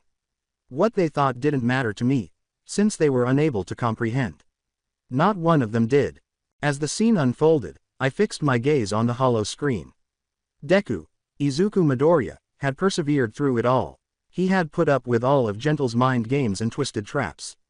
Even though the man had led him through the darkest times of his life and broken him piece by piece, he had still managed to save us. He hadn't given up even now, as his power grew uncontrollable, as the world fell apart around him and the black whips ripped through the air. It was evident in his eyes. He was fighting, trying to stay alive, trying to keep us safe. Heroes act in this way. My father used to tell me, you can't save everyone. It's unrealistic, kid, don't aim too high. However, I was aware of this. Deku had always had lofty goals. Above all others, Even if it meant losing a piece of himself in the process, he had always believed in saving as many people as possible. He was my hero, perhaps for that reason. Not because he was flawless. Not because he was a consistent winner. But even though everything around him was crumbling, he persisted because he tried. If it meant keeping us safe, he was prepared to give up everything and put up with any level of suffering. That's how I wanted to be. Like him, I wanted to be courageous. The ropes bit my wrists once more as I clenched my fists, but I didn't mind. As I watched him on the screen, struggling to regain control against the overwhelming power of One for All, I could feel the tears burning in my eyes. My heart ached as his scream reverberated through the speakers, raw and brimming with agony. "He's not a hero," said another, their voice piercing the stillness. "Heroes don't lose control like that." My anger flared, and I gritted my teeth. They were unable to comprehend. They were unaware of Deku's experiences and hardships. They hadn't been. The weight of 1,000 lives pressing down on him was invisible to them. "He's not a hero," I heard once more, and it stabbed me in the chest. However, they were mistaken. They were all mistaken. Deku was a hero. My hero. I muttered, "Shut up," barely able to be heard over the commotion. However, nobody paid attention. Nobody was paying attention. With a mixture of admiration and fear, I tightened my chest and turned back to the screen. With the black whips lashing out wildly, Deku's form was barely visible through the storm of power surrounding him. His body trembled as he struggled to control the power inside of him, his face twisted in agony. And I was aware that he was still considering us even as he struggled. Regarding the individuals he had to rescue. About the lives he still needed to keep safe. I shouted, "Deku's a hero, this time." I didn't care that my voice trembled. He's the best hero there is. One of the children nearby gave me a perplexed glance. "What are you talking about? He can't even control his own quirk." Despite the ropes, my hands clenched into fists as I glared at them. "He saved us. All of us. He's been through more than any of us could ever imagine, and he's still fighting. That's what makes him a hero." The child shook his head and scoffed. "Whatever, man." I didn't care, though. What they thought didn't matter to me. Because I was going to be like Deku someday. I was going to have his strength and courage. No matter the cost, I was going to defend people. And nobody could ever take that away from me. My heart raced in my chest as I watched Deku get to his feet, his body shaking and his breathing labored, as the screen flickered once more. His determination sent shivers down my spine, and his eyes were full of a fire I had never seen before. He wasn't finished. Not just yet. The sweat streaming down his face and the tiredness in his eyes were captured by the camera as it zoomed in on him. However, something else was also present. Something that gave me hope and made my heart race. Decide. He would not allow Gentle to prevail. This was not going to be the end for him. I wouldn't either. Momo's viewpoint. As we sat in Ochako's apartment, huddled together, watching the events unfold on the screen, the space felt too cramped and oppressive.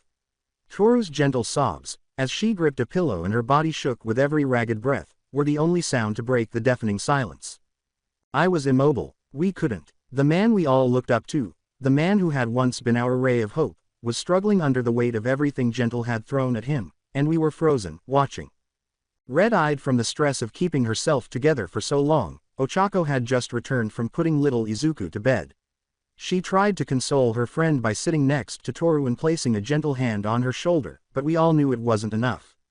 Toru could find no solace at the moment. Not while the man she loved was being gradually dismantled on live television. In an attempt to contain my tears, I put my arms around my knees and drew them closer to my chest. I needed to be strong. For Ochako, for Toru, for us all. However, it was challenging. It was really difficult. Over the scenes of Izuku's struggle, I could still hear Gentle's voice crackling through the speakers, his sick commentary. My blood boiled because he was taking pleasure in the suffering he was inflicting. It wasn't a game. This wasn't some bizarre program for the general public to watch. Izuku lived this life. He was fighting for us all, too. He was still fighting even now, when he was about to lose it. Gentle's voice reverberated. "He's not a hero," and it made me shiver. I clenched my fists, feeling a wave of rage. He's not correct. Izuku was a hero. He was our best. He never gave up and always managed to save everyone, no matter what the cost. Ochako spoke softly but firmly as she gave Toru a gentle shoulder squeeze. "He's going to make it through this. He always does." Toru remained silent. Her sobs were a continual reminder of the fear we all experienced, and she simply held the pillow closer. We all had faith in him. However, it was also shattering something inside of us to watch this. Izuku had always been viewed by us as unbeatable and capable of bearing the weight of the entire world. However, the extent of the pain he had been carrying for so long was now evident. And we were powerless to assist him. Bakugo's viewpoint. As I stood there, staring at the screen, I could no longer control the explosions in my hands, tiny bursts of sparks popping off my palms. Deku, damn it, I could feel the rage that was barely contained rising inside of me. It was more than I could bear to see him in this state, broken, struggling, losing control. Since I was powerless to do anything, I had been there all these years, encouraging him, testing him, and ensuring he never fell behind. And right now, I was trapped here, watching him crumble and go through this terrible ordeal, and there was nothing I could do to save him. Gentle, what the hell? What the hell is going on with this whole thing? You bastard, Deku, you had better not break. As another explosion burst from my palms, I clenched my fists and gritted my teeth. It wasn't meant to be this way. It was not intended for Deku to lose it. He was meant to be the one who was resilient and never gave up. I felt like I was losing something too, though, as I watched him now, as he broke under the strain. Deku, don't you dare collapse on me. Not right now, not after everything. Izuku stood there for a moment, breathing heavily, gazing at the pictures that lined the walls as the scene on the screen changed once more. Every square inch of the room was covered in pictures of Toru and Eri, the two people he loved the most. He screamed, a sound that tore through us all, raw and brimming with an intolerable amount of pain. The telltale sign of One for All came to life as the green lightning flickered across his skin, causing his fists to clench. However, he resisted it. His body tensed, and I could see that he was suppressing a power that begged to be let out. Gentle would not be satisfied with him. Izuku's eyes were wide, his breathing labored, and it was obvious that his mind was racing as he gazed at the pictures. One for All's black whips flickered dangerously, barely restrained. I heard his scream, which was heartbreaking and furious at the same time. That's when I realized what Gentle had actually done. He was no longer merely engaging in a game. He wasn't merely attempting to physically subdue Izuku. He was attempting to mentally harm him. And he was performing it admirably. Don't risk losing yourself, Deku. As I resisted the urge to punch something, anything, to release the bottled-up frustration inside of me, my hands sparked once more, causing another explosion to build. Seeing him in this state was unbearable to me. This was not as strong as Izuku. He was more resilient than this. However, Gentle was focusing on the one thing Izuku had never been able to let go of, his shortcomings. He was unable to save or repair the things. The representation of his mother, the one person he had never been able to defend, was now the starkest reminder of that failure. Everything had been expertly planned by Gentle. This was the result of all the riddles, traps, and mental suffering. And the weight of it all was causing Izuku, who had been struggling so hard to maintain control, to crumble. I clenched my fists more tightly, feeling the heat rise in my palms and the perspiration trickle down my face. Deku, damn it! Izuku screamed again, his body shaking as One for All crackled all around him, the black whips flickering wildly. He was unable to contain the power any longer. I could see it in his eyes when he finally broke and lost control. The power poured out of him in waves, and the air around him seemed to change. As the black whips erupted, they tore through the floor, the walls, and everything else in their path. The force of it caused the room to tremble, and for a split second, it appeared as though Izuku would destroy the entire structure. Then all of a sudden there was silence. When the power finally died down, Izuku stood there gasping for air and trembling. The room was in ruins as the black whips withdrew and vanished back into his body. It wasn't over, though, because that's when I noticed it, the shimmer of metal fastened to the woman's chest as she stood in the room's corner. The one person Gentle had used to drive Izuku to the edge was a representation of his mother. She was also sporting a bomb. As I stared at the screen, the realization twisted my stomach like a punch to the gut. Gentle's last action was that. The ultimate mental exercise. The real target had always been her, but he had managed to convince Izuku to play along with his sick game and save the hostages. The woman stood for the one thing Izuku had failed to save. Then she found herself standing there, strapped to a bomb, with Izuku controlling her destiny. Izuku's body tensed as he froze in place, and I could see the horror in his eyes as he realized what was happening. The world seemed to be closing in on him and the bomb, as if time had stopped. And I saw genuine fear in his eyes for the first time. Move, Deku. With my hands clenched more tightly and the explosions igniting wildly, I thought. Take action. However, he was unable to. The weight of everything fell on him at once, freezing him. The power then surged once more. Green lightning crackled across his skin, and black whips swung wildly as One for All exploded out of him. The room shook and the walls collapsed as the power tore through him, causing him to lose all control.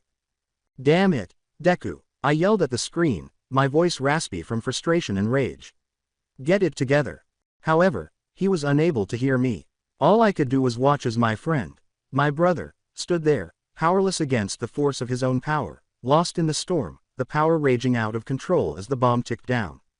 I wasn't sure if he would survive at that precise moment. Toru's viewpoint. I was not paying attention to the television's droning sound. Izuku, my Izuku, was trapped in the nightmare Gentle had conjured up for him, and I could not take my eyes off the screen.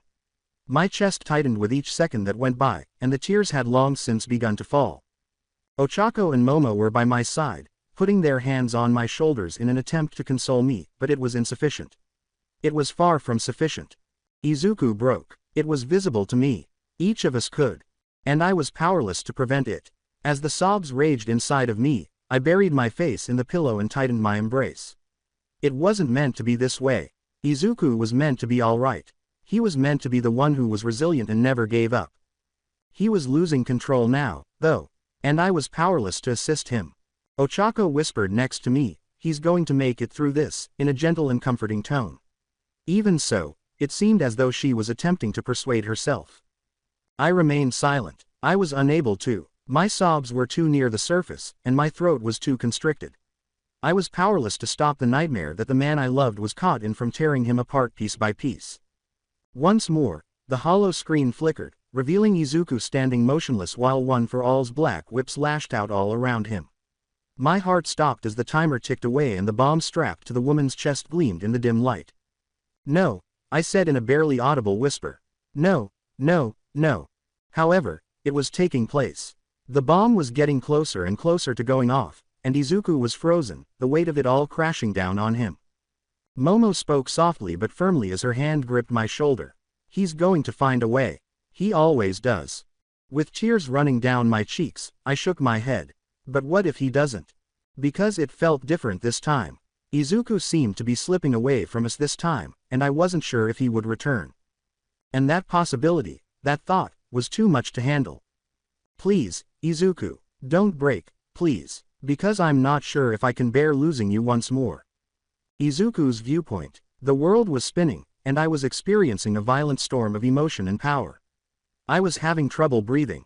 I was unable to think. The only sounds I could hear were the bomb's incessant ticking and my own heartbeat, each of which served as a reminder of how little time remained.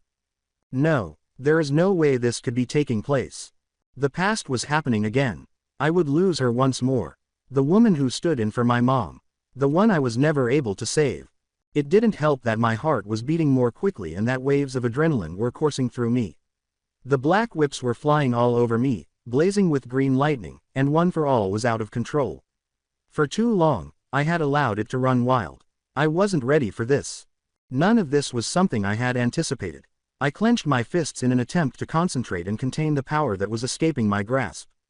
However, each time I believed I had it under control, it slipped away once more, the power of One for All being too great for me to bear. The face of the woman who represented my mother flashed in front of me. Despite being strapped to a bomb, her expression remained composed. She had no idea what was going to occur. She was unaware that I would let her down once more. She was going to leave me. Once more. Then I saw it through the confusion. There was a picture among the ruins of the room, just beyond the woman's figure. One of the numerous ways Gentle had tormented me. This one, though, wasn't of my mom. Toru was the one. Her lovely, soft face grinned back at me from the photo, her warm, kind eyes. When she felt that I needed comfort, I could practically feel her fingers grazing my cheek and hear her voice. She always gave me the impression that I was valuable. No, I couldn't let her go. I was needed by Toru. When I was on the verge of falling, she had always been there to pull me back. She now needed me as much as I needed her. I refused to shatter. Not right now. I pushed myself to concentrate as hard as I could. I dug deep, drawing from everything I still had, even though the storm inside of me continued to rage.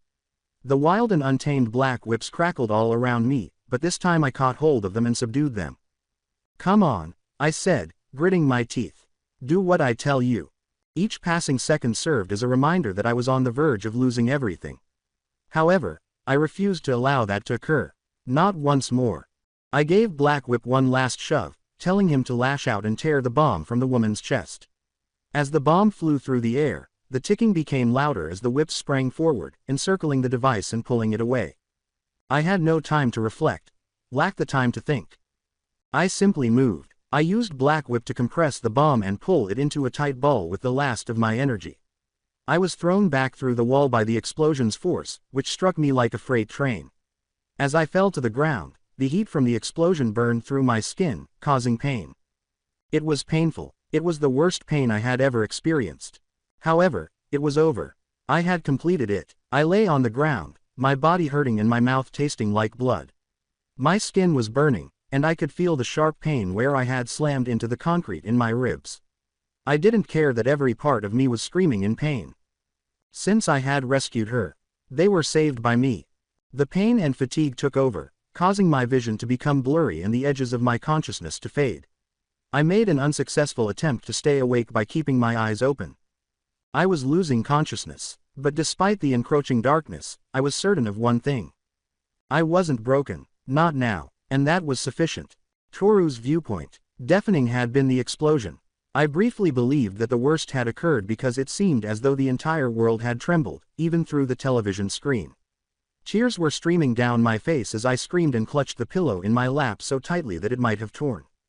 When the camera captured Izuku lying there, still in the debris, his body battered and burned, my heart stopped. His black whips twisted around the debris as the faint crackle of electricity continued to flicker around him. He remained motionless. However, he had succeeded. The hostages and the woman were secure. Even though everything appeared hopeless and the world was collapsing around him, he had managed to save them.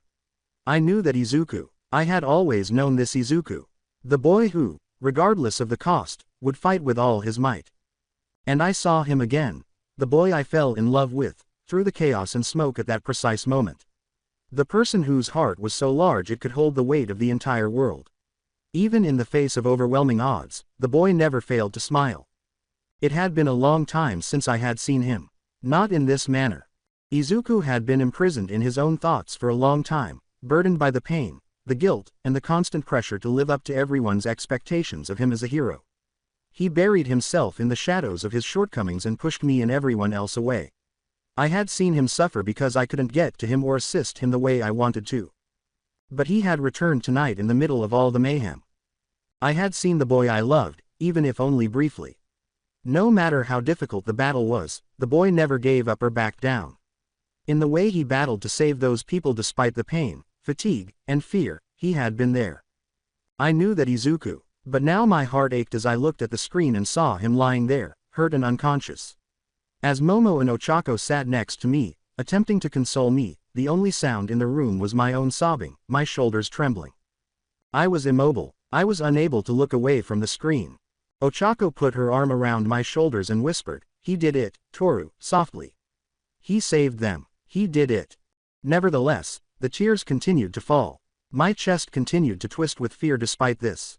But what if this was the final instance? But what if he was finally giving too much at this point? What would happen if he didn't awaken? I gripped the pillow more tightly and stammered, "Why does he always have to do this? Why does he always have to go this far?" Momo and Ochako looked at each other, her face gentle and sympathetic. She put a hand on my arm and touched it gently but steadily. "Because he's Izuku," Momo said softly, her tone composed but tinged with a feeling I couldn't quite identify. "And he'll always do whatever it takes to save someone, even if it means breaking himself in the process. He became who he was because of that. I loved him because of this. However, it was also the reason it hurt so much to see him repeatedly go through this." The camera focused on the wreckage as the TV screen flickered.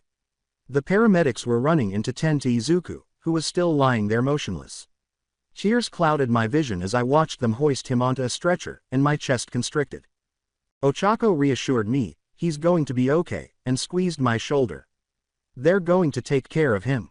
I wished to believe her. I wanted to think that everything would be alright, that Izuku would win this battle as he always did. However, this time felt different in some way. So far, he had been pushed. Too far. "Izuku," I uttered in a barely perceptible whisper. I was unsure whether I was talking to him or the empty room around me. Momo moved next to me while keeping her hand on my arm. She whispered, "He's stronger than we think, he'll pull through this. He always does." I gave a feeble nod, but my heart was still heavy. The picture of him lying there, motionless and shattered, would not go away. He had prevailed in the battle, but at what price? I dabbed at my eyes, attempting to gather my thoughts. For him, I had to have strength. I had to have faith that this was not the end and that he would be alright. But the fear was unrelenting and merciless as it tore at me. I sensed Ochako and Momo's presence next to me as the paramedics worked to stabilize him. Their silent support kept me grounded. I was aware that they were also in pain. Everybody was. However, Izuku's suffering was the most profound. Because I was the only one who understood how much he carried. And the amount of money he had lost. I tried to quiet the storm inside of me by closing my eyes and inhaling deeply. The camera followed as the doors closed behind Izuku as the paramedics loaded him into the ambulance when I opened them again. I said, "I need to go to him," in a sharp, raspy voice. Momo and Ochako looked at each other again, but neither of them made an attempt to stop me. Momo said softly, "I'll drive you," and got up from the couch. "We'll get there as fast as we can." Ochako nodded in agreement and stood as well. "We'll be right there with you." I nodded while standing unsteadily and holding the pillow in my hands. When he woke up, I had to be there. I had to be there to let him know he wasn't by himself. That I would always be there to help him get back up, no matter how far he fell. Because more times than he realized, he had saved my life. It was my turn to save him now. All I could think about was him as we rushed out of the apartment and into the night. On the boy who had been through so much and who, despite everything around him collapsing, still managed to fight. I wasn't going to allow Izuku to fall again after he had battled his way back from the brink tonight. Ochako's point of view. I stopped at the door as we hurried out of the apartment, staring at little Izuku. He was sleeping soundly on the couch, blissfully oblivious to the mayhem that was taking place around him. The only sound that seemed to calm the raging storm inside my heart was his gentle breathing. I was unable to abandon him. "Not this evening," I whispered to Momo and Toru, who were already halfway to the car. "I'll be right back." I immediately took little Izuku in my arms. His head rested on my shoulder as he briefly stirred, but he did not awaken. I planted a soft kiss on his forehead, his comforting warmth bringing me back to reality. Toru gave me a little empathetic smile as I carried him outside. "You're taking him with us?" I gave a nod. "I can't leave him, not now." Already in the driver's seat, Momo gave a comforting look but remained silent. It was sufficient. We all understood that tonight was about more than just ourselves. It was all about Deku, and we would support him no matter what. As I sat down with Izuku in the backseat, he cuddled up to me and held my shirt in his tiny hands. His gentle weight in my arms served as a reminder and a source of comfort. Izuku. I kept thinking about him. The smoke, the explosion, and the image of him on the screen, battered and broken. It reminded me of the boy I'd known, the boy who had been so bright and hopeful, and of the memories I'd tried so hard to ignore. He was so different now. Everybody had. Izuku was still Izuku despite all of these years, regardless of how much he had changed and how much of a dark side he had adopted. The boy who wished to save everyone was still there. Still the hero who, if it meant saving even one person, would jump into the fire. He became a hero because of it. That's what made him, him. "Mommy." Izuku's gentle voice jolted me out of my reverie as his drowsy eyes blinked up at me. With my hand softly stroking his hair back, I grinned down at him. "Yes, sweetheart, are we going to see Uncle Deku?" I paused for a second, looking at Momo and Toru up front. Even though they were silent, I could tell that they were thinking the same thing. We were all shaken by tonight, but it felt more personal to me than I had anticipated. "We are, baby," I muttered. "He's not feeling well, so we're going to check on him." With a serious expression on his little face, Izuku nodded. "Is Uncle Deku going to be okay?" His naive query made my heart tighten. He was unaware. He was unable to gauge the extent of Deku's decline. And I secretly hoped he would never find out. He shouldn't have to witness that aspect of heroism. He's strong, I said at last, my voice trembling a little. He'll be okay. I couldn't tell if I was saying it for myself or for him. I couldn't stop thinking about how Izuku had appeared the last time I saw him as the car raced through the streets in the direction of the hospital. The pain etched into his face, the weight of the world on his shoulders. He continued to fight despite having endured far too much. How much longer, though? I turned to look at Toru, who was sitting quietly next to me with her gaze fixed on the road. I could see the turmoil in her face, even though she hadn't spoken much since we left. Didn't she have a terrible time? Even though he was unaware of it, that girl was completely smitten with Izuku, even though she wasn't entirely aware of it. I let out a quiet sigh. Even in school, they had always been close. But I didn't realize how intense her feelings were until tonight, when I witnessed her break down in such a way. Toru cherished him, perhaps more than any of us knew. However, Izuku, I wasn't sure if he would ever be able to let her in because he was so consumed by his own suffering and guilt. And I was afraid of that. Because Toru was worthy of love. Izuku used to make all of us happy, and she deserved that kind of joy. Toru abruptly said, Izuku's always been like this, hasn't he? In a quiet, melancholy voice. Always pushing himself to the brink. My heart ached for her as I nodded. Yeah, he's always been that way. Ever since we were kids. She whispered, he never stops, more to herself than to us. Even when it's breaking him. Since that was the truth, I had no idea how to react. Izuku never gave up. He was never sure when to give up. And I was most concerned about that. At last, Momo spoke in a firm yet composed tone. He pushes because he cares. But we have to be there to remind him that he doesn't have to do it alone. Toru nodded, her gaze averted. I know, We'll be there, I interrupted, smiling reassuringly. We'll be there when he wakes up. He's not alone, Toru. He never will be. She gave a slight smile, but her expression remained troubled. My mind returned to Bakugo as we pulled up to the hospital. He was probably pacing back and forth while he waited for us inside, his anger simmering beneath the surface. Bakugo detested being powerless, and I knew that he would lose it when he saw Izuku in this state and what Gentle had done to him. He did, however, love me. I also cherished him, and we would confront this, whatever it was, together. My heart pounding, I squeezed little Izuku closer as we got out of the car and entered. Everything weighed heavily and oppressively in the air. However, I was unable to let it control me. Not just yet. Since Izuku was still engaged in combat. And we would fight as long as he did. If I had anything to say about it, that is. Bakugo's viewpoint. I had been glued to the screen, watching every goddamn second of the fight, my fists clenched until my knuckles were white. The place was rocked by an explosion that was absolutely devastating. In the midst of it all, Deku was being thrown through a wall like a rag doll as smoke filled the air and debris rained down like hellfire. It was all I could do not to charge out there, to get involved, and to rip that bastard Gentle to pieces. Deku, however, had made it plain that this was his battle. This was a game that only he could play. Nobody else.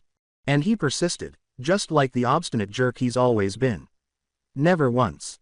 The screen flickered, revealing Deku's body lying in the debris when the smoke eventually cleared. He remained motionless. Charred, bruised, hardly aware, if at all. The hostages were safe, but his body was in ruins. He succeeded. I could feel my throat constricting and my chest tightening. I wasn't inclined to get upset or to think about this kind of stuff. However, I was reminded of the child he once was when I saw him like that, doing what he always does, throwing himself headfirst into danger, no matter the cost. That bright, optimistic fool with more resolve than common sense, and a smile too big for his face. It flooded my mind like a sudden flash of memories. When he talked about being a hero, his eyes would light up with that silly smile. How he used to write things about me in those fucking notebooks. His kindness and gentleness, the inability to refuse anyone in need, even when it was his duty to do so. More than that, though, I was always moved by his unwavering determination. That foolish, unrelenting desire to be a hero at all costs. Deku always got back up after being knocked down, regardless of how many people told him he couldn't do it. Never stopped. And now, he repeated the action. He did just that. He prevailed. I pushed down the lump that was starting to form in my throat. That's not how I could think. I couldn't allow myself to become engrossed in its sentimentality. He was no longer the greatest hero. He wasn't even close. In fact, he was perhaps even more broken now than he had been for years. No amount of fighting or victories could make up for the deep cracks. However, he was able to win today. And fuck, he was desperate for that victory. My mind was racing with all the things I wanted to say as I stood there looking at the screen. I wanted to scream about everything. He was still in the woods. Yes, he had saved the hostages, but at a cost. Every single damn part of him, his body, mind, and soul, had been strained to the breaking point. He had previously fought like this, but today was different. He wasn't broken. Not just yet. I felt a twisted kind of pride rise within me. Deku took pride in the fact that he still had the strength to fight despite everything he and I had been through. He was still capable of being the hero he had always aspired to be. And I was annoyed by it. I muttered to myself, "You're a hero, Deku," in a rough, irritated voice. "You're the best of us. You always have been." I detested it. I detested how accurate it was. He always returned, regardless of how far he fell or how hard he tried to push everyone away. Put the pieces together just enough to win every time. But at what price? My nails dug into my palms as I tightened my fists. He had changed as a child. None of us were, in fact. However, the shift was more profound for him than for the others. He wasn't just broken. He was shattered, with what little hope he still had holding him together. And it was like witnessing him rip himself apart again as he battled like this, facing gentle by himself. However, he succeeded. That's what I had to give him. I shook my head and muttered, "Damn it, Deku." I swallowed forcefully, trying to maintain a steady voice as my throat tightened once more. "Why do you always have to go this far?" The tension was thick enough to choke on, and the room was now too quiet. I didn't bother turning around even though I heard footsteps behind me. Naomasa or another hero monitoring the situation was most likely the person. It was irrelevant. The fact that Deku was still unfinished was all that mattered. This was not all there was to it. I sensed it. My hands were shaking, and I was thinking about everything I had just witnessed. He was no longer the greatest hero. He was far from it. He didn't have to be, though. Because Deku was struggling mightily to stay alive at the moment. And none of us could do more than that. "Goddamn, you're still my hero, Deku," I whispered to myself, barely raising my voice above a whisper. "You always have been." With the weight of everything bearing down on me, I shoved my hands into my pockets and glared at the ground. My mind flashed back to pictures of him, bright-eyed, hopeful, and determined to save everyone.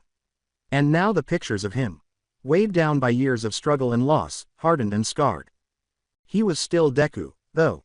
Perhaps that was sufficient. At least for the time being. The viewpoint of Naomasa. As I watched, the chaos of it all played out on the screen like a twisted play. Everything cried out for disaster. The explosion, the fire, the debris. Still, he was there. All Might's heir, Izuku Midoriya, lies among the rubble, broken and bruised but still fighting. Continuing to hold on. I tried to steady myself by pushing my hands deep into my coat pockets, but they trembled a little. In my years on the force, I had witnessed a lot of tragedy, loss, and hopelessness, but this. There was more to this. This boy I had seen grow up was not just another hero pushing himself to the limit. He was a man who had taken on the burden of the world long before anyone ever asked him to. And here he was, repeating the action. As I took in the image of him, still in the wreckage, my chest constricted. With unshed tears on the verge of overflowing, my eyes burned. It was all I could do to keep them at bay, maintain my composure, and remain professional. However, I was unable to ignore the feelings as they whirled inside of me like a storm. He was that person, the boy I knew, the one who had believed in the impossible even when no one else did, and who had rushed into danger without hesitation. Once bright-eyed and full of hope, the boy had stood by All Might's side, determined to save the world, one person at a time. If he didn't become just like him, damn it. Izuku was battling not just Gentle but also himself, his past, his shortcomings, and all of the things he had lost in the process. Nevertheless, he had persevered through it all. He didn't. Too self-assured to seek assistance, too obstinate to remain down, and too committed to handle everything by themselves, similar to All Might. It was now more visible to me than before. He possessed the spirit of his mentor, his unwavering determination to defend others at all costs. He would persevere no matter how much it hurt or how many times he had to break himself to do it, since he was that person. He had always been that way. A real hero, even if he rejected it. Even though he had been crushed more times than anyone could count by the weight of that title. I inhaled deeply, attempting to gather myself, but the sight of him, the boy who had grown into a man, still struggling with all of his might, was too much. It wasn't just one for all that he had inherited. He had inherited All Might's burden, his suffering, and his unwavering will to persevere despite the chaos all around him. I couldn't help but think of my old friend at that precise moment. He would make All Might proud. He was proud of the man he had grown into. Even though Izuku didn't see it in himself, he was proud of the hero he was. I muttered under my breath, "You did good, kid," my voice hardly audible, my heart heaving with emotion. I didn't wipe away the tears that eventually fell. The weight of everything fell on me as I let them go. This was more than just another battle and another triumph. This concerned Izuku, the young man who had endured more than anyone ought to. And for some reason, he remained here despite all the suffering and loss, still upright. He wasn't damaged, not just yet, and perhaps, just possibly, he would never be. Izuku Midoriya wasn't just anybody, for that reason. He was the peace symbol All Might's successor. Furthermore, he was a greater hero than anyone else could ever be. Even though he didn't think so himself. With the picture of Izuku lying in the debris still fresh in my mind, I looked away from the screen. Like he always did, he had saved them all. However, the price, he was emblazoned with the cost. Nevertheless, he continued, since heroes do just that. And in every way, Izuku Midoriya was a hero. He could be, if he so desired. Bakugo's viewpoint. I had been glued to the screen, watching every goddamn second of the fight, my fists clenched until my knuckles were white. The place was rocked by an explosion that was absolutely devastating. In the midst of it all, Deku was being thrown through a wall like a rag doll as smoke filled the air and debris rained down like hellfire. It was all I could do not to charge out there, to get involved, and to rip that bastard gentle to pieces. Deku, however, had made it plain that this was his battle. This was a game that only he could play. Nobody else. And he persisted, just like the obstinate jerk he's always been. Never once. The screen flickered, revealing Deku's body lying in the debris when the smoke eventually cleared. He remained motionless. Charred, bruised, hardly aware, if at all. The hostages were safe, but his body was in ruins. He succeeded. I could feel my throat constricting and my chest tightening. I wasn't inclined to get upset or to think about this kind of stuff. However, I was reminded of the child he once was when I saw him like that, doing what he always does, throwing himself headfirst into danger, no matter the cost. That bright, optimistic fool with more resolve than common sense, and a smile too big for his face. It flooded my mind like a sudden flash of memories. When he talked about being a hero, his eyes would light up with that silly smile. How he used to write things about me in those fucking notebooks. His kindness and gentleness, the inability to refuse anyone in need, even when it was his duty to do so. More than that, though, I was always moved by his unwavering determination. That foolish, unrelenting desire to be a hero at all costs. Deku always got back up after being knocked down, regardless of how many people told him he couldn't do it. Never stopped. And now, he repeated the action. He did just that. He prevailed. I pushed down the lump that was starting to form in my throat. That's not how I could think. I couldn't allow myself to become engrossed in its sentimentality. He was no longer the greatest hero. He wasn't even close. In fact, he was perhaps even more broken now than he had been for years. No amount of fighting or victories could make up for the deep cracks. However, he was able to win today. And fuck, he was desperate for that victory. My mind was racing with all the things I wanted to say as I stood there looking at the screen. I wanted to scream about everything. He was still in the woods. Yes, he had saved the hostages, but at a cost. Every single damn part of him, his body, mind, and soul, had been strained to the breaking point. He had previously fought like this, but today was different. He wasn't broken, not just yet. I felt a twisted kind of pride rise within me. Deku took pride in the fact that he still had the strength to fight despite everything he and I had been through. He was still capable of being the hero he had always aspired to be. And I was annoyed by it. I muttered to myself, "You're a hero, Deku," in a rough, irritated voice. "You're the best of us. You always have been." I detested it. I detested how accurate it was. He always returned, regardless of how far he fell or how hard he tried to push everyone away. Put the pieces together just enough to win every time. But at what price? My nails dug into my palms as I tightened my fists. He had changed as a child. None of us were, in fact. However, the shift was more profound for him than for the others. He wasn't just broken. He was shattered, with what little hope he still had holding him together. And it was like witnessing him rip himself apart again as he battled like this, facing gentle by himself. However, he succeeded. That's what I had to give him. I shook my head and muttered, "Damn it, Deku." I swallowed forcefully, trying to maintain a steady voice as my throat tightened once more. Why do you always have to go this far? The tension was thick enough to choke on, and the room was now too quiet. I didn't bother turning around even though I heard footsteps behind me. Naomasa or another hero monitoring the situation was most likely the person. It was irrelevant. The fact that Deku was still unfinished was all that mattered. This was not all there was to it. I sensed it. My hands were shaking, and I was thinking about everything I had just witnessed. He was no longer the greatest hero. He was far from it. He didn't have to be, though. Because Deku was struggling mightily to stay alive at the moment. And none of us could do more than that. Goddammit, you're still my hero, Deku, I whispered to myself, barely raising my voice above a whisper. You always have been. With the weight of everything bearing down on me, I shoved my hands into my pockets and glared at the ground. My mind flashed back to pictures of him, bright-eyed, hopeful, and determined to save everyone. And now the pictures of him, weighed down by years of struggle and loss, hardened and scarred. He was still Deku, though. Perhaps that was sufficient. At least for the time being. The viewpoint of Naomasa. As I watched, the chaos of it all played out on the screen like a twisted play. Everything cried out for disaster. The explosion, the fire, the debris.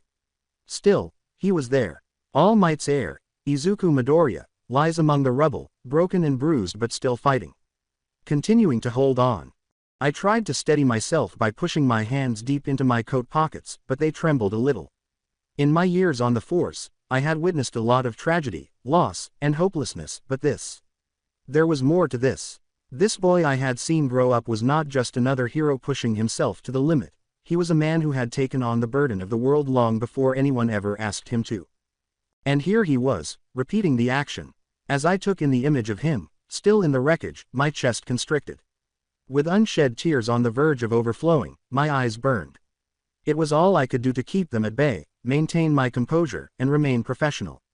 However, I was unable to ignore the feelings as they whirled inside of me like a storm. He was that person, the boy I knew, the one who had believed in the impossible even when no one else did, and who had rushed into danger without hesitation. Once bright-eyed and full of hope, the boy had stood by All Might's side, determined to save the world, one person at a time. If he didn't become just like him, damn it. Izuku was battling not just Gentle but also himself, his past, his shortcomings, and all of the things he had lost in the process. Nevertheless, he had persevered through it all.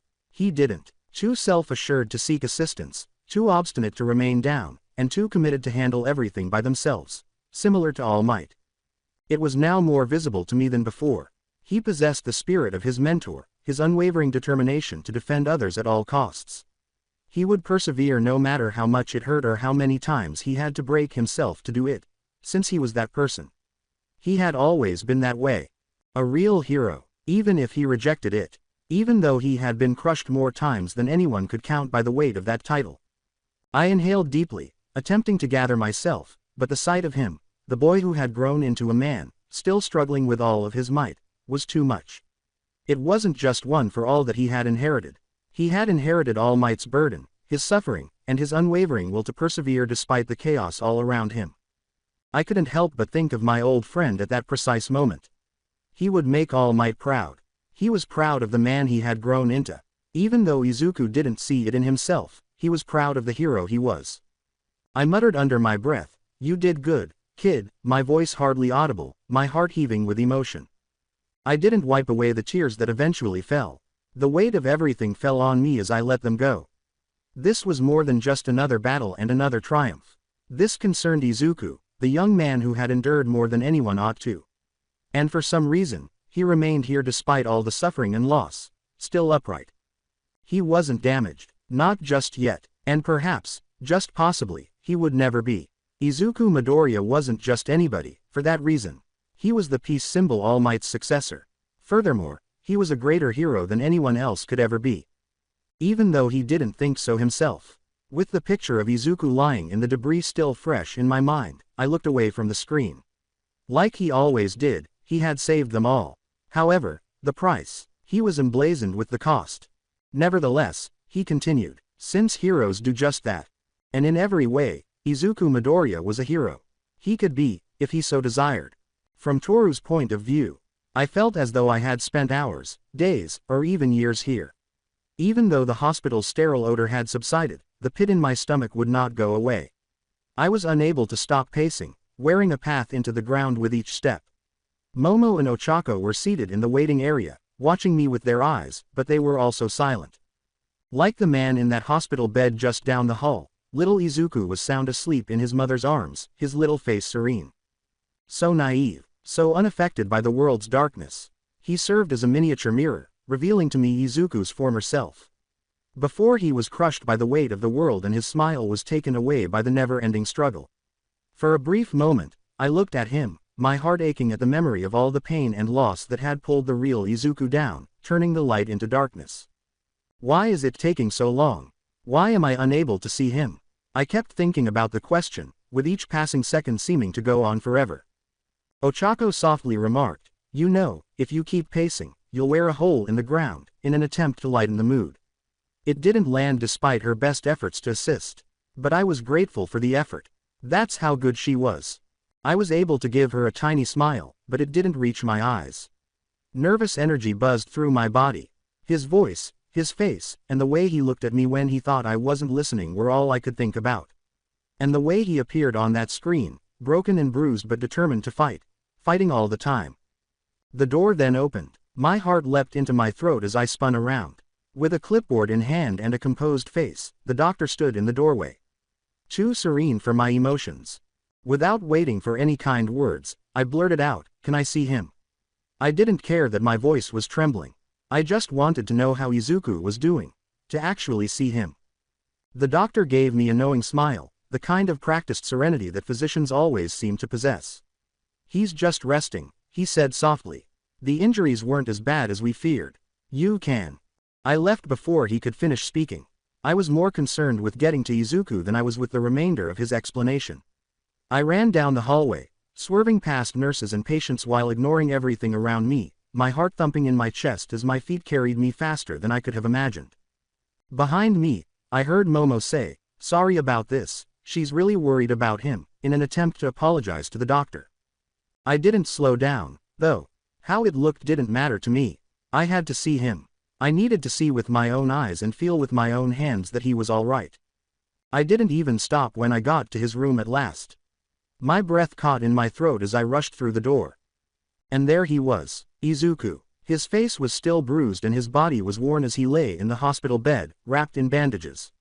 However, he was present. Inhaling. His chest rose and fell in a steady rhythm, serene in a way I hadn't seen in a long time. For a brief moment, it seemed as though all of the suffering and weight he had been carrying had finally disappeared. He appeared so at ease and unburdened. With shaking hands, I dragged a chair to his bedside and took a seat. Without giving it any thought, I reached out and ran my fingers through the disheveled green strands of his hair. As though letting go would mean losing him again, my other hand found his and gripped it firmly. Tears silently trickled down my cheeks, blurring my vision. I made no attempt to stop them. I was crying once more, but not because I was afraid. He was present, which is why. He had survived. He was still here in spite of everything, the struggle, the suffering, the loss. I muttered his name, Izuku, in a crackly voice that was hardly audible in the silent room. Saying his name felt like a release, even though he didn't react because he was still unconscious and sleeping. As if I had been suppressing it for a very long time. I knew it was Momo and Ochako even though I didn't hear the door open behind me. I sensed their quiet support and presence. They remained silent and made no attempt to yank me away from him. They were aware of this. They were aware of how much I needed to be with him here.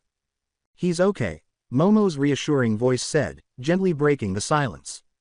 I nodded while wiping my eyes, but I continued to look at Izuku. I kept stroking his hair with gentle, cautious fingers, as though I could somehow ease the pain. I said, I thought I'd lost him, in a voice that was hardly audible. I thought this time.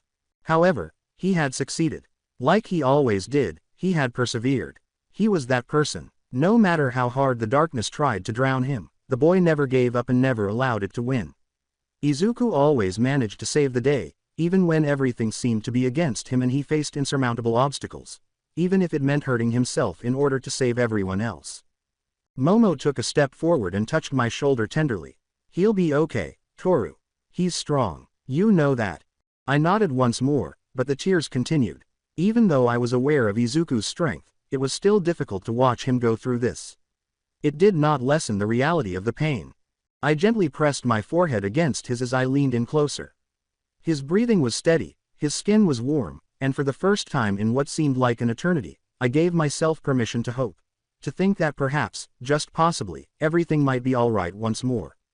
I'm here, Izuku, I said in a barely audible whisper. I'm not going anywhere. For a while, I just held his hand and traced the familiar lines of his skin with my fingers. Even if it took him hours to wake up, I didn't mind. As long as it took, I would wait. Since Izuku had always supported me. Moreover, I was going to support him now. Regardless of how long it took. I was startled out of my reverie by the sound of gentle footsteps. When I looked up, I noticed Ochako holding little Izuku close to the door. His little face was tucked into his mother's chest, still asleep. I just stared at him for a moment, taking in the serene rise and fall of his breath. He reminded me so much of the Izuku I knew in the past. The person who always had a smile on their face and had faith in the impossible. The one who, in spite of everything, still thought he could save the world. Ochako looked at me with gentle, understanding eyes after grinning down at her son. She said softly, "He's just like his uncle," in a kind voice. I managed a tiny smile in return and let out a trembling breath. Yeah, he really is. Sitting there with Izuku's hand in mine and observing his serene expression, I came to a realization. Izuku was still Izuku, regardless of how much he had changed and how far he had fallen. He was still that young man who wished to save everyone and would sacrifice everything for those he cared about. I loved him because of this. My heart was bursting with love as I bent down and planted a gentle kiss on his forehead. Whispering, "Come back to me, Izuku," I said. "I'm right here." And I thought he might, for the first time in a long time. Izuku's viewpoint. The ache was the first feeling, a dull, persistent throb that simultaneously radiated from every part of the body. The bandages were tight, and I could feel the weight of fatigue bearing down on me, but it was all too familiar, almost consoling. I was still here because of the pain. Alive. I slowly blinked as I took in the room's sterile white walls, the hum of the machines, and the dim light that created long shadows. A room in a hospital. Once more. By now, I should have been accustomed to this. However, this time felt different. Warmth was present, a light touch on my hand. Toru was slumped in the chair next to me, her head resting on the edge of the bed, when I looked down.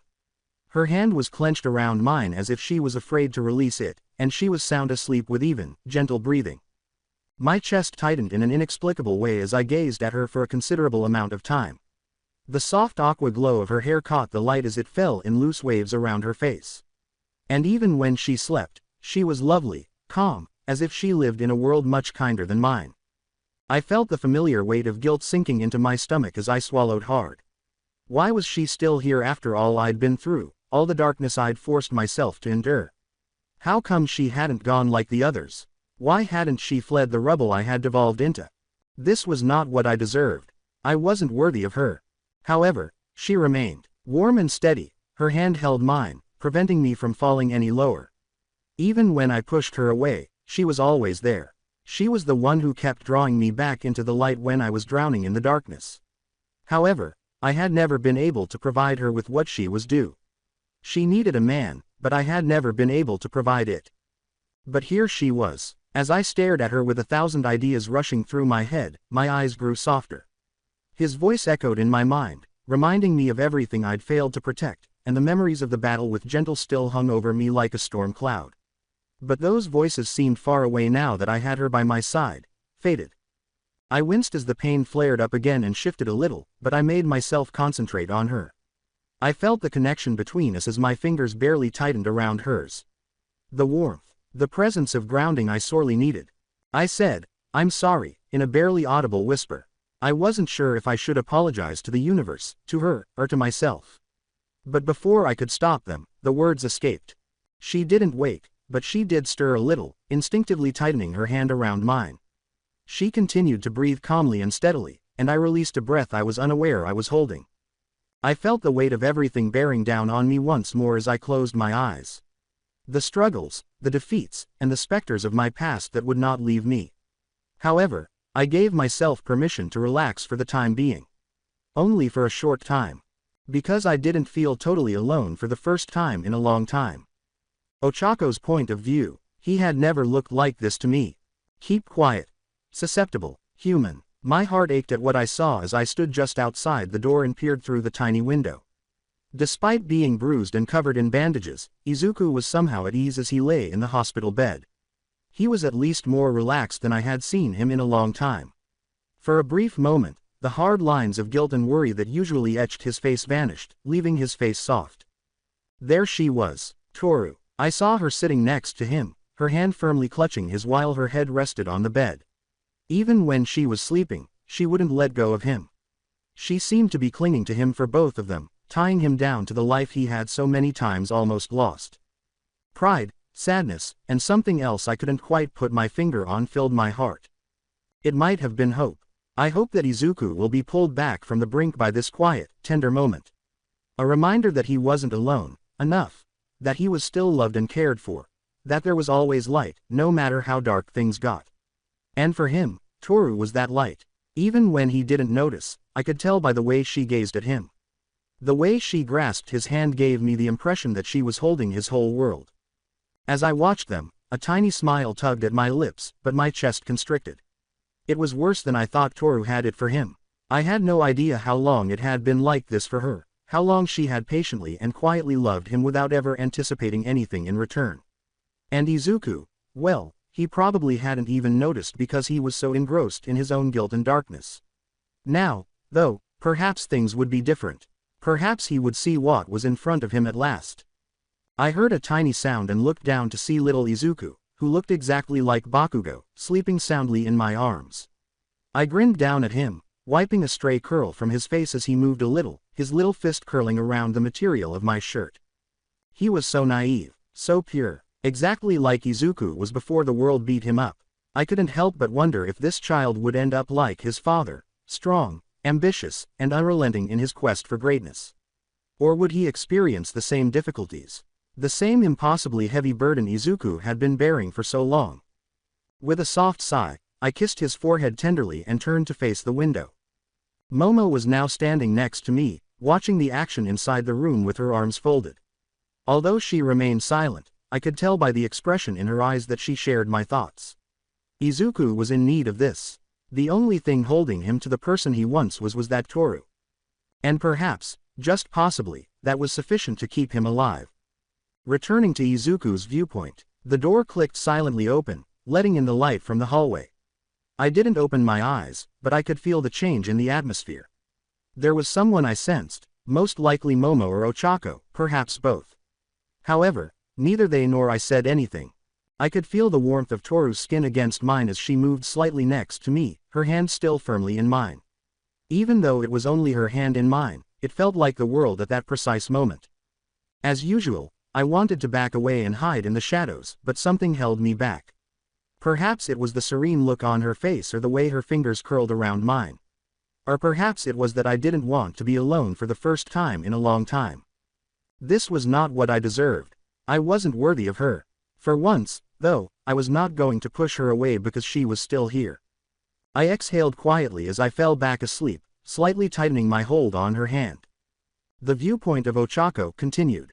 I lingered there, observing them, observing him. And I felt a ray of hope for the first time in years. Izuku might not have been lost after all. Perhaps he could at last return to the light with Toru at his side. With my eyes still fixed on the two of them, I rocked little Izuku gently as he stirred in my arms. Every action Toru took and her refusal to leave Izuku's side demonstrated how much she loved him. Izuku might not be aware of it yet, but I could see it. When she was close, his breathing slowed and his hand tightened around hers. Hope existed, perhaps not for the Izuku we knew in the past, but rather for the man he had grown into. And as I stood there with my own child, Bakugo's child, the love of my life, I couldn't shake the feeling that something was going to work out. S viewpoint. Long, dark shadows danced against the walls as the dim light from the monitors flickered across the faces in the room. The tension that only comes from watching something was palpable in the air, unavoidable. The broadcast hummed on the screens in front of us, displaying the mayhem at UA, the explosions, the fear, and, at the end, the shattered hero lying in the debris.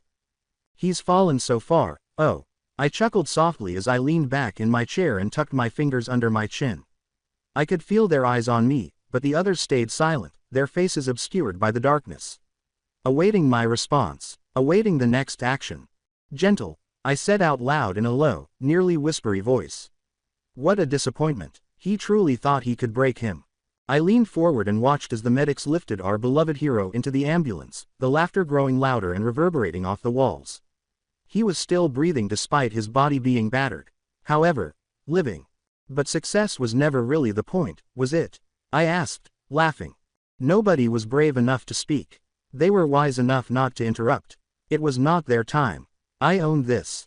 In the otherwise quiet room, the sound of my chair creaking as I pushed away from the table was sharp. The flickering images reflected in my eyes as I moved closer to the screens, but I wasn't staring at the hero. No. I was focusing on the wider picture.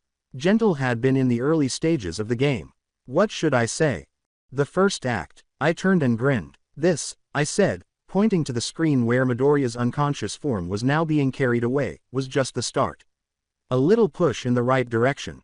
The real show, it hasn't even begun. The tension was evident as the others moved in their chairs. They were excitedly awaiting their turn on stage and the revelation of their roles. And they would get it very soon, very soon. I whispered, look at him, as I stared at the image of Midoriya, bruised but unbroken, on the screen.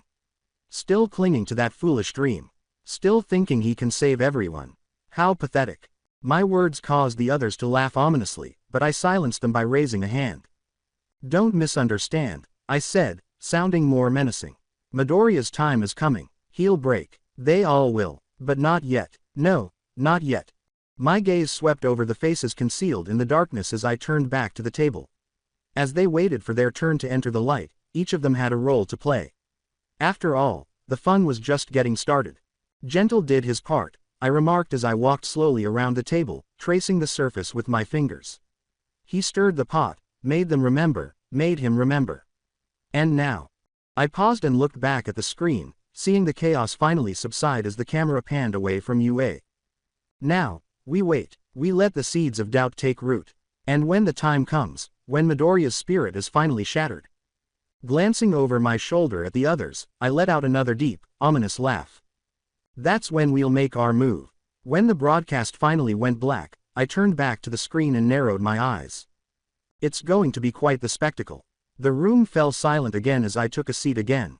The others stood motionless, watching me intently.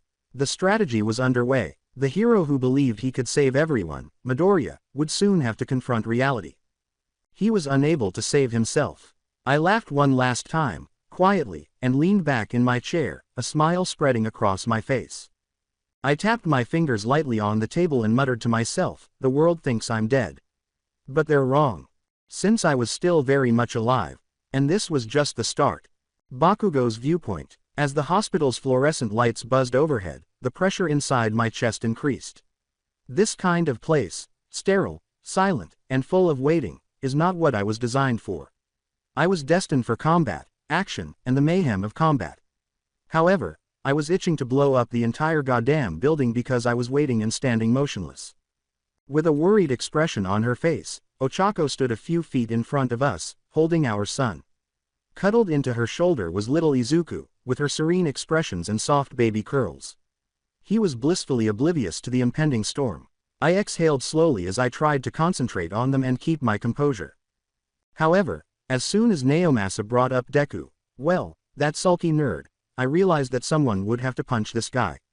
Most likely me, and I didn't mind. Toru, he was adored by the fool. Even though Deku was too damn stupid to notice it, that much had been clear from the beginning. The way she gazed at him and remained by his side despite him pushing everyone else away. I was annoyed by how pitifully she clung to him. Not because of her, though. No. Due to Deku. It wasn't fair to the bastard. He was unworthy of her.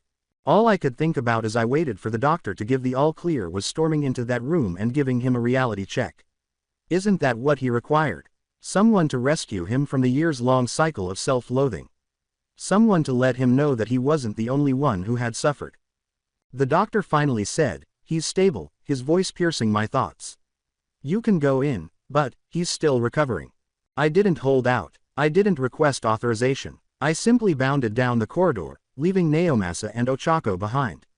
I ignored Ochako's soft, beseeching voice as she called after me. Deku was the only thing on my mind. I refused to allow him to continue doing this to Toru, to himself, to us all.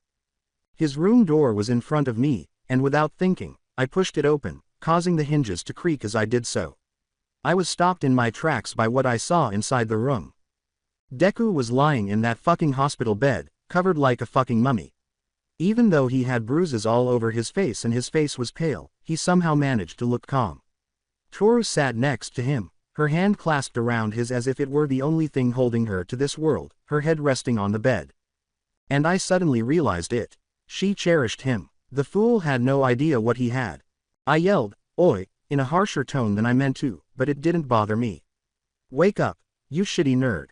My voice startled Toru awake, causing her eyes to widen and blink out the slumber. Deku also stirred, opening his eyes slowly and focusing on me for a moment.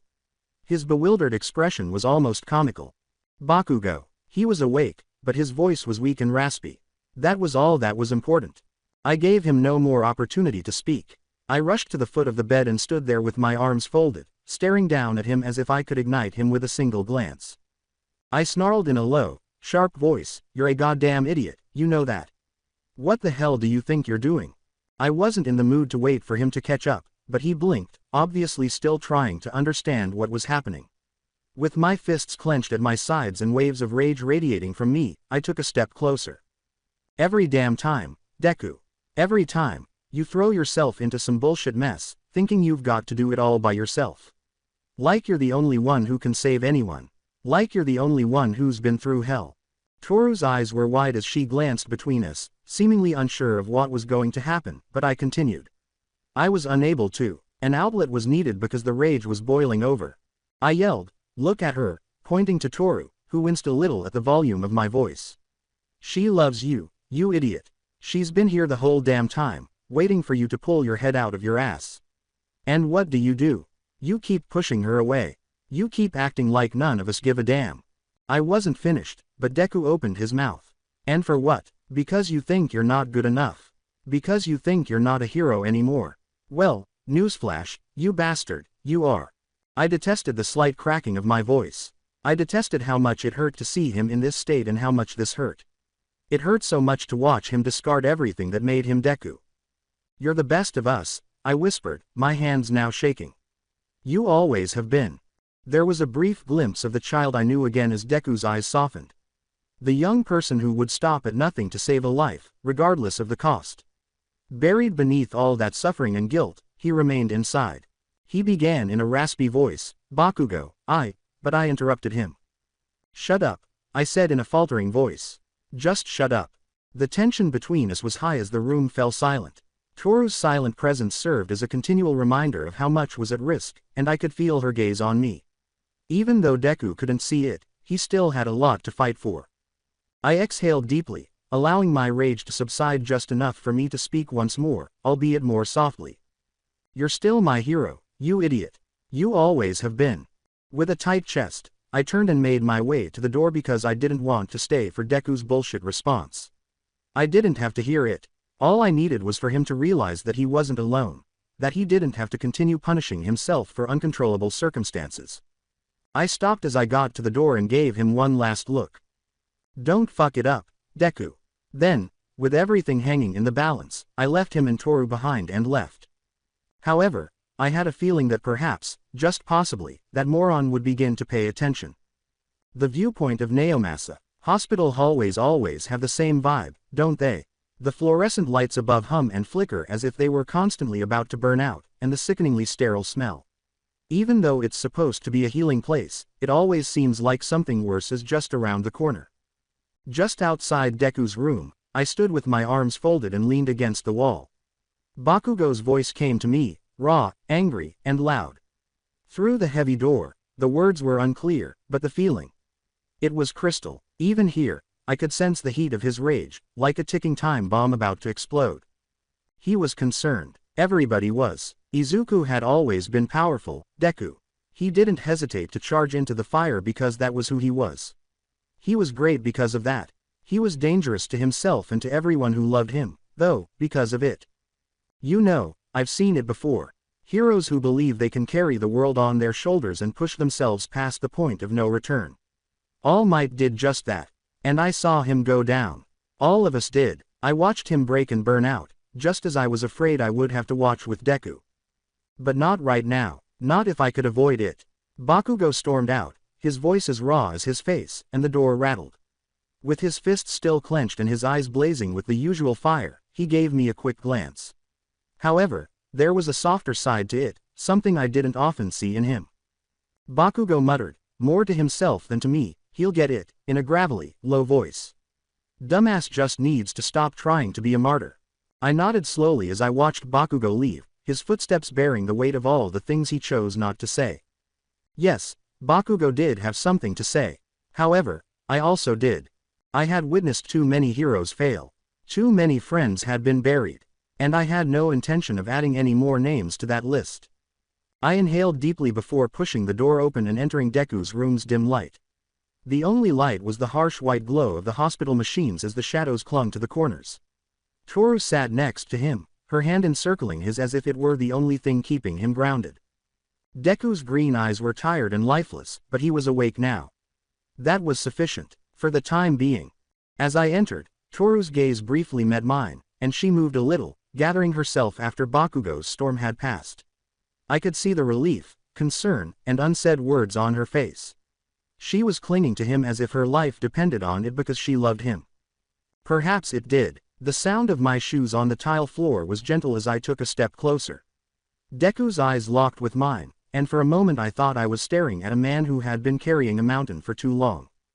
I gave him a small smile and whispered, Bakugo let you have it, huh? When Deku finally spoke, he nodded and spoke in a rough voice. He's not wrong. No, he's not, I replied in a quiet but firm tone. But neither are you. I sighed as I drew a chair nearer to the bed and took a seat. The weight of everything that had transpired was still bearing down on us all, and the tension was still palpable. It should have felt like a victory when Gentle was captured, but it didn't. Not at all. I knew in my heart that this was not the end. Gentle's locked up, I added, maintaining eye contact with Deku's face. But this, all of this, it's not over, Deku. You know that as well as I do. I could see the understanding in his eyes even though he remained silent. He was aware. The storm was brewing just over the horizon, and he probably felt it more than I did. Something greater, something darker, was on the horizon, and we had only just begun to explore it. I didn't care that my voice cracked a little when I said, I'm not going to bury another friend, Deku. I had to let him hear it. I needed him to comprehend. I watched All Might fall. I stood by as he gave everything he had until there was nothing left. And I'm not doing it again. Not with you. A shadow of guilt passed over Deku's face as his eyes softened. He always felt inadequate, and I understood what he was thinking. Every single day, he felt like he was failing. He was the best of us, but he didn't realize that, even if he was unable to see it. I said, I'm not asking you to stop, in a firm yet low voice. I know you won't, I know you can't, but you can't keep doing this alone, Deku. You have people, Toru, Ochako, Bakugo. They're here for you, we're here for you. Toru's eyes glowed with the tears she had been holding back for so long as she squeezed his hand. He's right, Izuku, she said in a tremulous whisper. You don't have to carry this all by yourself. With a shaky breath, Deku closed his eyes and felt his chest rise and fall. There was a brief period of silence as the room's weight pressed down on each of us. Finally, he said something. He said, I don't know how to let go, in a hardly audible voice. I don't know how to stop. I could sense the anguish behind his words, the weight of everything he had been carrying for so long, as they hung in the air, thick and heavy. The burden that had shattered men before him. I whispered, "You don't have to stop," and leaned forward. "You just need to let us help." Once more, the only sound in the room was the heart monitor's gentle beeping. However, the silence wasn't oppressive this time. Something else filled it, something more subdued, something hopeful. I slowly got to my feet, nodding slightly to Deku and Toru before making my way to the door. However, I turned back to him and met his gaze before I walked away. "Don't be all might, Deku," I said steadily. "Be better." I exhaled deeply as I entered the hallway, my head still racing with ideas I couldn't get rid of. There was going to be something. I could feel it in my bones, but I had no idea what it was. The quiet before the storm. And we weren't just going to be responding this time. We were going to be prepared this time. Izuku's viewpoint. With the exception of the heart monitor's gentle, steady beeping, the room was now silent. Everything that Bakugo and Naomasa had said still hung in the air, weighing me down like a heavy blanket. None of them were incorrect, but the truth was that I had no idea how to stop. I had no idea how to let anyone else take on the burden. I felt the strain in my chest as I reclined against the rigid hospital bed. The flurry of emotions they had aroused was still racing through my head. Naomasa's silent appeal and Bakugo's unadulterated rage. Even though Toru hadn't said much, her support and presence were more noticeable than anything else. I looked at her now, sitting next to me with her hand still firmly in mine. She must have shed a lot of tears before I woke up because her eyes were red. She appeared worn down and exhausted, but her hold remained firm. The realization that she was still here struck me then more strongly than before. She stayed despite everything, including my attempts to push her away and the darkness I allowed to overwhelm me. Why? How? I couldn't take my eyes off of her and couldn't get rid of the feeling that I didn't deserve her. Not after all that I had done. Not after my transformation. My voice was hoarse as I whispered, "Toru, I had no idea what I was trying to say. It was all mixed up in my mind, too much. Too much guilt, too many feelings, too much of everything." She gazed at me, her gentle, compassionate eyes brimming with an inexplicable feeling that was simultaneously reassuring and terrifying. She didn't say anything, but a tiny, melancholy smile twitched her lips. She was not required to. It was clear from the way she looked at me. My throat tightened as I forcefully swallowed. "Why? Why do you stay?" Toru's brows furrowed in perplexity as she blinked, startled by the question. "Izuku, what do you mean?" I shook my head, feeling like a swarm of irate bees in my chest as I struggled to find the right words. I've done things, Toru. I've become something dark. I'm not the boy you used to know. I'm not a hero." I thought she might pull away as her hold on my hand tightened, but she didn't. Rather, she spoke softly but firmly as she leaned in closer. "Izuku, you've never stopped being a hero." Her words made me wince, and I shook my head. "That's not true. You don't know." "I do know," she cut in, her voice growing louder. "I've watched you, Izuku. I've seen what this world has done to you. But no matter how much you've changed, no matter how much you think you've fallen, you're still you. You're still the boy who wanted to save everyone." Her words struck me hard, piercing the mist of doubt and guilt that had long shrouded my thoughts. However, they were illogical. How was that boy still visible to her? I was no longer him. I wasn't. She went on, "You've never given up," her voice a little shaky. "Even when the world threw everything at you, even when you were broken and hurting, you still fought. You still saved people. That's who you are, Izuku. And that's why I stay. Because I know you, I see you, and I love you." I was hit like a freight train by the final three words. Love. I was momentarily unable to breathe as my heart clenched painfully in my chest. Did she adore me? After all of this, she still loved me after all the darkness I'd pulled her through and all the times I'd tried to push her away. It wasn't fair to me. I wasn't worthy of her. However, I became aware that I didn't want her to go as I looked into her eyes. I no longer wanted to be by myself. I carefully and slowly reached up and ran my fingers over her cheek. She leaned into my touch, her eyes briefly closing as her skin felt warm and soft. My ears were ringing with the sound of my heart thumping in my chest. "Toru," I muttered once more, my voice breaking under the intensity of my emotions. I didn't need to tell her everything that was going through my mind because I didn't know how to express it, since she was already aware of it. She leaned closer, her breath warm against my skin, and before I could stop myself or think, I pressed my lips to hers in a gentle, desperately needed kiss. It was tentative and gentle, as if we were both scared of shattering whatever delicate bond we had just discovered. However, it was genuine. We were the ones. The chaos and noise of everything else faded into the background as the world around us briefly vanished. Only she and I were together, locked in a kiss that seemed to have been long overdue. I pressed my forehead against hers as we eventually separated, my heart still pounding and my breathing erratic. I said, "I'm sorry," in a barely audible whisper. "I'm so sorry, Toru." Her fingers lightly brushed my cheek as she shook her head. "You don't have to be. You don't have to apologize, Izuku. Just, let me stay. Let me help you." I was about to say something when the room's door creaked open and a tiny voice could be heard instead. "Uncle Deku." I blinked and moved my gaze to the doorway, pulling back a little. Little Izuku, Ochako's son, was standing there, cradled in her arms, gazing at me with wide, inquisitive eyes, filled with wonder and admiration.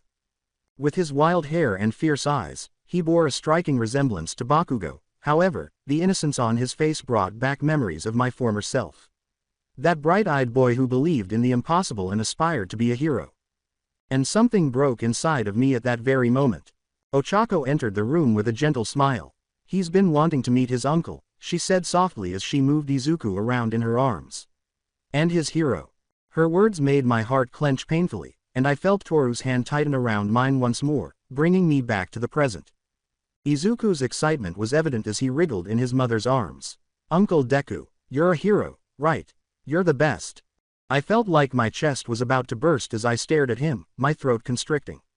He was unaware. He had no idea what I had done or who I had become. I was still that hero to him.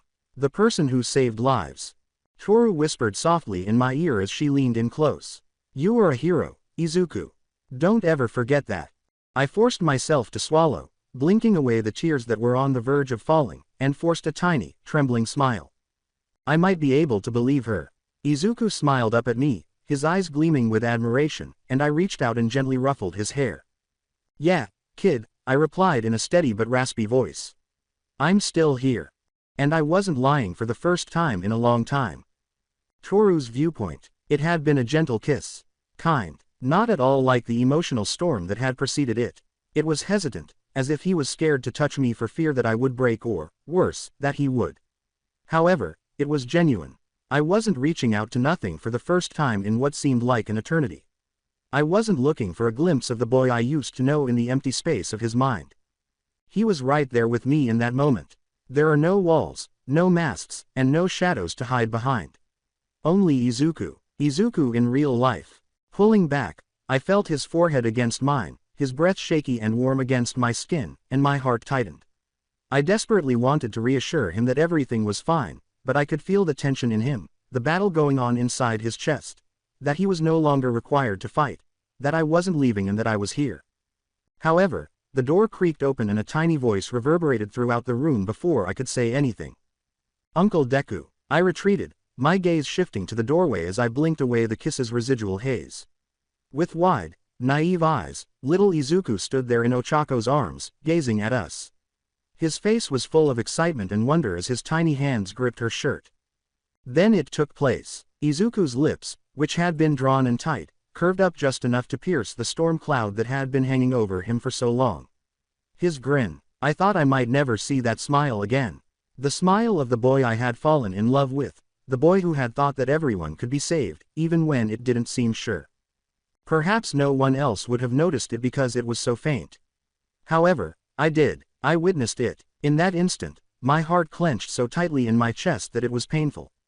He was there, the boy I cherished. Tears filled my eyes, but I held them back.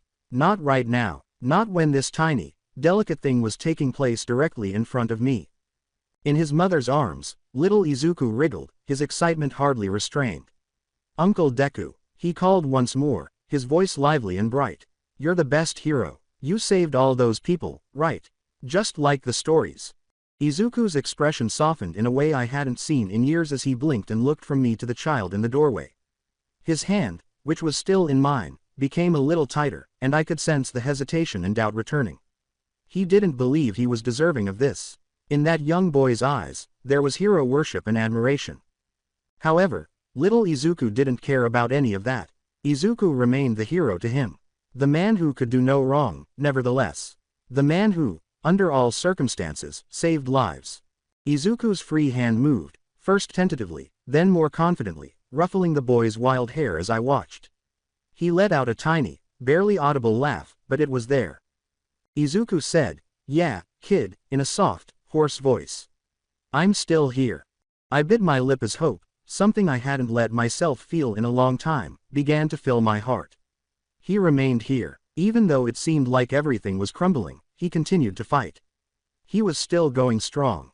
And perhaps, just possibly, he was beginning to have faith in himself once more. Ochako grinned and moved farther into the room, filling it with her warm presence. She whispered, "He's been waiting to meet his hero," with a soft pride that only a mother could possess. Izuku looked up at her, his face momentarily unreadable. Then his eyes softened, and that faint, almost ghostly smile was back. The kind of smile that was distinctly him even though it didn't quite reach his eyes.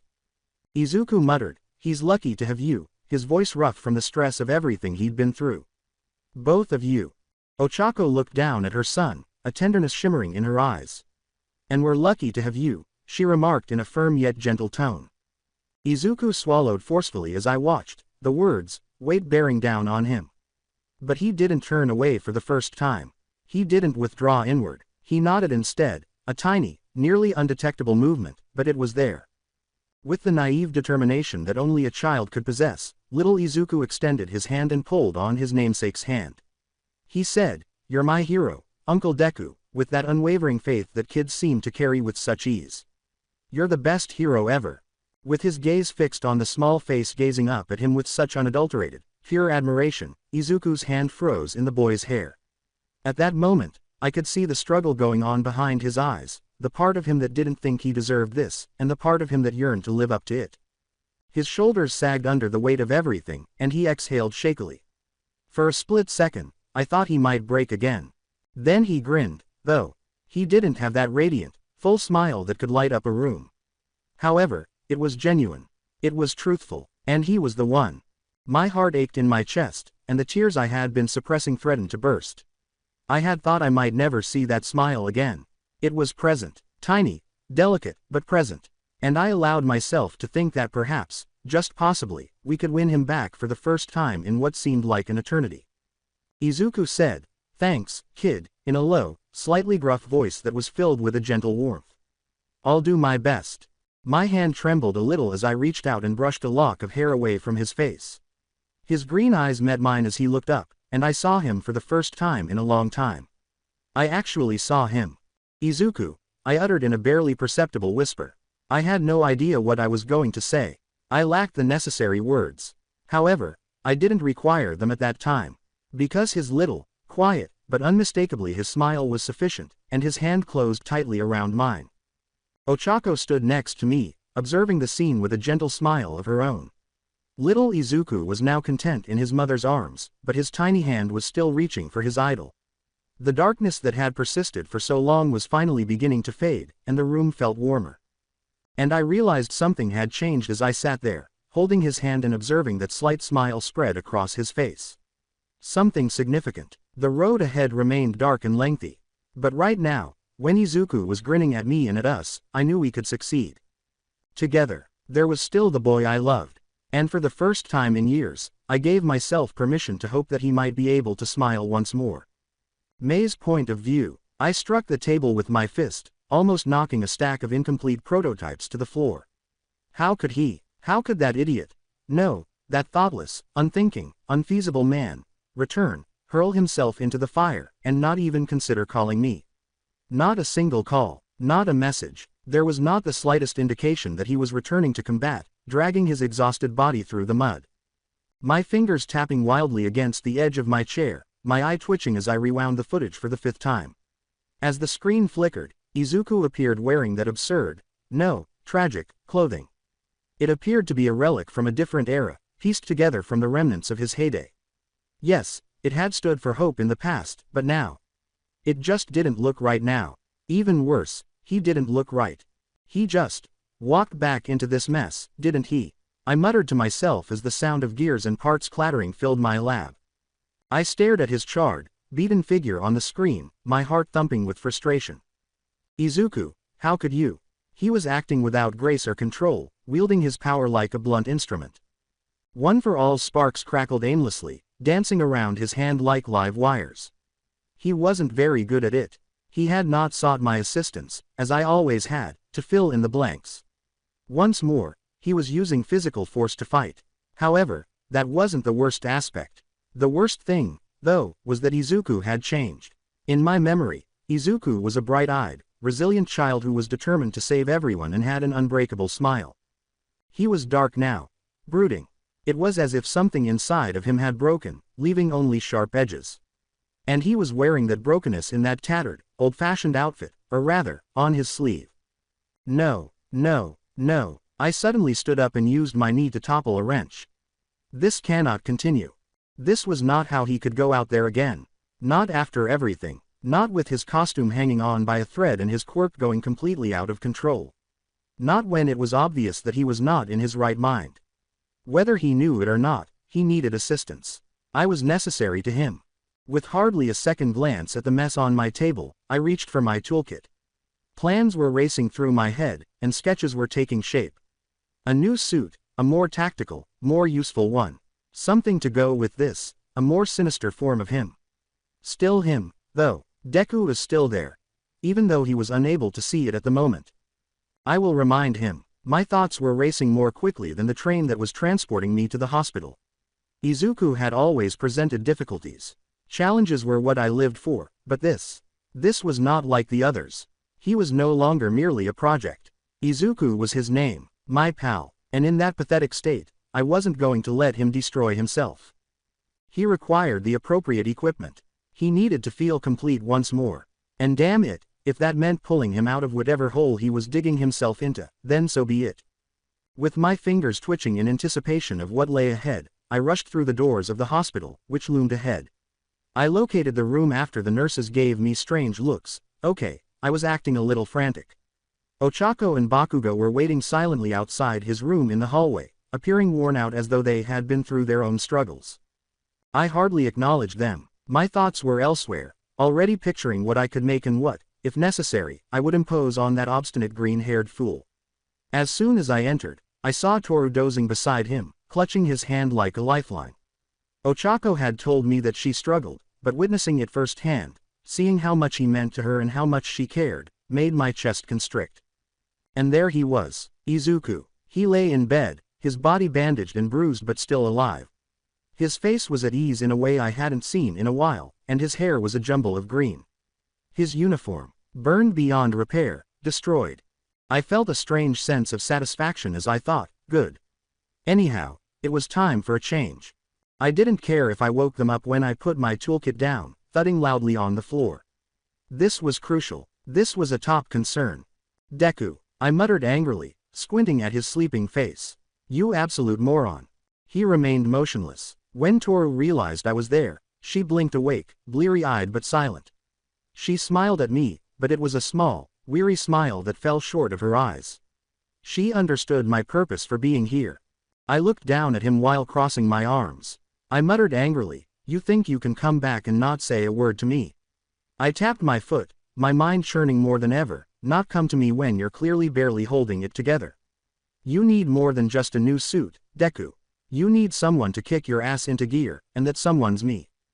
I looked at Toru, frustrated, as her quiet laughter cut through my rage. Do you know how frustrating it is? He's going to get himself killed like this. And this outfit, I said, pointing to the remnants of his costume as if it were a personal insult. Unacceptable. He's not the same Deku, but it doesn't fit him anymore. He needs something more, something that's going to protect him when he won't even protect himself. With her fingers still softly caressing the back of his hand, she nodded. I think he knows that, May. He's just stubborn. I muttered, well, stubborn or not, I'm fixing this mess, as I was already making mental sketches. I'm not losing him to whatever darkness he's spiraling into. Not without giving him a fighting chance. The look Toru gave me said it all, even though she didn't say anything. She wanted to pull him back from the edge just as much as I did. I had the unshakable impression that he was getting farther away every day. Not if I could avoid it, though. Not while I was still able to bring him back with the resources, abilities, and motivation I had. I muttered, "Rest while you can, Deku," as my hands began to brainstorm. Because when you wake up, we've got work to do. Big work. And I experienced a glimmer of hope for the first time in a long time. I might, just might, be able to guide him back. Deku's viewpoint. The faint sound of voices pierced my mental haze. It was distant and soft at first, but it felt familiar enough to tighten my chest. The voices grew clearer as I blinked slowly, the fatigue still tugging at me. May. She was conversing with Toru. No, it was more like ranting. I wasn't sure what it was about, but it was enough to make me feel something. I moved a little, still experiencing the dull throb of my wounds against my skin and the weight of my bandages. Everything hurt, but it wasn't the worst I'd ever experienced. By no means.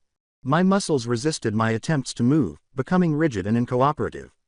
I took a moment to take in everything, including my location and the events that had transpired. The battle. The captives. My hand was in Toru's. May was also present. I tried to say, "What?" but my voice was so raspy that it was hardly audible. Toru tightened her grip on my hand as her eyes snapped to mine, wide with relief. But May was less nuanced. "Deku," she yelled, staring down at me as if I had insulted her directly. "You idiot." Confused, I blinked up at her. "Wah, what?" Angry, she rolled her eyes. "How could you come back and not even think to tell me? You need a new suit. A better suit, support items, and you look like you've been through a meat grinder, which isn't helping." I made an effort to smile, but it was more of a grimace. "I'm sorry?" May crossed her arms and sighed. "Sorry isn't good enough, Deku. I'm going to fix this. Whether you like it or not." And I couldn't help but feel a tiny bit of relief in spite of everything, the hurt, the tiredness, the burden of everything I'd been through. Because things were going to change if May was present. And perhaps, just possibly, that was what I required.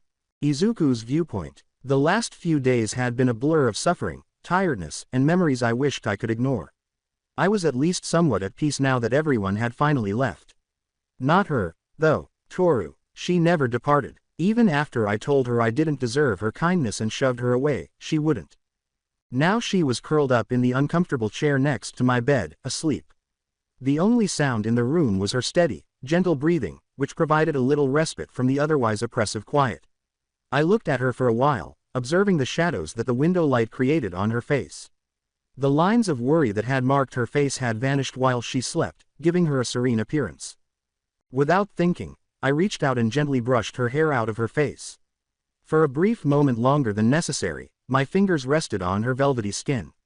She was stunning. Far too good and far too lovely for someone like me. She was worthy of so much more than this, more than a man shattered by his own shortcomings. I sighed heavily and stretched, ignoring the searing pain that protested by shooting through my body. Even though my muscles ached and my battle wounds were still raw, I had to get out of this bed. Hospitals. I detested them. I had lost people I cared about and spent too much time in places like this. All Might first, then Mom. I had to leave this place. I need to clear my head. I carefully withdrew my hand from Toru's hold, experiencing an odd void as soon as our connection was severed. My body protested every time I swung my legs off the bed, and I winced. Toru must have been really uncomfortable in that chair because I looked down at her. She was so worn out from worrying about me that it broke my heart to see her. She was entitled to a good night's sleep. I lifted her from the chair by bending over and carefully scooping her into my arms, ignoring the pain. Despite the protests of my muscles, I forced myself to lay her gently on the bed where I had been sleeping. Her body curled into the warmth of the blankets as she stirred a little but remained unconscious. As I watched her sleep, I couldn't stop thinking about things I didn't want to face.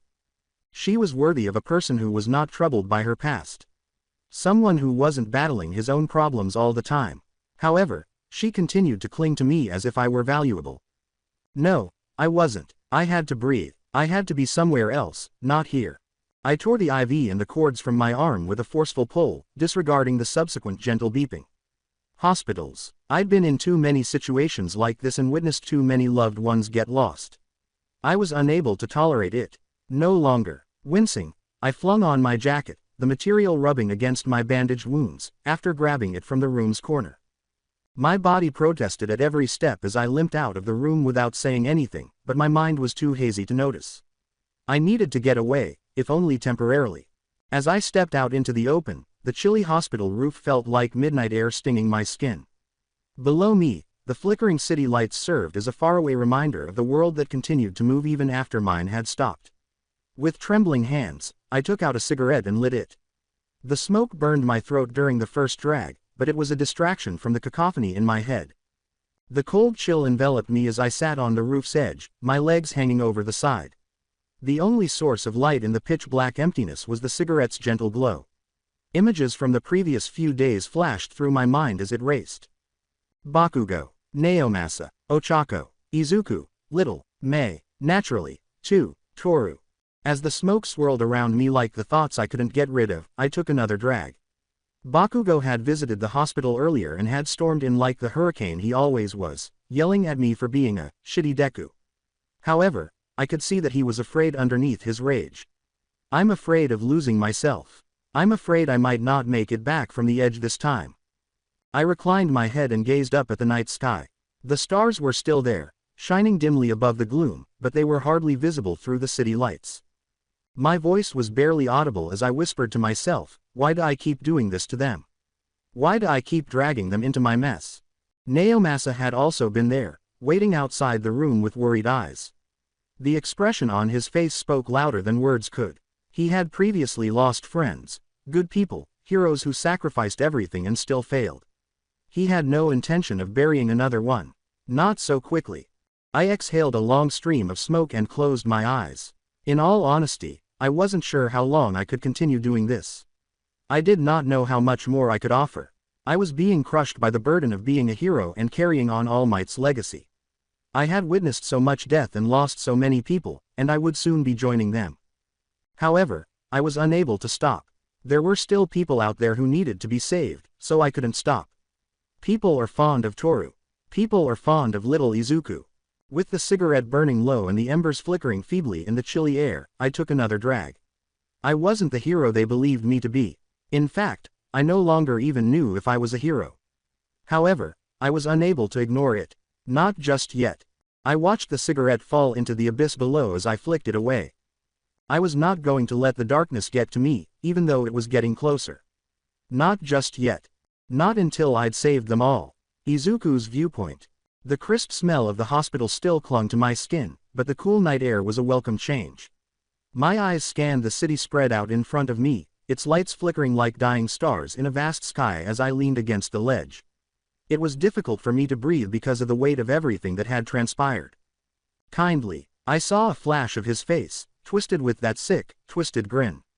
His game, his riddles, and his words were more than just an assault. They served as a mirror, reflecting everything I had become and everything I had lost. I took out another cigarette and flicked my thumb to light it. I brought it to my lips and took a deep breath as the tip glowed dimly in the darkness. My throat ached from the bitter taste, but I recognized it. Reassuring, sort of. I had vowed to defend this city, but it was different now. Hell, I was different, too. We had both become unrecognizable due to the twisting and bending of time. Gentle's brief performance and his mental tricks had only touched the surface. He had forced me to face the shadows I had long attempted to ignore and made me dance to his music. As I watched the smoke curl up into the night, I let out a slow breath. He had desired to shatter me and pull me into the shadows he believed I belonged in. And I had briefly believed he might be successful. Looking at the photos of Toru covered the entire apartment. It reminded me of how easily everything I held dear could be taken away, and it felt like a punch to the gut. However, I had ultimately prevented him. As usual, I had saved them. But this time, what had it cost me? I lost a piece of myself with each victory, and eventually I didn't know what was left. Before the wind caught it, I watched the cigarette ash fall after flicking it over the roof's edge. Not that I was All Might. No matter how much they wanted me to be, I had never been. And now, day by day, I was reminded that perhaps I was no longer even a hero. Not the kind they desired, anyway. I started thinking about earlier. May's voice pierced the mist that had descended upon me as she stormed into that hospital room like a tornado. She had had good reason to be angry. She had not been amenable to the fact that I had excluded her, all of us. She wanted me to be a hero once more. Sharp and angry, her words replayed themselves in my head. She still thought I had something valuable to offer. I no longer knew if I believed it. There was Toru after that. The memory of her kiss lingered like a bittersweet aftertaste as I raised the cigarette to my lips once more. Warm, kind, and soft, something I didn't deserve. She had supported me through a lot, and even when I was too far gone to notice, her hand was always there, reaching out. That kiss, something I hadn't felt in a long time, had been evoked in me by it. I didn't deserve her, though. Not after everything. I had changed. I wasn't the hero they all hoped I would be. I was no longer able to bear the burden of All Might's legacy or serve as the beacon of hope they were still seeking. I was no longer the bright-eyed child who believed he could save everyone. And where he was, there was only this shadow. The smoke filled my lungs as I took another drag and then let it out into the night. Now that she was safe from her stalkers, Eri felt secure. That was something I had ensured. However, Gentle's game had left a lasting impression on me, serving as a constant reminder that the people I loved would always be targets. The worst part was that he had been engaging in a deranged mental game. He was correct. My actions put the people who were important to me in jeopardy. Because I was still attempting to be heroic. Perhaps, though, I no longer needed to be that kind of hero. Perhaps the bright, hopeful symbol that this city had once believed in wasn't what it needed. I watched the cigarette butt spiral into the wind as I flicked it, and then it vanished into the night. Looking out over the city, my eyes narrowed as I saw the lights bouncing off the hard, cold steel of the buildings. It was a different place. I had, too. I whispered to myself, I couldn't be a hero, the words lingering in my mind like an admission. Not the kind they wanted. However, I might be something else. Something was needed by the city. A darker one. Something prepared to go to any lengths to accomplish what needed to be done. Did they desire a symbol? I would offer them a symbol. The ember quickly extinguished as I dropped the last of the cigarette and crushed it under my boot. I stood up straight as the burden of my choice descended upon me like a shroud. I was not going to be the hero they thought I would be. However, this city was going to need me. So this was it for the series. I hope you enjoyed it. To watch more series like this, subscribe to my channel. Till then, bye bye.